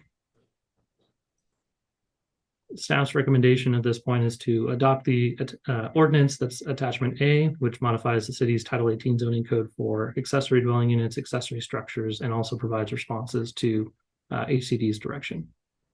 And that concludes our presentation. Thank you, Mr. Sauls. And then I'd just also like to acknowledge that we have Bryna Chang from the PTC online if there's any questions of her. Thank you. I was going to ask if Vice Chair Chang would like to say anything about what PTC decided. Or you can just Sure. take questions, yeah. I think that, first of all, I'd just like to say that Mr. Sauls did a phenomenal job, and I actually counted, I think this showed up at 8 meetings. I think that the one thing that I'd like to emphasize is that the item that where the PTC decided not to continue to pursue the affordable ADU item was a disappointment to us all, but also in the many meetings that we struggled over that item, I believe almost every single commissioner had doubts about whether that program would be effective for various reasons, either because it wasn't enough of an incentive for homeowners or because it would be difficult for the tenants. And it turns out that that did bear out once staff talked to the experts. And so as disappointing as it is, it just didn't seem like the right use of resources. And so I wanted to make sure I highlighted that because I know that that was done kind of at council's request. The rest of it, I concur with everything that Mr. Saul said. Thanks. Thank you, Vice Chair Chang. Okay, let's go to public comments.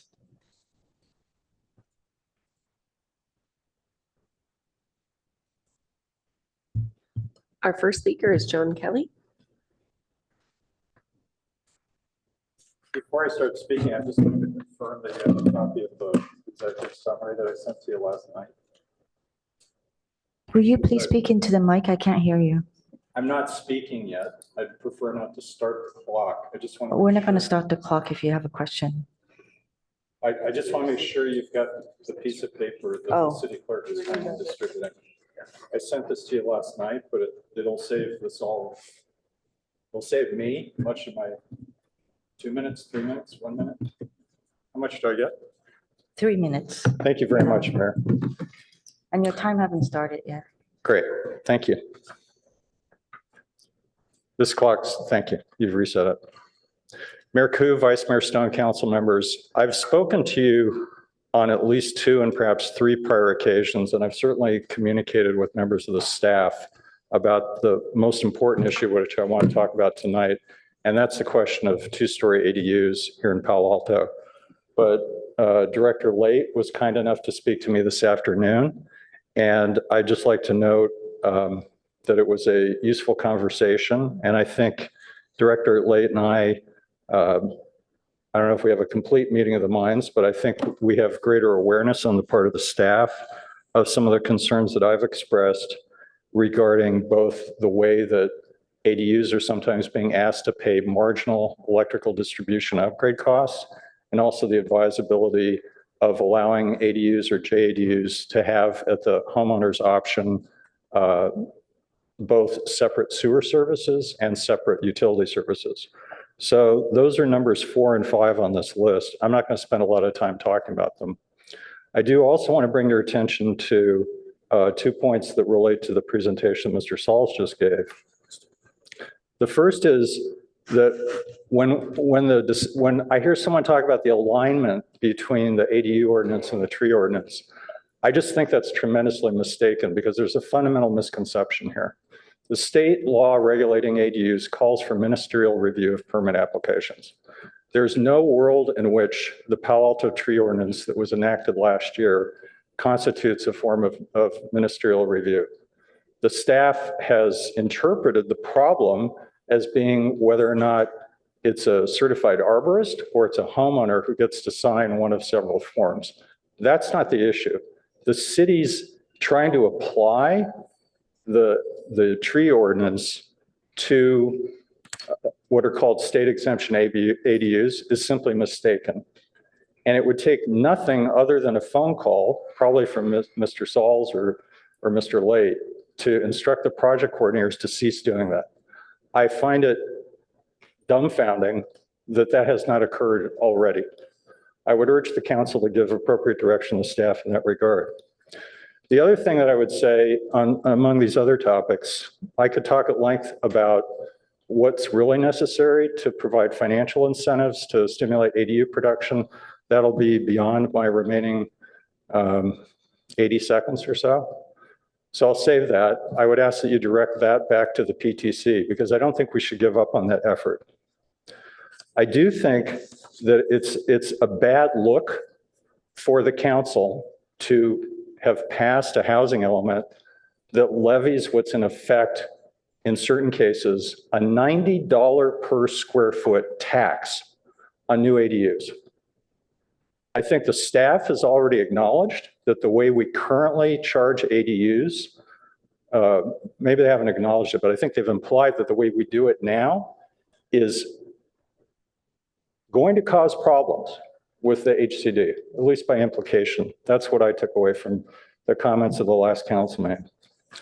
So lastly, in my remaining 30 seconds, I would urge you to do the same thing that the city council did in enacting the major reform locally to the state statute that the prior council did in 2020. Have a single standard for two-story ADUs, detached two-story ADUs throughout the city. Don't get into the business of drawing this half-mile line. And in particular, if you're going to draw the line at all, use the HCD tool, which is now available, which the PTC has not considered, and which is not being applied by the staff currently. Thank you. Our only request to speak. Thank you. Okay, back to council.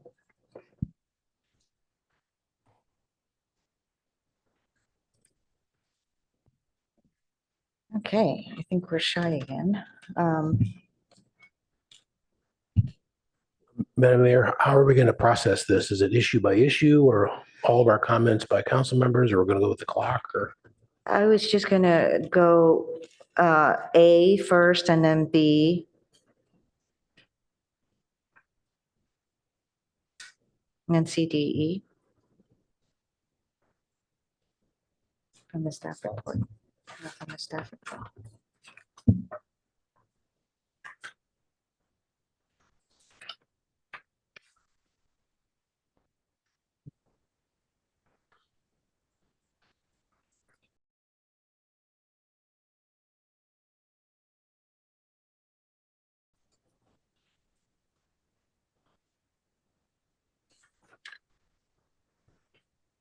Councilmember Lithcott Hayes. Thanks, Madam Mayor. I just have a technical question before we get going into the substance here on ADUs and JDUs.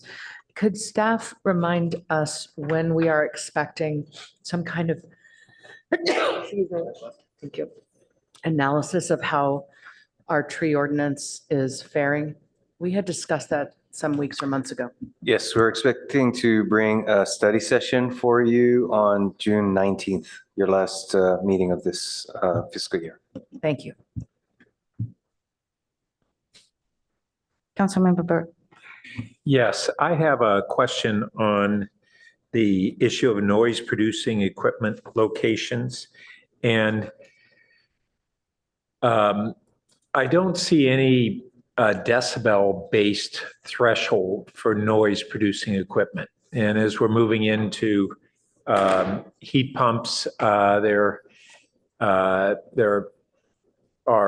I don't recall the range of decibels among the different suppliers, but I think we, in the SCAP discussions, had begun consideration of whether there should be a threshold based upon the manufacturer's certified decibel level, and maybe we would have some mechanism whereby that would have to be verified. Are we just saying any equipment that produces noise falls under this standard, regardless of whether it's de minimis noise or more significant? Yeah, so thank you for the question. The policy that's considered tonight would be relative to the city's existing noise ordinance, which for most residential properties has a limit of 66 decibels at the property, measured at the property line. And in a lot of the applications that we've seen submitted for ADUs and JDUs, the type of mini split systems that are used to facilitate, hot and cold air within those spaces oftentimes have a noise level between 50 and 60. So they, to a degree, already inherently comply with that noise ordinance requirement at the unit itself. Okay, that's helpful. So when we say noise producing equipment, have we actually elsewhere defined noise producing equipment being above that, would you say 65 decibels? 66. 66? Yeah. Is that the case? Yes, so that provision, I believe, is set forth in the noise ordinance, those standards, is that right? Yes. Okay. And so, noise ordinance is not being changed tonight. All we're saying is that noise producing equipment can be located within, as set forth in the ordinance. I want to note to your comment about heat pumps and, because this is just with ADUs and JADUs, we plan on returning to the council or coming to the council in August with an ordinance that would address the broader site location of this type of equipment, heat pumps, on a property for a principal building. And we've had some initial conversations with a noise consultant.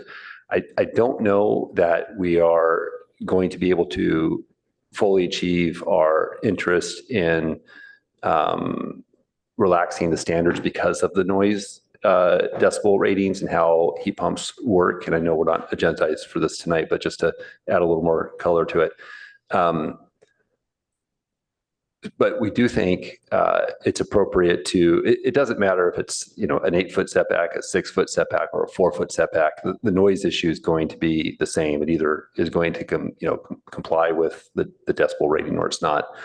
What we're trying to do is get to a place of presumed compliance where we don't have to do noise studies. And what we're finding out is that you need to really be a certain distance away from a property line and a certain dB level. And so that's what we're going to come back with in August. Well, just on that theme, they're based upon a certain distance from the piece of equipment. So those two things have to be linked. And then we may have pieces of equipment that without any partial enclosures that absorb noise would have a certain decibel level, but with those partial enclosures that would still allow the air circulation that those pieces of equipment require, it would be a lower decibel level. So are we looking at establishing a standard that would really try or maybe give the homeowner an option of doing a verification of noise if they choose to mitigate the impact? Yeah, I think that's the bottom line, is that we would have, again, from 2 feet to 4 feet, our noise consultants, it's not going to determine much, but it could be helpful to a homeowner trying to install such equipment. We would, at the end of the day, ask for continued compliance with our noise ordinance, and that might be through a combination of, as you noted, sound mitigating, barricades or something to that effect, but also that allow for the ventilation. And then just the way we have the wording here, it references, well, let's see, we have both the HCD response, then in bold our response. But I just want to make sure that if a property owner who wants to put in an ADU looks at our new ordinance, that they understand that it's not a blanket prohibition, and make sure that they see where in the code they go to get the clarification. I appreciate you wouldn't want to put that clarification every place, because then when we do the update, you got to go back and revise all those locations. But to refer the applicant to the right place with simplicity and clarity is what I'm trying to make sure we have in our language. Yeah, understood. And I'll say it's, I think, well-known. Oh, is it referenced in there? Oh, it is referenced actually in on page 6 of the ordinance. There is a reference back to the noise ordinance, which Amy tells me is item I on that page 6. So we do have that reference back to the noise ordinance. Yeah. Clear enough then. Okay, thank you. Vice Mayor Stone. Thank you, Madam Mayor. I only have one question from the HCD letter regarding the entryway for ADUs and JADUs. So the HCD letter recommended adding "when feasible" to the language. I understand staff is recommending that we just remove that language altogether because it creates an unenforceable standard. But I guess, I mean, with over 500 applications where that standard had not been an issue, it seems like most scenarios it would be feasible. So is this creating, I guess my concern is would that then be creating a subjective standard for staff to review on a case-by-case basis? And are those subjective standards still allowed under state law for these ADUs? Yeah, they can be. I think the biggest challenge that we tried to highlight to the PTC is that, feasibility is not defined, right? So as you were mentioning, it can be a bit more subjective in that sense, though we haven't had a whole lot of issues with this specific policy. HCD was noting it as, one of concern related to whether or not they would say that our ordinance was complying with the state law.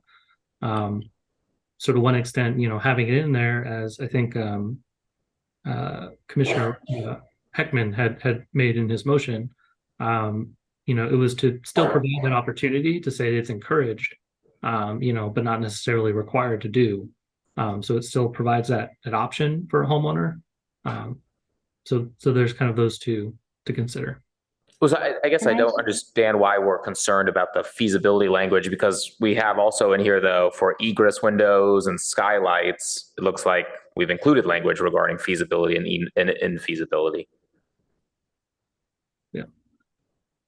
Yeah, I think with as it relates at least to like egress, that's a little bit more better understood from a building code context as like something that, based on the design of the building or other sort of constraints by the property, there is that case by case basis where we'd say, we really can't go anywhere else. So with that, including where feasible in this policy would be kind of a planning approach to that same concept.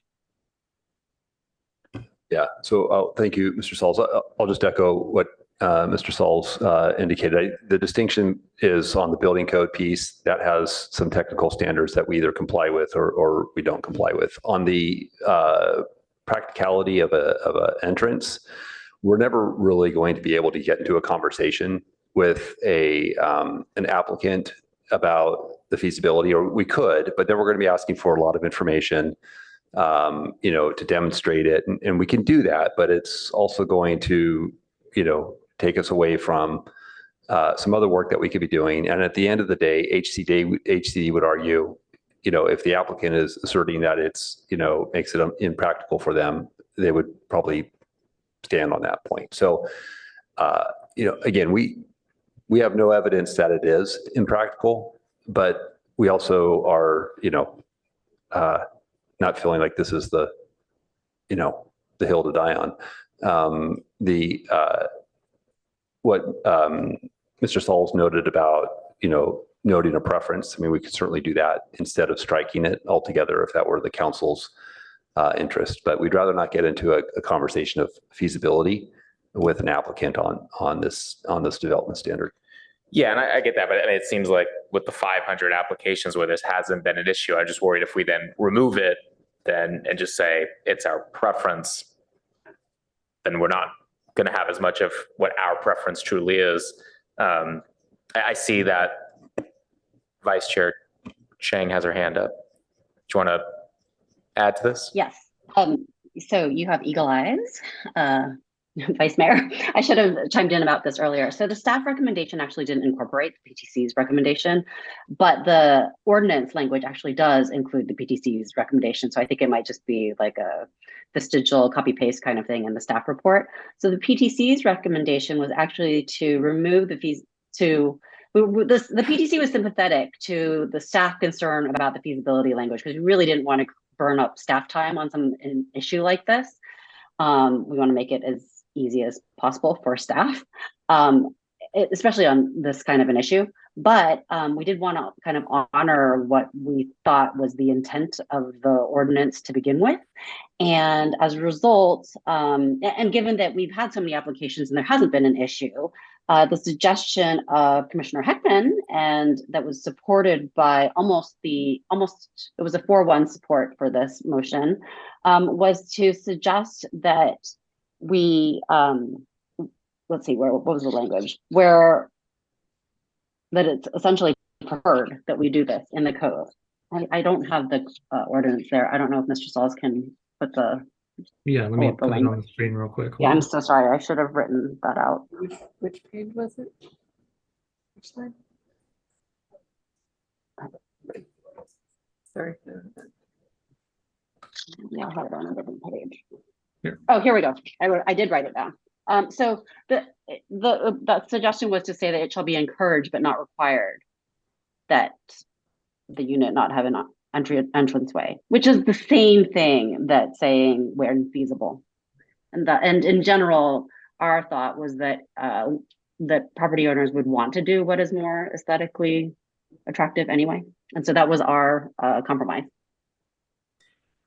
Okay, thank you. I mean, I see it as compromise. I just feel like this has completely, I mean, there's no enforcement there. If I was an applicant, I would read that and it would be up to me if I like that or not. So, okay, I appreciate it.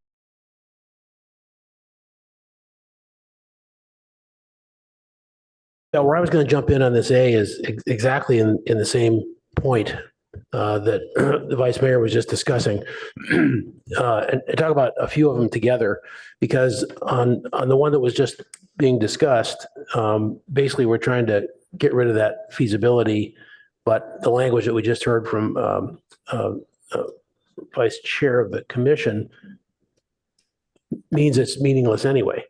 And yet on, for example, item number small letter 2 and small letter 3, staff is agreeing not to do anything that the HCD is requesting there.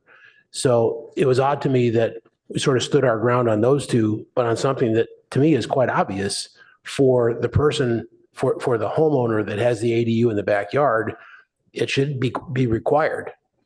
And the council, the HCD comment was, well, if there are houses all around, then you can't do that because that is going to open to a neighbor's yard. Well, but I didn't think that was the point. The point was for the homeowner to put it up, to encourage the homeowner to put up. We would try to give them some privacy. So basically my question is, it seems like you kind of gave in on that one, but in my judgment, appropriately, held back on 2 and 3 and said, we don't agree with that, so we're going to go forward. And I agree with the vice mayor as well. 500 applications is pretty good data, with zero problems. I mean, was it just a nuance of judgment of we better give in on this one? So I think HCD was, the language in their letter talks about how this entry requirement may be unduly restrictive. If the council would like us to push back on that, we could do that, but we have a letter from HCD on this particular point. And so we just didn't think it was, again, an area where it was substantively important to, stay on that point. It doesn't seem to raise the cost of the ADU. There could be a scenario where, because of the lot, dimensions or access, it's hard for me to defend this position because we do not see it as a constraint, but Right. HCD's position on it was strong in their letter and in our, verbal communications with them, that we walked away from the conversation as, okay, let's not, push this one. Well, on the other one though, and I remember one of the two, I might need to be reminded on the other one. There was the reason we're not suggesting a change on the ADU or the JADU language in the setbacks is because that is more of just we need to take another pass at explaining that to HCD, because the local standard, and they recognize this too, far and exceeds the state standard. Yeah, you noted that. Which is resulted in substantially more JADUs being produced in Palo Alto than in most jurisdictions in the, certainly on the peninsula. Right. And so that's just an area where we need to reiterate that. That's more of a terminology issue. But you also noted it on the, that we don't believe additional modifications to the ordinance are necessary on the noise ordinance. And then just to couple the complexity here, going to a fourth item which is actually the first one listed in this, which is the daylight planes. That seems like the most murky of all because you kind of explain your perspective and their perspective, and it doesn't seem to square, requiring a daylight plane did not prohibit units from achieving the 16-foot height limit. That's the city's stance. And they said, well, that could not apply daylight planes to detached units because it will prohibit them from achieving the minimum height standards. I mean, that sounds pretty quantitative. Here again, I think HCD was pretty unambiguous that this standard did not comply with state law. Yeah, I'm just saying the way it's written is ambiguous. So I'm basically here saying that it seems like you're taking the liberty of saying we're not going to change all these things. And so I was just questioning why in this section those two were and the other two aren't. So yeah. I understand that there's fine lines and ambiguity. Yeah, and I guess I would suggest we're not being that subjective about it, where we have decided not to, or where we're making an argument that we don't want to make a change. It's because we've got a lot of information to substantiate our position on it. I don't have any information, empirical data about entryways. We can get it. We can spend our time and we can study it and we can make some findings, but it's up to the council if that's where you want us to spend our energy. Okay, that's all in this section. Thanks. Councilmember Vinker. Yes, I can be brief because on section A, I'll just chime in on this last point about the when feasible. Since that's what they asked for, could we not put it in? They'll be happy, and you can honor it in the breach if you want. I mean, in other words, it would be there, so it would encourage people more than the current language to try to comply. And if they don't want to, you can not have a very rigorous review of that particular thing. It might just get it through, but get us to a result that we tend to like more. That would be my suggestion. No concerns about that approach. Thank you. That's all I have on A. I just have a question on the calculating floor area for ADUs and JADUs.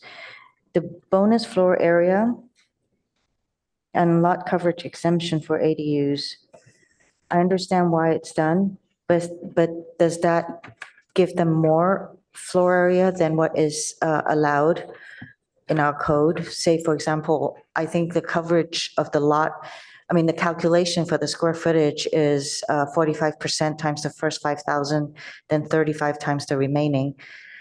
Does that go beyond that calculation?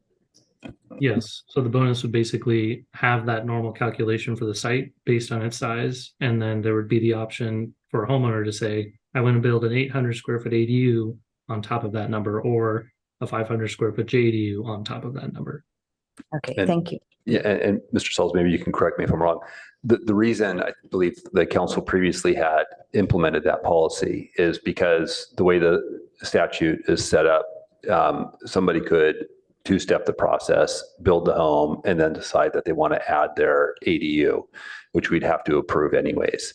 And so this language sort of recognizes that and eliminates the need for somebody to have to go through that step. Thank you. And then with regard to the 4-foot setback, equipment that juts out from the side of the house, such as heating units or that sort of thing, is there a distance limit so that it doesn't impede emergency response and so forth? Yeah. So in general, we did the PTC also asked the same question. And in general, when we spoke with the fire department, what the fire department noted is that as it relates to that sort of emergency ingress and egress to a unit, the location of the HVAC system or the AC unit is solvable in terms of, how those can kind of impact each other, right? The AC unit doesn't have to have a fixed location. It can be put in a different area that would otherwise allow for that ingress and egress to occur.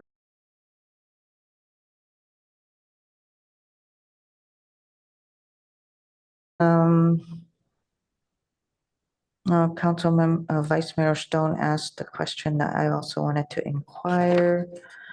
Okay, I think that's it for A. I don't see any more lights. Oh, you have one last thing, Councilmember Lowing. Yeah, I'm sorry. I forgot one thing. I see where you're shifting under the current issue of the tree ordinance, taking that away from having it, that it must be done by an arborist, which obviously saves costs and so on. I presume the analogy is that, the IRS says you can do your own taxes. You don't need to have an accountant sign off on it, but they can still check your returns. So I presume that there's going to be an audit function or a spot audit function or something like that, just to keep people honest. So again, Mr. Sauls can correct me if I get this wrong, but the way the ordinance is set up is there are two tables in the ordinance. Table 1 is the by right standards, and we can't do anything about that. Right. So for table 2, Mr. Sauls, are we also saying the applicant can do that? Yes. Okay. And we would review that. Our urban forestry team would review that, and they get a copy of the plans. They look at the information that they have on their canopy inventory. They do a Google, street view. They'll go out to the site if they have any concerns, and we can flag that at that Okay, great. Just checking. Thanks. Councilmember Byrd. Yeah, I just couldn't find where in our discussion framework of A through E, the issues around independent utility metering would fall. Yeah, I don't believe that is in our zoning ordinance, but rather in the city utilities policies and procedures and rules. The state preempts us from requiring additional meters. And as I understand it, if an applicant wants to install a separate meter, we allow that for electricity and water, but we don't currently allow that for sewer. And the reason for that, and give me a little bit of grace here because it's not my area of technical knowledge, but connecting from the city's sewer line to the property is the city's maintenance and expense. And that's why we're not looking to create those additional electricity and water are the ones I'm more concerned about. So that's already allowed. If somebody wants to have a separate service meter, they can. Okay, thanks. So tonight you also want us to go through B, C, D, E? I believe those represent all of the changes in the ordinance. It's up to you if you want to, how you want to go through that, but that's what's in the ordinance. Okay. So I would say perhaps we should just make a motion to approve A first and get that over and done with. Wait, let me see if Madam Attorney is okay with that. Okay, so yeah, so we can move A first. Get that done and out of the way. So move. Thank you. Second. So as is, that has the entryway language as we've discussed. Did you want us to add the where feasible language back into the ordinance? Sure. Oh, what would you say, Maker? Yes. Yes.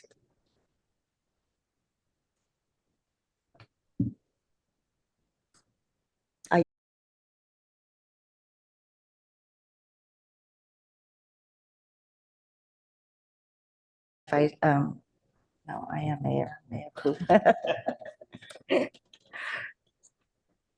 Sorry, who seconded it? You seconded it? I seconded it. Yes, ma'am. Yes, thank you. Okay.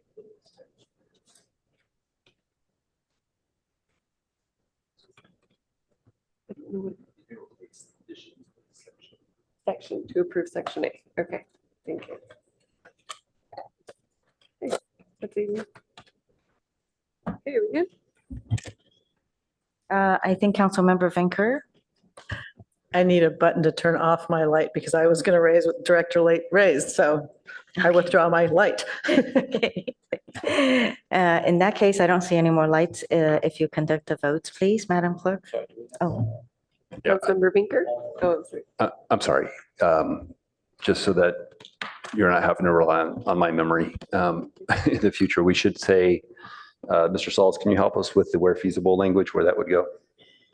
Yes, so the additional language in the motion would basically add in section 18.09.040 K in parentheses, number 1 in parentheses, to basically change or include, add at the beginning, actually at the beginning of it, to say, except on corner lots where feasible, would substitute the language that's currently in the draft ordinance that says it shall be encouraged but not required. That. And I know exactly where I would put it. So if you feel like you want to wordsmith it, that's fine, but I think I know the answer in general. Okay, so I think that works for us, if that's okay with the council. I mean, does that read correctly? That's correct. Okay.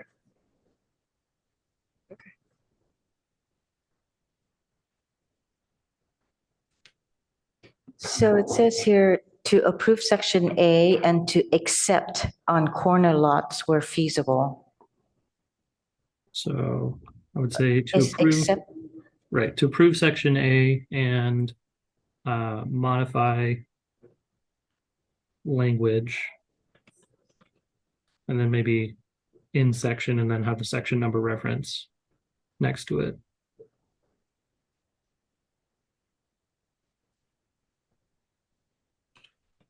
And then you can just type parentheses, parentheses, capital E, except on corner lots where feasible, will be underlined. Sorry, quotation marks, excuse me, not parentheses. And then you said this. yes, that's what I mean.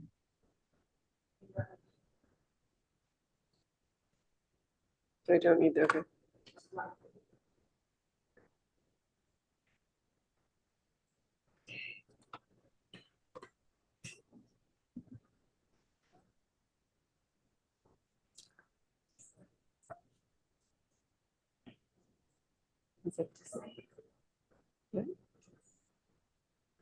okay, staff gives a thumbs up. Okay with you, Maker? All right. Thank you, Madam Clerk. Thank you, Mr. Saul. Okay, we can conduct the vote. Yep. Councilmember Burt, Yes. Mayor Koo, Yes. Councilmember Lowing, Yes. Councilmember Lithcott Ames, Yes. Vice Mayor Stone, Yes. Councilmember Tanaka, Yes. and Councilmember Binker. Yes. Motion carries unanimously. All right, let's open B for discussion. I think we can go through B, C, D, and E if you have comments and questions.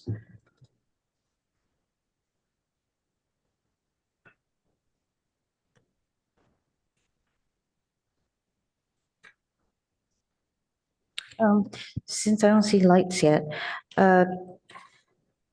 can you further describe or explain VII,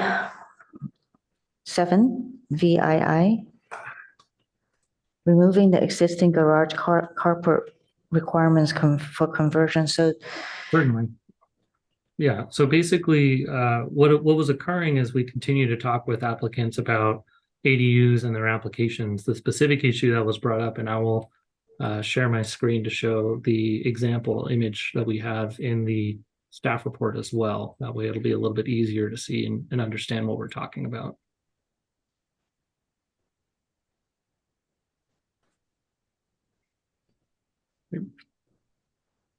So in particular, on the left-hand side, you see an example of a existing garage. An individual had come out that's highlighted in this light blue color or purple color. The individual had reached out to us, had asked about building an ADU, which you see as the layout in the right-hand side image here. And what they have currently as their existing parking requirement is one covered space and then one uncovered space next to it. Now, what the state and the city provide for is that if you convert your garage to an ADU, you don't have to replace those parking spaces, those covered parking stalls on site. However, state law and city law doesn't capture or discuss what happens with uncovered parking spaces, specifically what would be this parking space in this area that my cursor is moving around. What our suggested language would be to effectively allow for this uncovered space that might be displaced by this lighter blue addition for the ADU, allow this uncovered space to be replaced in the front yard setback in the driveway area, which would be right in front of this area right here. And it would mirror what we have as a rule for a garage being converted to a junior ADU currently, which basically allows for that covered parking space to be replaced as an uncovered space in the driveway of the property. thank you. That was very clear. I appreciate that. So is there anything in here that speaks about a new construction and instead of having to build the garage and then come back later on and do the two-step of changing the garage to a ADU, or is it JADU? Is there anything in here that addresses a new construction? Yes, that's actually the item just above this one. It would be Roman numeral 7, VII. Oh, so that is VII. VII is a slightly different policy, but approaches kind of the same concept as the one I was just discussing. Okay, but what you said that allows for new construction to not have to go through the two-step process. Correct. So in essence, someone could submit an application to us if this rule were adopted and allowed. They could submit a new single-family home with an ADU and not have to show parking, for example, for that primary home. Or, excuse me, they wouldn't have to show covered parking on site. They could show uncovered parking spaces in the driveway, for example. Okay, thank you. And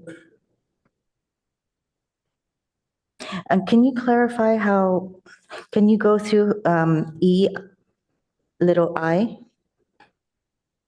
Yes. And let me share my screen again. I actually have a better image than the one that I presented in the staff report. So hopefully this one will be a little bit clearer.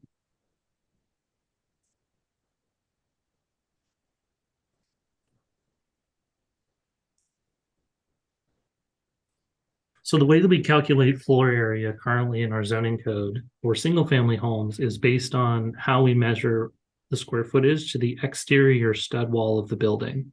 What you see in this red line represents, on the left-hand side of the image, the primary home, and on the right-hand side of the image, the second.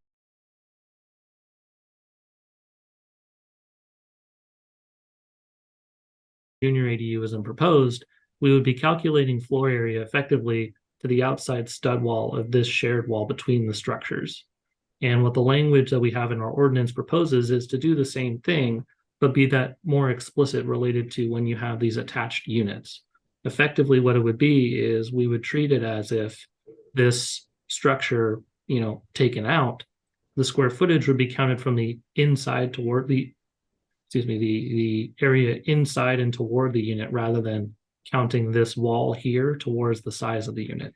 Initially it seems as though it can be a marginal amount of square footage, but it can actually produce a significant amount depending on the length and the size and design of the structure.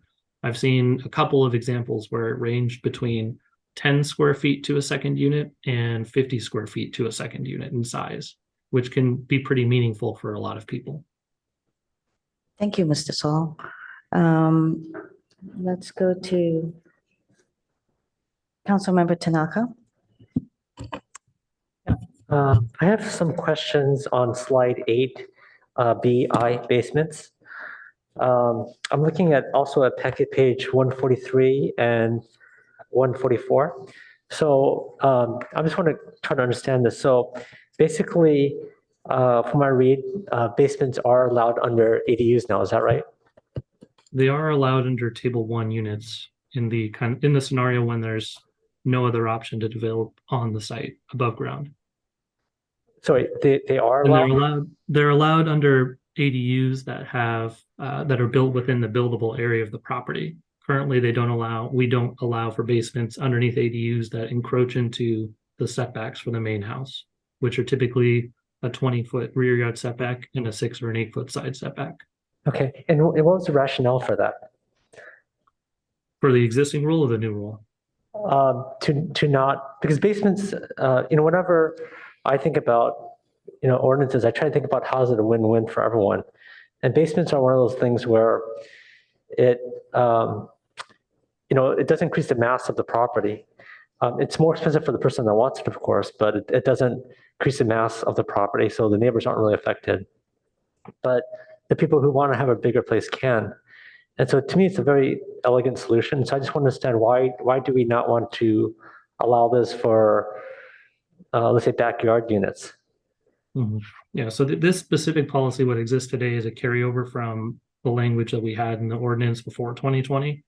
So to that extent, my knowledge is limited to, we weren't as permissive for those types of units and that type of development. And we don't currently allow the primary home to build within that, to have a basement within that setback area, except a certain small portion of it. So I think it was kind of pulling or playing a bit from what the main house could otherwise do. And at the time, suggesting that we weren't entirely supportive of it then. Okay, because it just seems like if you're going to build a building there, whether there's a basement there or not, has no real big effect on the neighbors. So why not allow it then? Because it allows more housing for our city, and it has no real negative impacts. So I don't know. I guess for me, I think I would be more supportive of allowing basements also under, basically any structure, because you're gonna have a foundation anyways, and it's not really increasing the building envelope. Unless I'm missing something here.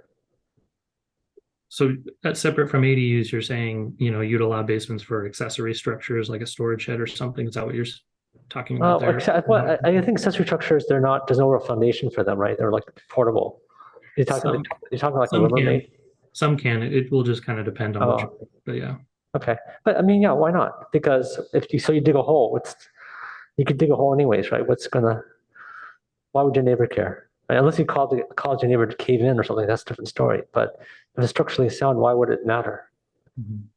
Unless it's I think you have something on tree roots, right? Unless it's intruding on tree roots or something like that, then that's a different story. But okay, anyways, so that's where I'm on that. And then in terms of counting it towards floor area ratio. So the policy there is that overall the city has a specific, and the state have a specific square footage limitation for these units. And where we would otherwise for the primary home have a different rule about exempting the square footage, state law and the city has very specific square footage sizes on how big these units can be. And so the way to properly capture that limitation would be to also include that square footage, the habitable space of a basement towards that square footage. Okay. But I mean, here's the thing that also is like, why not be consistent to our current rules where it doesn't count towards your floor area ratio? Because again, basements are one of those things which doesn't impact your neighbors. So to me, it just seems like we should be permissive in that area as well, right? So to allow basements under structures that you have in your backyard, as well as not counting towards a floor area ratio because it's not impacting neighbors. There's more cost for the homeowner who wants to do it, but that's their business, right? Sure. Okay. Yeah, that's something that if you were wanting to do that, it's something that could be changed. Okay, anyway, so that's where I'm at. And then what about parking? Because one of the big pushback we got on ADUs in general is that it takes, especially ones that, are garage conversions or takes away on off-street parking. And I think historically, the city's been very, especially for single-family areas, resistant to allowing parking underground, right? Even though there's a bunch of these, I'm not sure if you've seen it, but they have a bunch of these parking lifts now where you could go, it's like a little elevator that takes a car underground. So why not? I think this is not changing that, but I think my question is why not? Because this would also help relieve off-street parking as well. So I'll weigh in here because this is a topic that comes up from time to time, and if that's the policy that the council wants to implement, we could certainly do that. That's not the item that's before you tonight, but if you wanted to give us direction to come back with another at another meeting to talk about a code change to allow parking in basements, we could do that, but that's not part of the proposal this evening. Okay, that's fine. Anyway, so that's where I'm at on that, just because it's one of those things that to me seems like a win-win solution. Okay, great. Thank you. Councilmember Vinker. Thank you, Mayor Ku, and thank you, Director Late, for all the work on this and for being highly responsive to all the HCD comments. I can see throughout this that there's a real effort to do that. I noted the sort of collective disappointment about the affordability programs, and I want to ask some questions about that. Before I do, I did want to just ask a question, because I remember a few months ago when we were doing something with ADUs, and I asked about the issue that Mr. Kelly raised earlier about the two-story ADUs and where that could be. That I believe the answer was if we incorporated it tonight, that would have slowed down you bringing this to us tonight. So I did not anticipate seeing that tonight, but I believe we discussed that there would be some work toward that later on. So I'm just wondering if there's a status update on progress considering that. On extending two-story ADUs through other parts of the city. Well, that is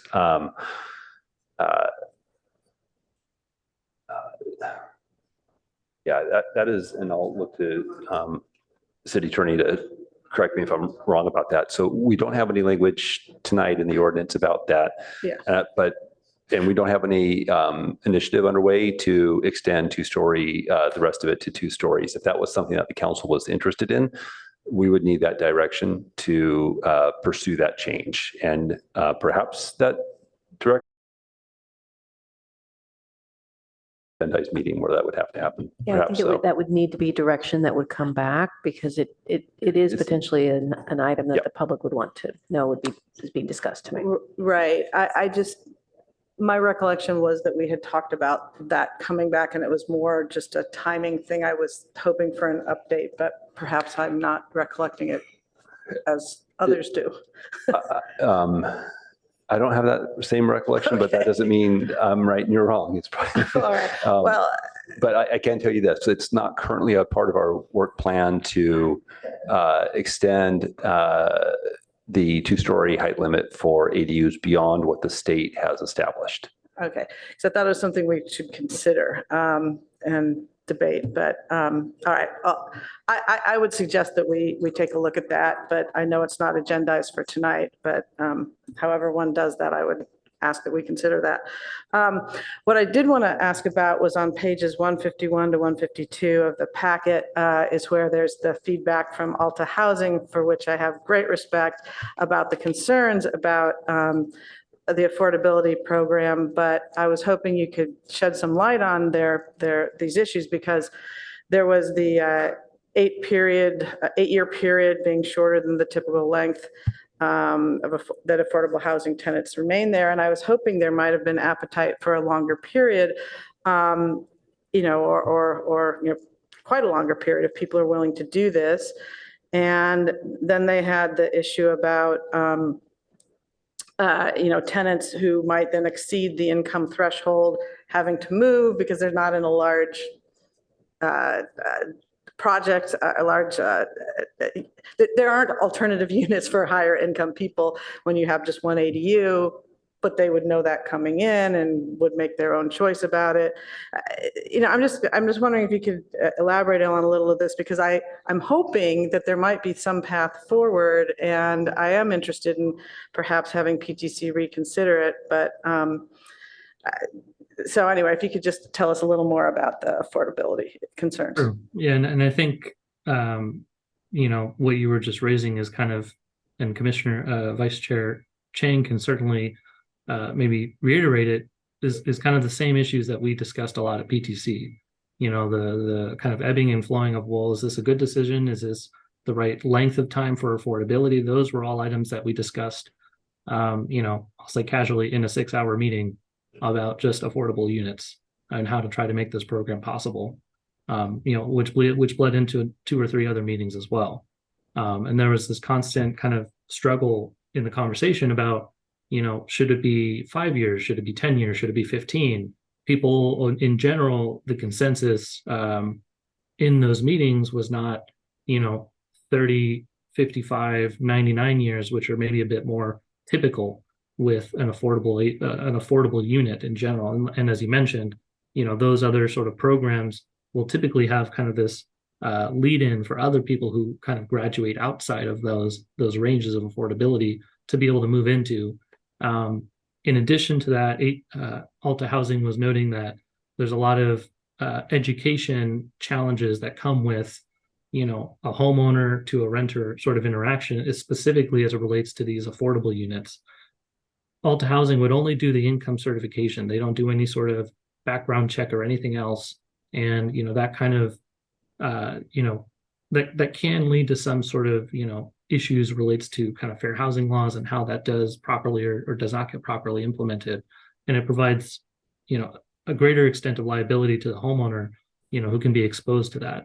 So I think there was a lot of concerns, on Alta Housing's standpoint as to like how that can diminish the concept overall, or make it not as a strong enough incentive. And especially at the end of the day, I think in general, there were between initially 8 to 10 different policies that the PTC had considered to be a part of this whole program, and ended up kind of pulling out a number, most of them, because they didn't feel that collectively altogether it really was going to solve, the issue, which is that we want to have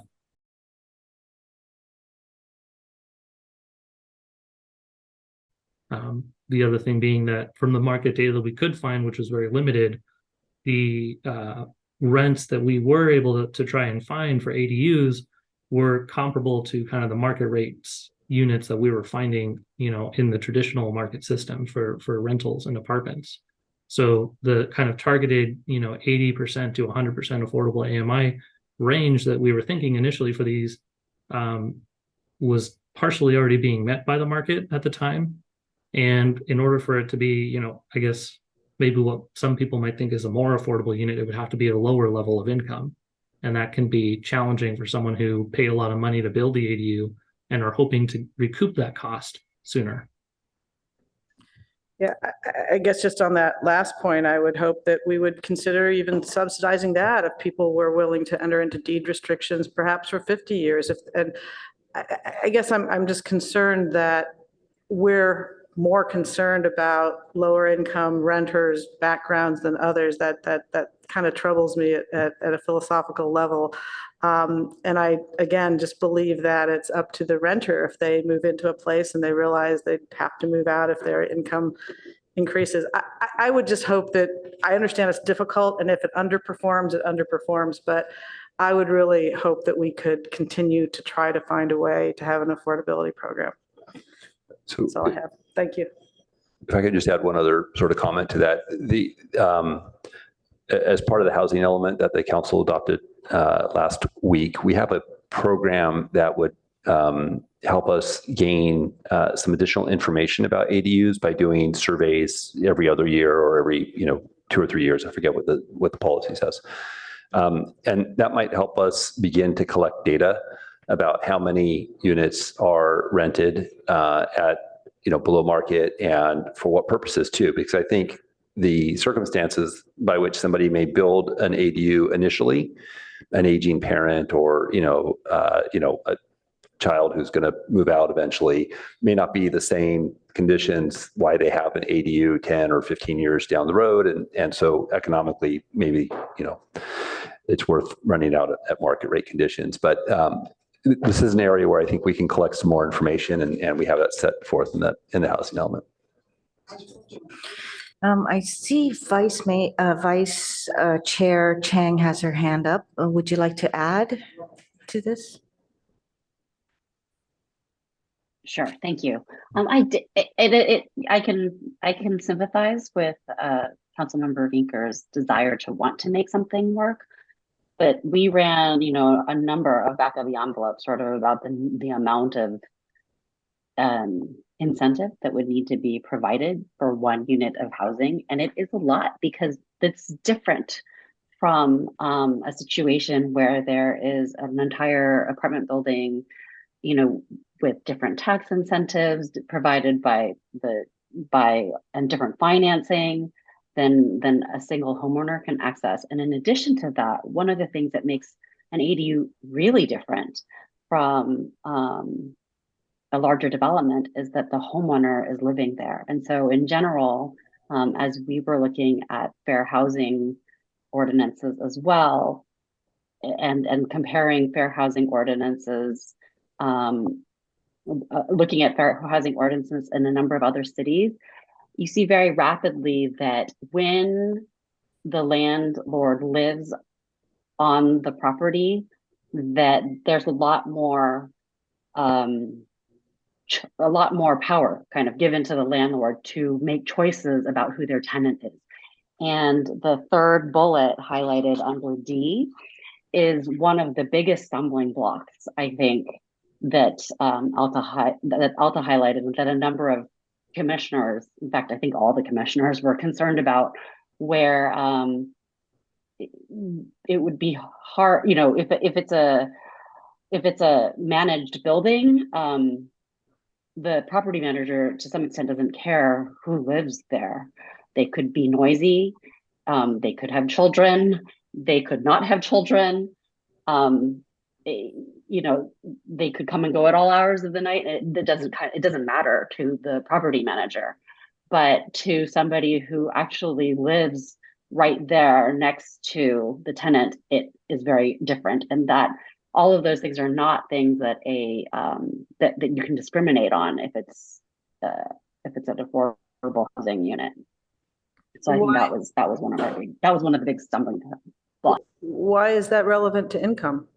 I mean, I'm not getting the connection between affordable. It's not relevant. It's not relevant to income, but the way that affordable housing works is that there's a wait list, and then assuming that Alta okays the next person in line on the wait list and says that, okay, you're eligible, then yes, that tenant gets to choose if they take that unit. The landlord doesn't get to make that choice. And so for somebody to say, on top of deed restricting this to be affordable and accept less rent, I also have to accept whatever tenant I want to. That is the big stumbling block when the landlord is going to be the tenant's neighbor. So that's the issue. I think I follow you. I just wasn't under the impression one could discriminate in other circumstances on that basis, but perhaps I'm wrong.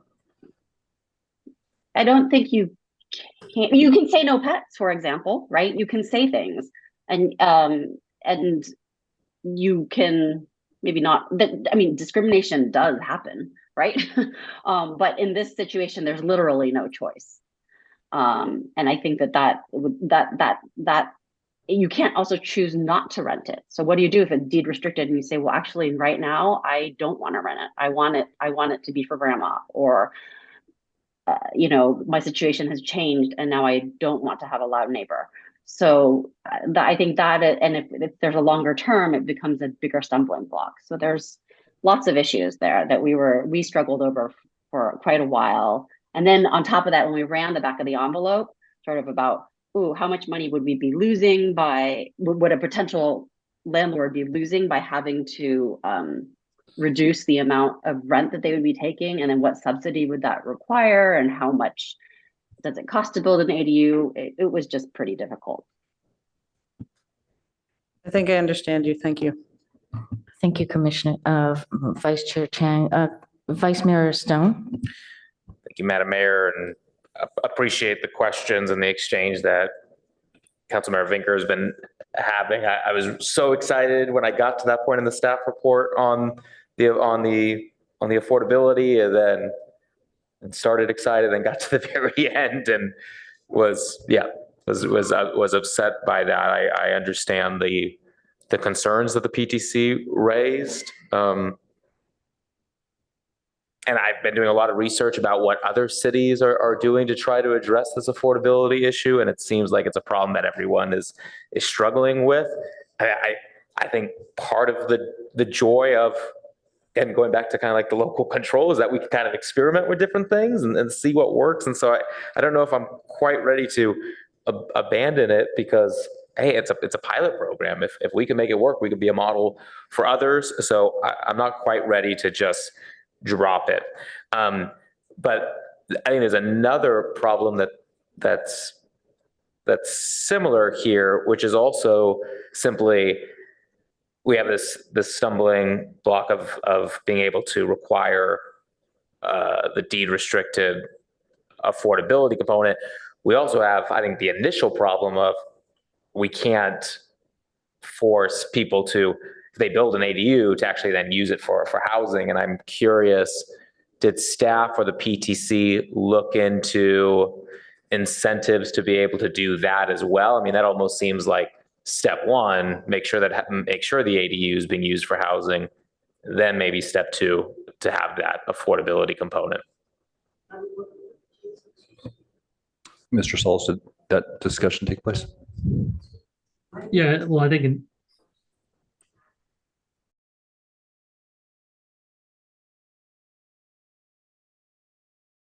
as it relates to kind of the overarching conversation, this is always the question about ADUs, whether it's restricted to be affordable or not, right?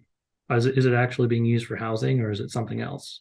And we don't have the capability to kind of constantly monitor that, maybe on a more regular basis or not. And in the model that we did kind of establish, the monitoring that would be happening is mostly related to monitoring on whether or not the tenant will be able to still qualify for the income category that that we would be setting.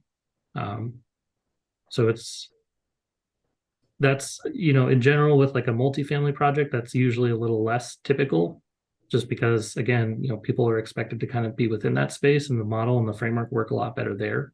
With a single family home, if it is grandma and she does qualify for, the affordable ratio, we assume that they're going to live there. But what if they go, on a vacation for a month? Does that disqualify them from this criteria? Do they have to live there for, they can't leave for, 2 or 3 days or something like that? I mean, that is a part of this whole conversation that can be challenging to implement.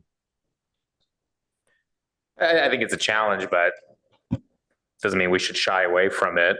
I see ways we might be able to structure the incentive programs that the PTC looked at for affordability. To maybe there was kind of step one, you get $25,000 development impact fee waves if you agree to that you're actually going to use the unit for housing, and then a complete waiver if it's going to then be an additional affordability piece. So I think all that is worth looking into. And Director Lake, glad you brought up the studies we're going to do on this, because I think this is something that's always bothered me, that the conversation around ADUs has always been the assumption that it's all going to be used for housing, when we all know that that is not true. And we have no clue what the ballpark is for what percentage is going to be, even though HCD likes to bury their head in the sand and pretend that it will be, and a particular percentage will be used for affordable housing.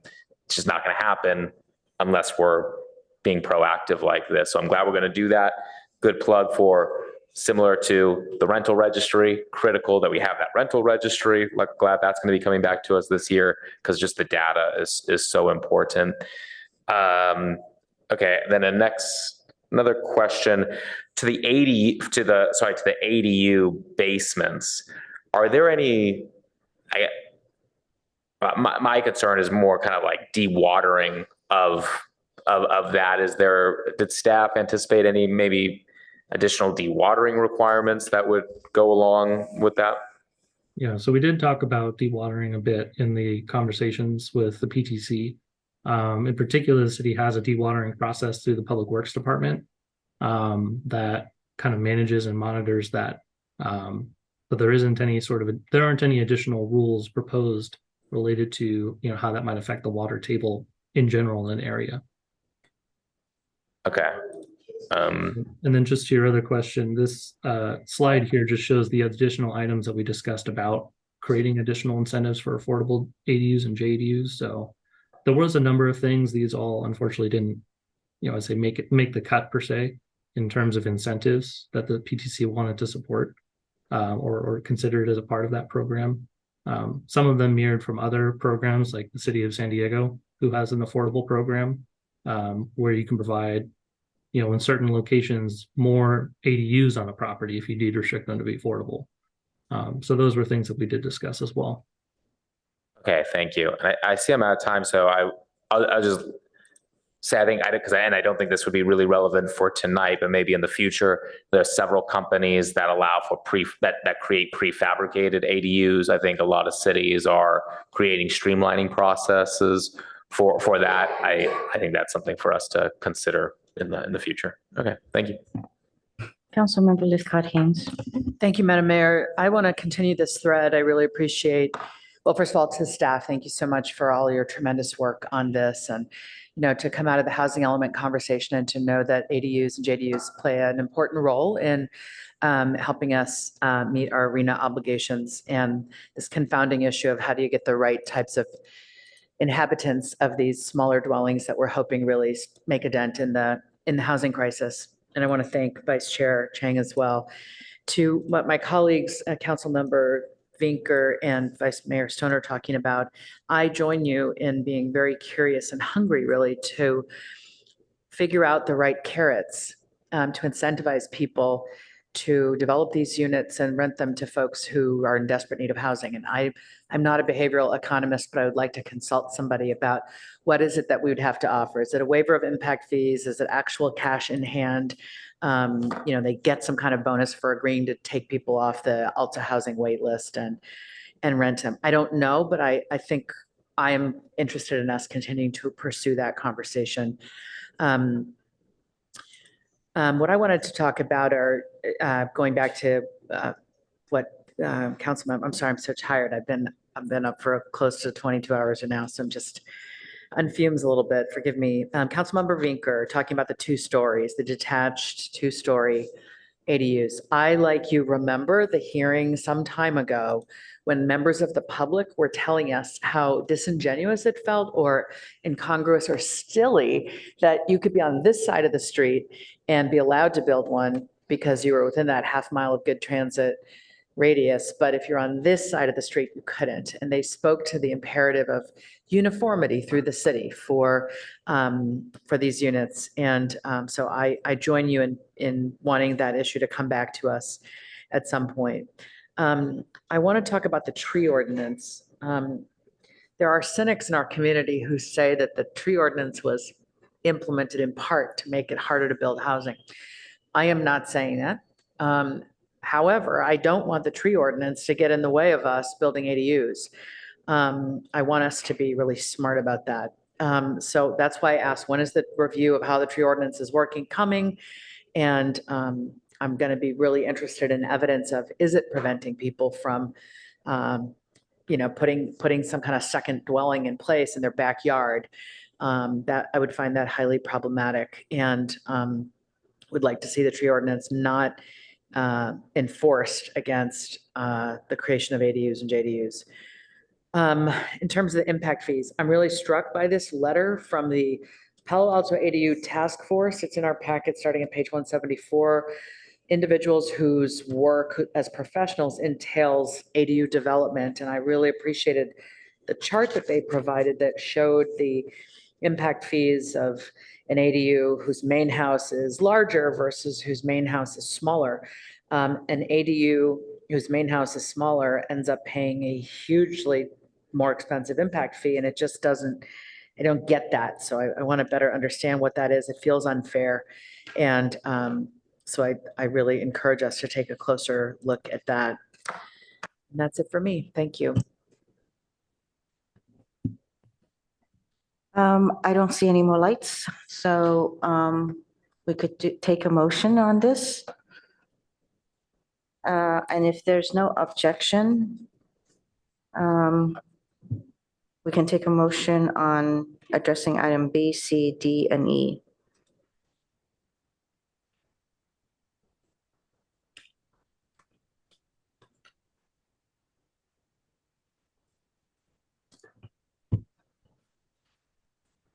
I'll move the staff recommendation, the staff and PTC recommendation. If staff has language on that. And I want to add to refer back to the PTC, further refinement of an affordability language here of exempting affordable units from impact fees and plan review fees.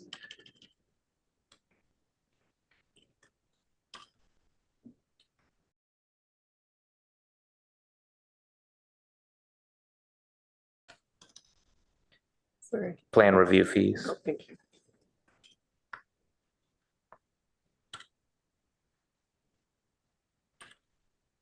As well as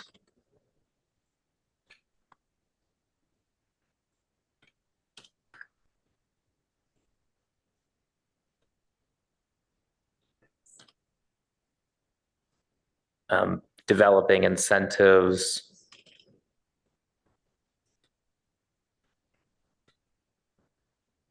for ADUs to be used for housing.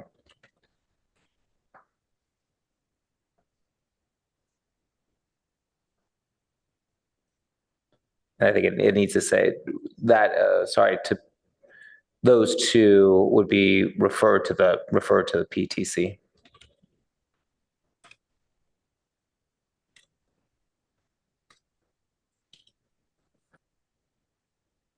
Maybe for further refinement and discussion.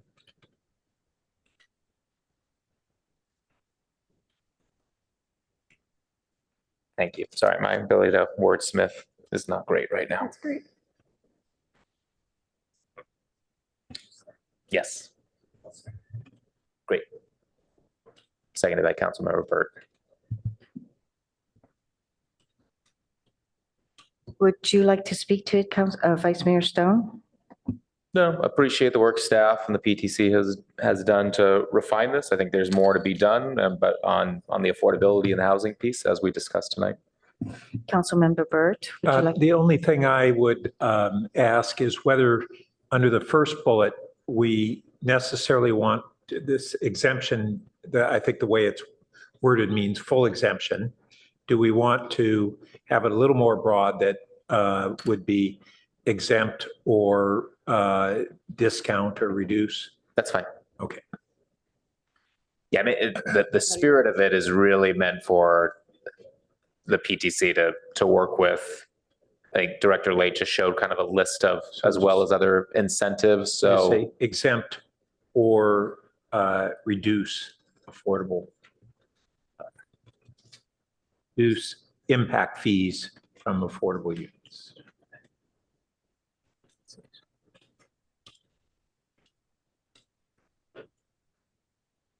And do you have idea to extend that to make it even more broad, to point out not just fees, but maybe other incentives as well? Can you just start with great incentives? Including? Sure. Does that work? Create incentives, including?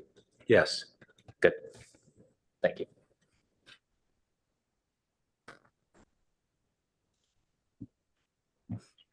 I believe you wanted a reduced with a E. You wonder what?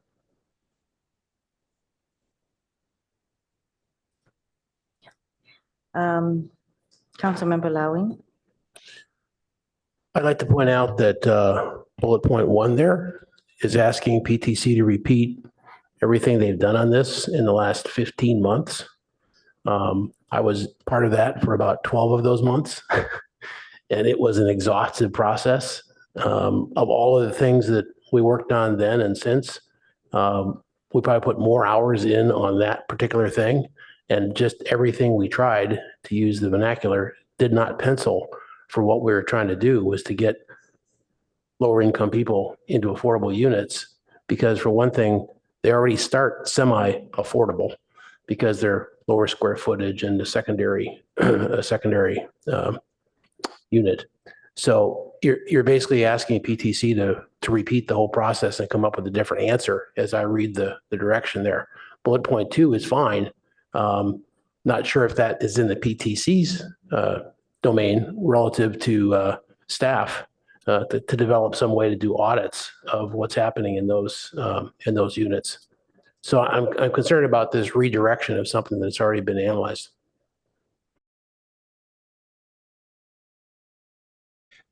So I guess if I missed it, what did the PTC propose in terms of exemptions or reductions on the impact fees and plan review fees?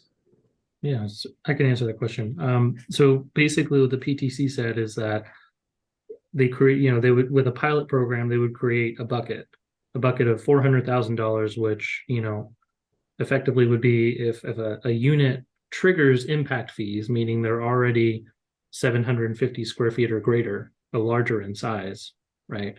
That a certain amount, if I remember, and correct me if I'm wrong, Vice Chair Chang, I believe it was up to $50,000 in impact fees per unit could be exempt from that $400,000 bucket. So if a unit used $40,000, then that would be, for the next person, $360,000 is left in the bucket, right? And within that year timeframe, if people used it or tried to pull from that bucket, whatever ended up kind of being left over is what they could use. And if it came out to a unit that needed impact fees greater than 50,000, we would only exempt up to that 50,000 amount, and say they had to pay 5,000 more, they'd still have to pay that.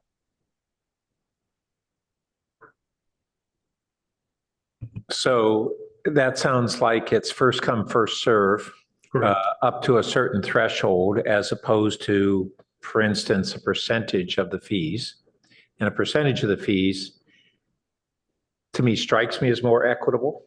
But I think, it doesn't sound to me like the proposal that the PTC had come up with was exhaustive. And then also, we don't have that really presented before us tonight. And so what we want to do is have it return, and if at that time PTC made the same proposal, that would be streamlined. They wouldn't have to repeat it all because they'd already have that proposal. If there's a different approach, then they might consider that. So I'm good with this language, I think. And also, just to add, I kind of also see it almost as just an additional, if we can find an incentive that works for ADUs to actually be used for housing, maybe a few more incentives then to be able to add the affordability restriction on there. So So I'm happy to keep it. Councilmember, go ahead. Well, okay, so thank you, Mayor. Just maybe a couple of things. Just that last conversation with Councilmember Burton and the reduction of impact fees and incentives also has to be considered in the context of the other part of that motion, which is the affordable housing units. And so how do we manage the affordable housing units is the other piece that we've articulated as challenging, at least from as expressed from our affordable housing provider who works with the city on these issues. I do think that it is challenging to go back to the commission and ask, as Councilmember Lowing has said, without maybe some more specifics about things to explore that's different than what they had contemplated before. And maybe you don't feel like you have all that information available to you, and we can perhaps draft an information report to expand upon that as needed. I will note the second bullet on here is not something that we have pursued and is interesting. We do have some policies in our housing element that you just adopted that, again, deals with ADUs, including 750 square feet. That's irrespective of the affordability level. And an ongoing sort of interest in trying to facilitate more ADUs and feasibility studies to develop pre-approved models and so forth. So we have a lot of work to do relative to ADUs from the housing element. And this new assignment, or at least as expressed in this motion, is certainly one that we could pursue. I want to acknowledge that it's not part of the work plan that the council adopted earlier, several months ago now. And so finding where this gets slotted in with that work plan and all the work that is coming our way with the housing element, it'd be helpful to have some expectations on when we're doing all this. So Mayor, that's all I wanted to offer. I'll just say on that last point, we're in this for the long haul, and I don't think it has to be month by month. So I'd be good with you working into the work plan. And I'd like to add that maybe it's not going back to PTC, but it's to these folks who are calling themselves the Palo Alto ADU Task Force, 20 plus people who are professionals in the field who are trying to build and incentivize people to build and then live in these dwelling units. I just wonder if there's, with tremendous respect to the PTC has had this issue and has done its best. Maybe there's a different type of inquiry to be had with folks whose sole responsibility and interest is in furthering, the construction and the use of ADUs. So I think that whether it be staff or the PTC or both, being receptive to input from that task force would be appropriate. I'm not in favor of creating a new body for this, but I think it would be entirely appropriate to see if there are creative ideas that they can offer that either staff would take to the PTC or otherwise. That's fine. Okay, Councilmember Vinker. Thank you, Mayor Ku. I originally put my light on because I was going to ask if we could broaden out bullet one, but that happened some time ago. And so now I've listened to you, I have something else to say.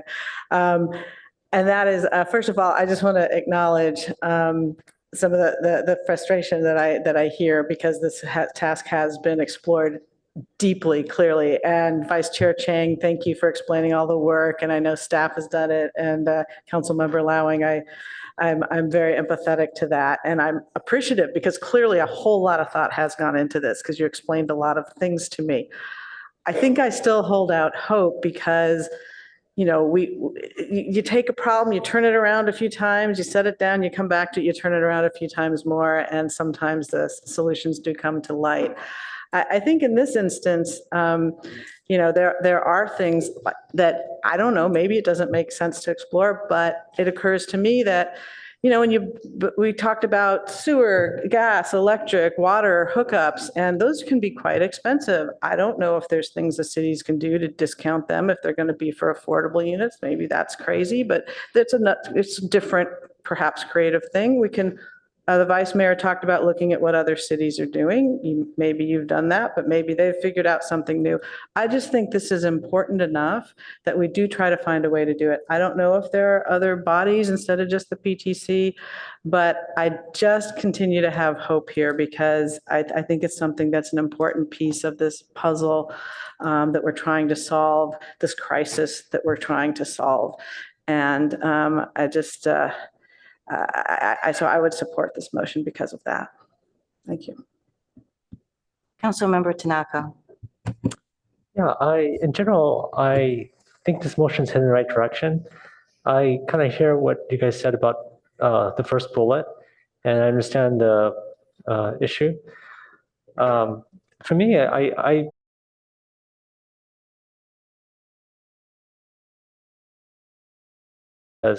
as several people have mentioned before, it could be crazy expensive given our impact fees per square foot to build anything, even ADUs. So anyways, that's where I'm at on the first bullet. So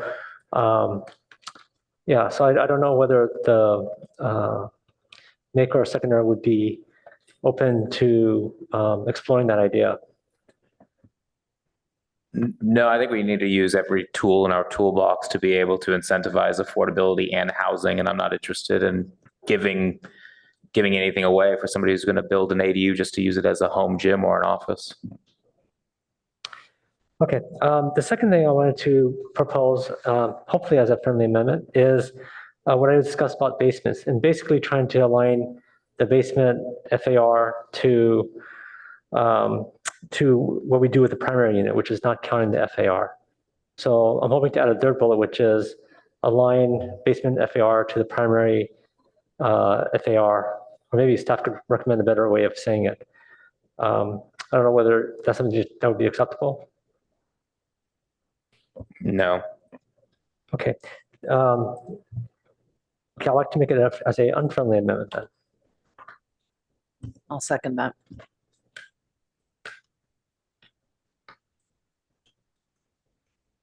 Do you want to speak to it? Sure. Councilmember Tanaka? Yeah, I mean, I think when we're trying to solve this housing crisis, I think we should use all of the tools.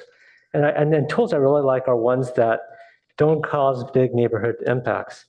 And basements are one of those where you get more housing without having the same kind of massing or visual impact that bigger structures or more structures have above ground. So I think this is an important tool that we should use in our community. And so I hope my fellow colleagues will support me on this. Before I have Councilmember Lifcott speak to a second, let's help Madam Clerk finish the motion. Thank you. Sorry. Yeah, it basically to align the basement FAR with the primary dwelling, or I'm trying to think of a better way of saying it. And Mr. Sauls, correct me if I'm wrong, but basically exempt basement floor area from ADUs Correct. and JADUs. Yeah. What should it say? Moved to exempt basement floor area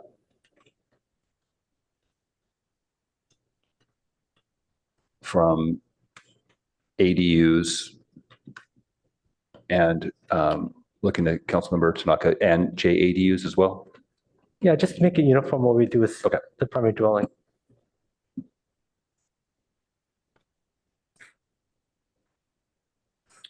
Okay, Councilmember Lifcott Haynes, would you like to speak to your second? I agree with what Councilmember Tanaka has said. Thank you. So does this mean that to exempt basement floor area, potentially the basement of an ADU can go the full extent of the house on top. So if the house was 6,000 square foot, if the house was a reasonable number, 1,300 square feet on the top, it could potentially go 1,300 under? So this is just, this would be just for ADUs and JDUs, and in the code, as well as the city code, as well as the state law, they have very specific size limitations. So the size limit for an ADU is, if you have 2 bedrooms, is 1,000 square feet. And for JDUs, it's 500 square feet. But what this substitute motion by Councilmember Tanaka and Councilmember Lithcott-Hames is saying that the basement of that 2-bedroom or the JADU can be larger than the above ground. Actually, sorry, I didn't realize it said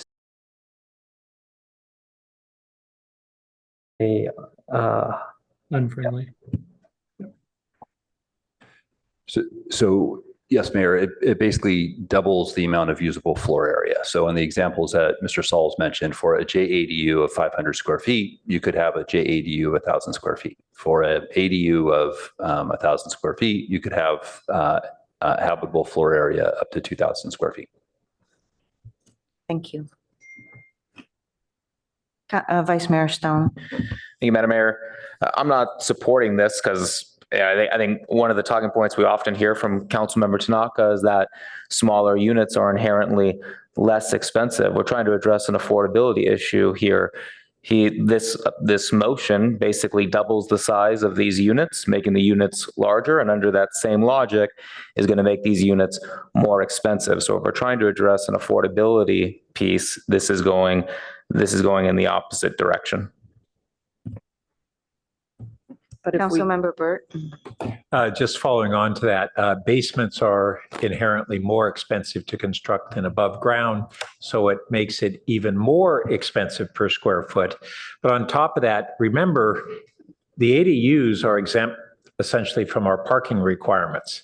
So we're talking about now building a 2,000 square foot home on an existing lot and no parking requirement for that. So what we're really getting into is not ADUs at all. We're getting into expensive second homes with no parking on the same lot. That's what this motion would do. Councilmember Tanaka. Yeah, just to kind of rebut that. So I think in our community, what we need is more housing of all types. And so I agree, basement housing is more expensive, there's no question about that, but it also frees up other space for other people. And I think the other thing to think about is that, so for my house, I have a basement, and we have offices on below and bedrooms, and so it doesn't have to be one gigantic space. It can also be smaller spaces that can be rented out and make more housing for other people. So I think we have to think about this more creatively than thinking of it as it's just going to be one gigantic room. It's going to probably be partitioned so that other people can live there as well. And I think if we want to be a welcoming community and try to make more housing available for more people, what we need to look at is housing for everyone, more housing for everyone. And this is kind of doing our part, and it's one which it's an option of the homeowner. If they don't want to do it, they don't have to do it, but it's an option. And this is also why I was also saying that we should allow parking underground, because that would also free up parking on the street. So I think this kind of aligns with that. And in general, I think we always want to look at solutions that are win-win. And this is one of them, because a basement doesn't impact the neighbors. It's not visible. And most other solutions of building above ground, it impacts the neighbors, right? This also has potential of perhaps, if we go this direction one night, reducing the impact of parking on the street. And so this is why I think we should support it. Thanks. Councilmember Vinker. Thank you, Mayor. Just to make sure I'm keeping up, is the idea with this motion that the basement could extend under parts of the property that do not have a building on top of it, or? I wasn't thinking of that. I was just trying to be consistent. Like, so if you build a basement under your primary dwelling, it doesn't count. And same thing should be for the ADU. I think if someone actually starts building between them, I think that's going to be, I don't know, building wise, I think that would be crazy expensive to do. But I wasn't necessarily thinking about this, thinking about under the building envelope of the building. But that's what it is right now with the current primary dwelling. Yeah, so just to clarify that, typically right now for basements, as Councilmember Tanaka was noting, it's based on the existing footprint of the structure. So if you have a 20 by 20 structure, above ground, it's a 20 by 20 basement, below ground minus a light. Thing. Correct.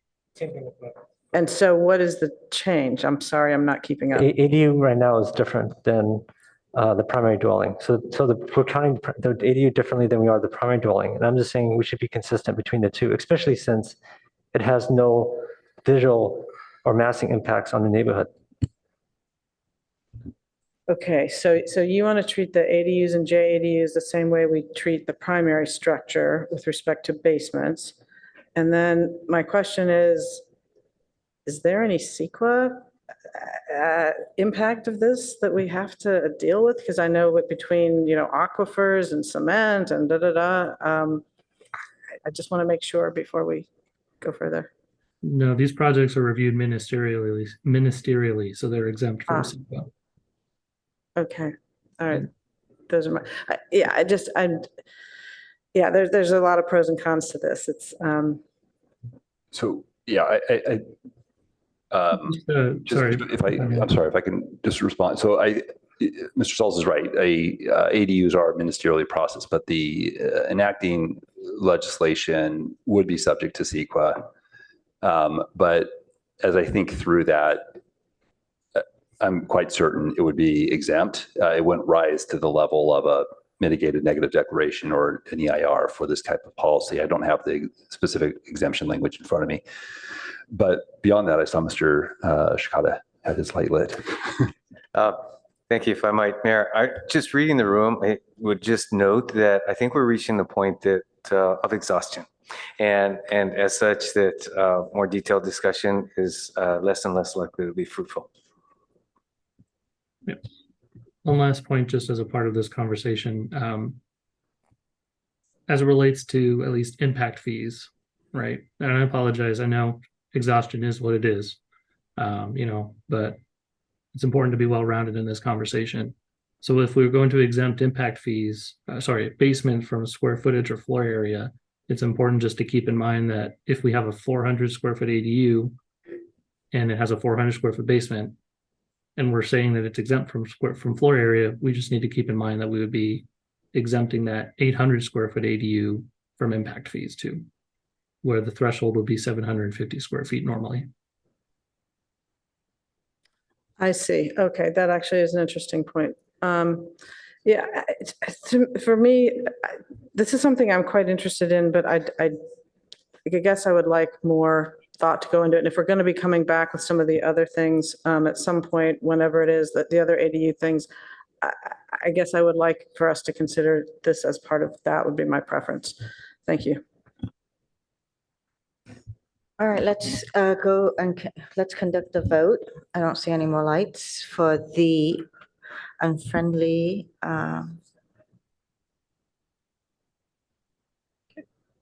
So for the amendment to the motion, you just said,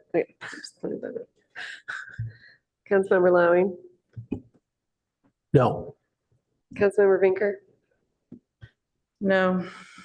Councilmember Lithcutt-Hames, Yes. Councilmember Tanaka, Yes. Vice Mayor Stone, No. Councilmember Burt, No.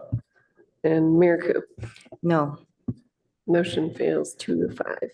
Thank you, and we'll return to the original motion. And let's conduct the vote. If I may, I did want to ask one quick question. Yes, Just looking and please. reading through the motion right now, it recommends B, C, D, and E to go back to the PTC for discussion. And I believe the specific motion, and correct me if I'm wrong, Vice Mayor Stone, I think you just wanted D to go back to the PTC to discuss. Yes, thank you. The affordability piece. G is the incentives for affordable ADUs. Yep, exactly.